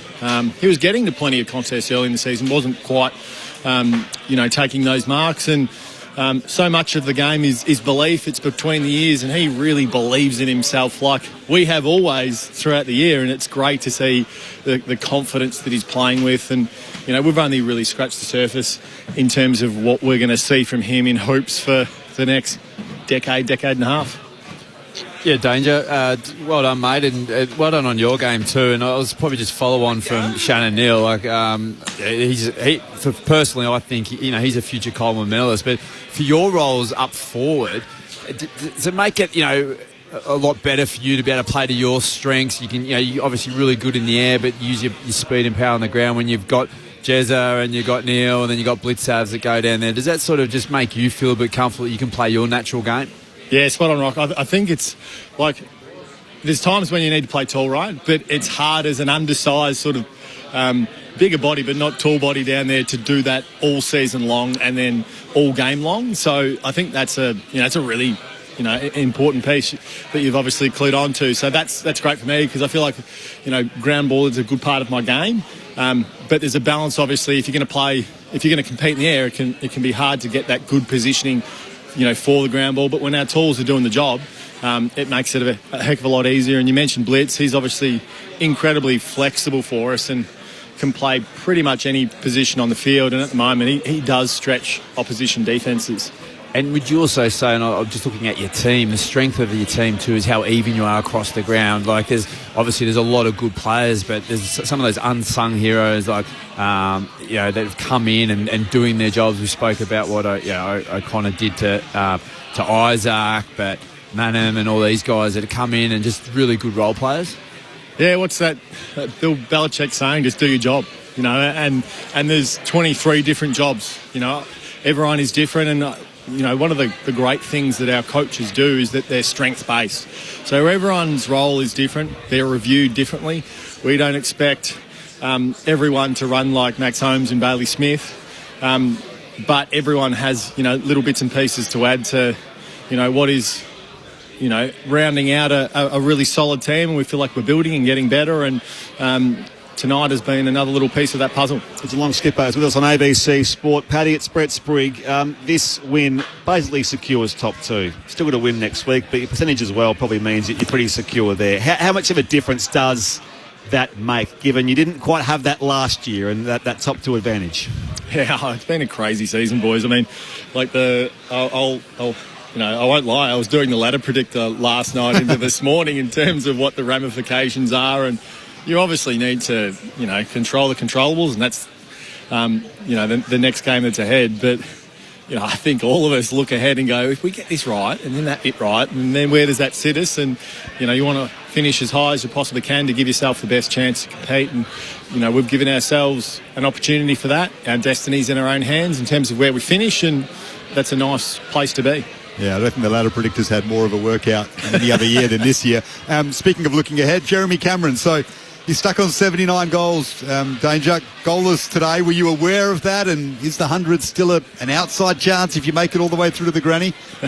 It's like the more that we've spoken about the 100, the less goals he's kicked. So I'm just going to say no comment in the hope that next week that means he kicks a bag. But look, Des still plays his role because oppositions are so conscious of him. He is such a focal point for us, and what that means is you get Shannon with one-on-one contests who is extremely difficult to beat, and you get Sean Manor, Tyson Single. I thought Tyson was just terrific tonight. His pressure around the ball, his ability to hit front and centres and really compete. He's a real difference maker for us, and it's great to see him hit top form at the most important time of the year. He's there with Nicky O, Tyson Stengel. I'm just having a look now. He's getting a selfie and having a nice little chat, which is obviously great for him. Nicky O, look, one of the great humans, Nicky O. Very, very good man. He loves a winner, so he's obviously in the right winners' rooms. Hey, well done, Paddy. Great to hear you chat as always, and all the best for next week and beyond. Good on you guys. Thanks for having me. Patrick Dangerfield with us, the Geelong captain here on ABC Sport. 43-point winners here, the Cats. 37,656, the crowd here at the SCG for the final Swans home game. They must have the Esky open down there for Nicky O to get in the Cats' rooms. Speaking about Henry Playfair's up there in there too. I saw Lockie Hunter. Speaking about playing your role, doesn't he just do it beautifully now? Yeah. I mean, he knows his place, his last season or two, and he's not out there trying to do it all himself like he would have thought he could do for such a long time, but he just comes in and out of games. But whenever he does, Jace Addington, Ryan O'Keefe, he has such an impact. I mean, he's sticking to that mantra better than anyone. Well, like when you've got a player like Patrick, as I said, I've never seen a more powerful athlete that can just like his first 10, 20 metres as fast as anyone. He's a bull of a man, so strong, and like when he tacks the ball and ground ball, he just goes clunk and picks it up. He's such a weapon, and now that, as he said, the team's not relying on him, so he can just waltz around and do what he does. He's not getting all that collision, which he's done for years and years. And he's that player now for them with with their forward setup and the other those other real other smalls around there. He's a player. He's that ex-player for him now that goes there. Like he can win a game. Like he can kick 3, 4, 5, 6 goals easy in a game. And he's that player that might make the difference come the big day. That's exactly it. You don't rely on him, but he can be the difference, like you say. Yeah. Cats by 43 points here at the Sydney Cricket Ground. Meanwhile, at Docklands, third term there, the Bulldogs 11-7-73 leads West Coast 3-7-25. So that for now, that result done, let's face it, puts Gold Coast out of the top 8 for the time being. However, they of course have the 2 games left, not just the one. So they've got Port Adelaide up next, who will be without Ollie Wines. He was offered 3 matches for his bump on Cooper Lord from yesterday's games. He'll miss the Travis Boak and Ken Hinkley farewell. Suns to play them, and Essendon, of course, on that final Wednesday night game. So it all comes down to Freo and the Western Bulldogs for that last spot in the 8, you would think. That's an elimination final. Yes. Flat out elimination final, Sunday afternoon at Docklands next week. Winner goes into the finals, loser is out. That is going to be epic. Just on what happened earlier, North Melbourne, speaking of, non-finals teams, they beat Richmond by 48 points. Harry Sheasel, an equal record ever, 54 disposals, 15 score involvements. Paul Curtis kicked 5 goals as well. In the AFLW earlier, Freo has just beaten Port by 22 points at Alberton.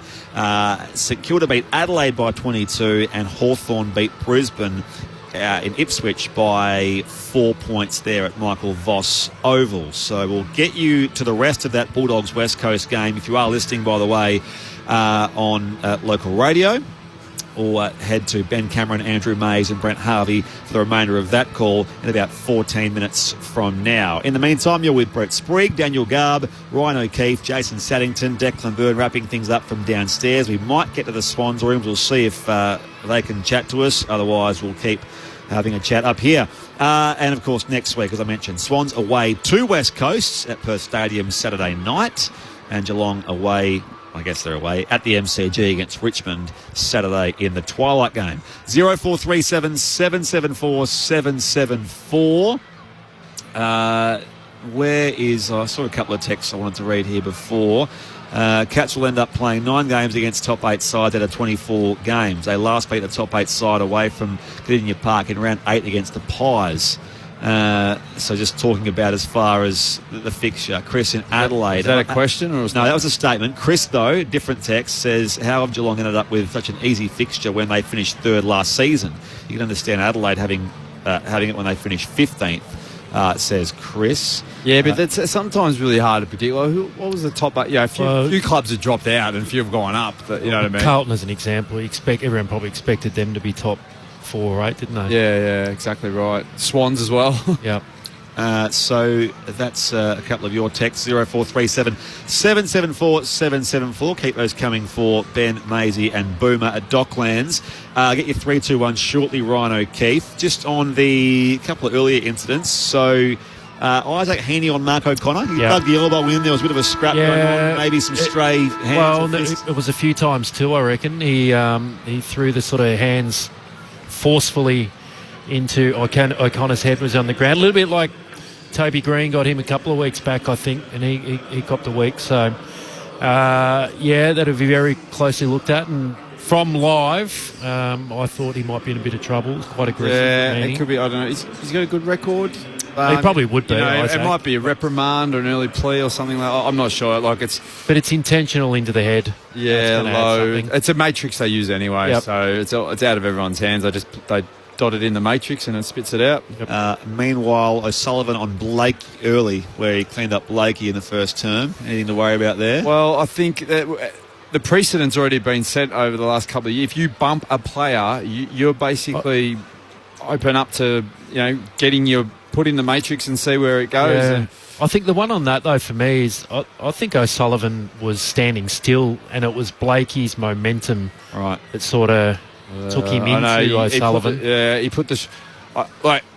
I normally would say no way, that's nothing, that's play on, but just the way it is at the moment, and that's how it is, and everyone knows it. You bump a player, you're putting it into very much jeopardy. Nick from Yakka. I think that's Yakandanda, I assume. Love the call. Who plays in the GF? Who are your tips from here, Ryan O'Keefe, Jason Saddington? I've said the Crows. I reckon the Crows. Hard to go past the Crows. Yeah, I think, and I just think that, as I said, the balance of their team, the three big guys up forward, everyone feeds off, and I think that's a winning formula that a lot of teams have got at the moment.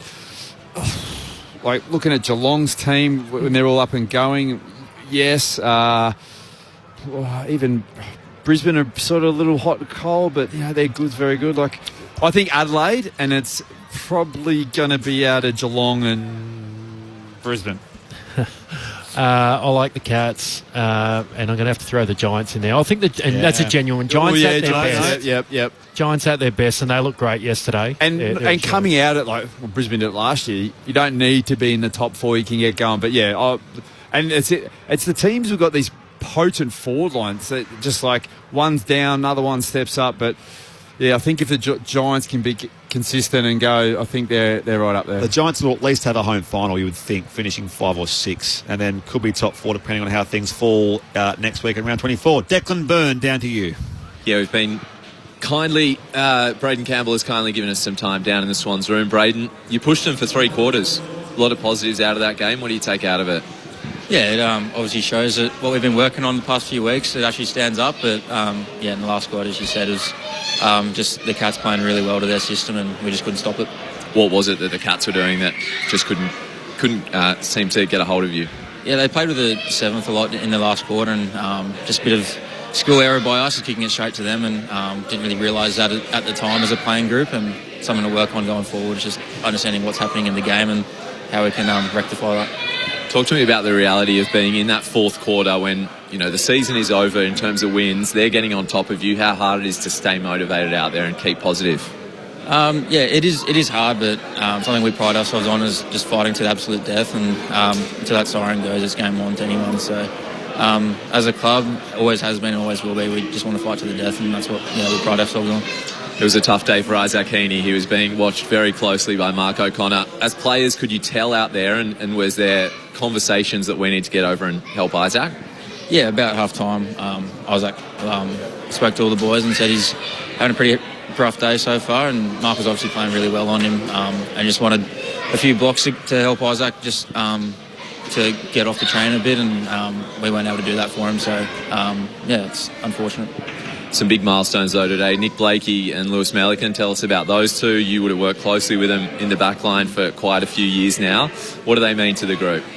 Yeah, the absolute pillars of the club, and the role that Lewis plays every week, just that consistent defender, gets one of the hardest tall forwards every week and just does that week after week. So he's really respected at the club and everyone loves playing with him.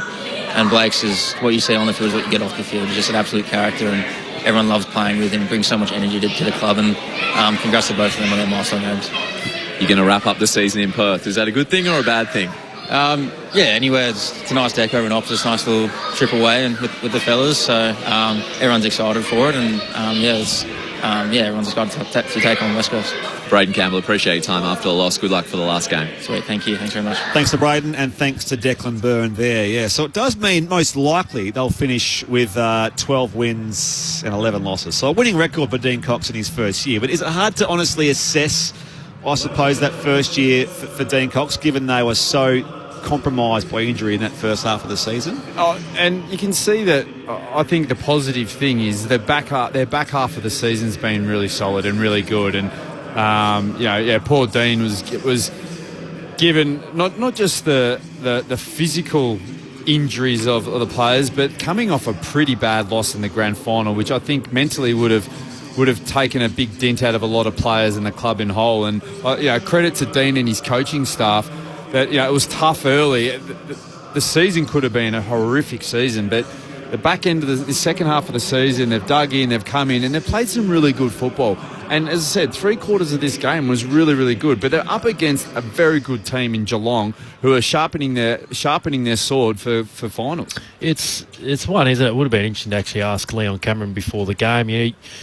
Well, for the Swans, I mean, missing finals is never acceptable for that footy club. But in terms of the way the season started and the injuries they had and how it's finished, and they win 12 games potentially, is it almost a pass mark, in terms of the season, or is it's below expectation? Because the back end's certainly been a lot better than what it was at the front end, and they've finished pretty well. Dean Cox's judgment will come next season. It'll come next season. Yep. That's when Swans fans will go, all right, unless you have a bad injury start like they had this year and you lose a couple of stars. All right, now what can you do? Yeah. The full midfield there, Papley there, Mills there with a couple of recruits. Then the pressure's on. They've got to get right back up to top 4. That's the mantra. He says that himself. And the thing too is what this year did expose was the depth in the Swans list. And I think there was a little bit of a question mark last year, and you saw it in the grand final. When you do shut down your prime movers, and the Swans' prime movers are as good as they get, Who's else who's taking the bat and go, hang on, we're going to get this game done? Another question for you both. We heard so much from John Longmire for so many years about process and structure and sticking to your roles. Dean Cox came in and said he wants the team to be more flexible. Are they struggling to find that middle ground? Because at times in games, it all seems to fall apart. And even today, 3 goals up and then they lose by 43. Teams seem to get a bit of a run on against them still. Does he need to find a way to get the balance right between those two extremes? That jargon, the process and the fact that I'm not sure what context he's talking about that, but I think that's been even, in the last few years, probably with this crop of players, is teams have been able to get a run on, and all of a sudden the damn wall's broken and no one's been able to sort of stop it. And I think that's been a bit of a common issue with the side over the last few years. And a part of flexibility is you got to be able to deal with what the game's throwing up at you, doesn't it? Like what you're getting, what looks you're getting offensively with the oppo, whether they're letting the corridor open or forcing you down. Like, you just got to take the game with what you see, and that's what you've got to be flexible with. But even potentially some of those sort of roles, and there might be some players that have struggled with that, And you look at ones like Florence obviously had a disappointing year, even Haywood's had a disappointing year, and they're players that, in the past have been pretty reliable in set roles. And maybe that flexibility has thrown out some of those guys. At Docklands, the Bulldogs lead West Coast by 66 points midway through the third term there. We'll take you there for coverage for the final game of round 23 on local radio through Victoria and the rest of our network very shortly. Otherwise, listeners through News Radio are heading off to regular programs in a few minutes' time. And Declan told us earlier about a nice moment in the VFL where Well, Mitch Duncan, who of course we know he's winding up his career, unless there's a recall to the seniors at some stage in September or maybe next week, then he's played his last game in the Hoops in the VFL, kicked a goal at the neighbouring oval here against the Swans, and the Cats won that game. His mate ran on, gave him a big hug, and there was his family there as well. And it sounds like a great moment, but it was obviously still some intrigue around whether he does get back in that side, and he's been a great servant of that footy club for so many years. Dogs by 66 at Docklands. Before we get Ryan O'Keefe's votes, Garby, how did the stats finish up overall? So Bailey Smith, 30 touches. He's set to figure prominently on Brownlow night. He was dominant again through the middle for the Cats, 9 score involvements. Tom Stewart, brilliant down back with 25. A number of intercept marks. Dempsey, 21. Holmes, 21. Atkins, 21 as well. For Geelong, of course, Neil kicked 4 goals. Stengel and Manor both had 3. Callum Mills is really busy in defence for Sydney with 25. Blakey, 23 in his 150th. Warner, 23. Goulden, the same number, but neither really were at their damaging best. And the big possession number, I guess, Isaac Heaney, only 15 and 1 goal. Mark O'Connor with a brilliant tagging job on him. Ocean Mullen with the tagging job on Goulden made sure that he didn't hurt the Cats too much. Who are your 3 best, Ryan O'Keefe? Yeah, look, it was tight, and they're all Geelong players, and you could have put a few in there, but I've got Tom Stewart with 1 vote. He's always, rock solid, and arguably one of the most important players at Geelong. I've got Sean Manor for 2. I thought, his influence, particularly in that second half, he was really, really damaging, kicking 3 goals, and then Bailey Smith, 3 votes. Okay, thank you. 3 Bailey Smith, 2 to Sean Manor, and 1 to Tom Stewart. And the ABC Player of the Year, apologies, Nick, he's in Yakka in SA, not Yakandanda in North East Victoria. They're both great places, I'm sure. Thank you, Nick. 0437 774 774. Keep your texts coming for our team at Docklands, who will join up with very, very shortly. As I mentioned, the Swans away. They'll finish their season in West Coast, or against West Coast next week. Quite fitting for Dean Cox in his first year in charge on Saturday night. If you're the players, you'd be campaigning for a let's stay over. I've done a few before we fly back. I've finished a few seasons over in Perth. Well, it's a long flight back, that's for sure, to Sydney. Coxie'd be up for that, surely. Geelong have got the Tigers next week, who were beaten by 48 points at the hands of North Melbourne earlier today. In some ways, Harry Sheezel's the story of the day with his 54 disposals in that earlier game between 2 of the cellar dwellers. Dogs, Eagles coming up for those of you on local radio very shortly. Thank you, Garby. See you next week. Thank you very much, Briggy. Thanks to Jason Saddington and Ryan O'Keefe. Thank you. It's always a pleasure. Hear from you again very, very soon. Big MRO news. Ollie Wines, by the way, if you missed it, offered 3 matches for his bump to concuss Cooper Lord yesterday. He'll miss the Travis Boak farewell, of course, a long-time teammate of the Port Adelaide legend. The Cats by 43 points here at the SCG. Thank you to our commentary team. Thanks to Declan Byrne. Thanks to Aaron back at the studio. To Tegan Nichols, our sound extraordinaire here. And to you, most importantly, for your company, use radio back to regular programs, or if you're listening through local radio, off the Docklands, the Dogs and the Eagles.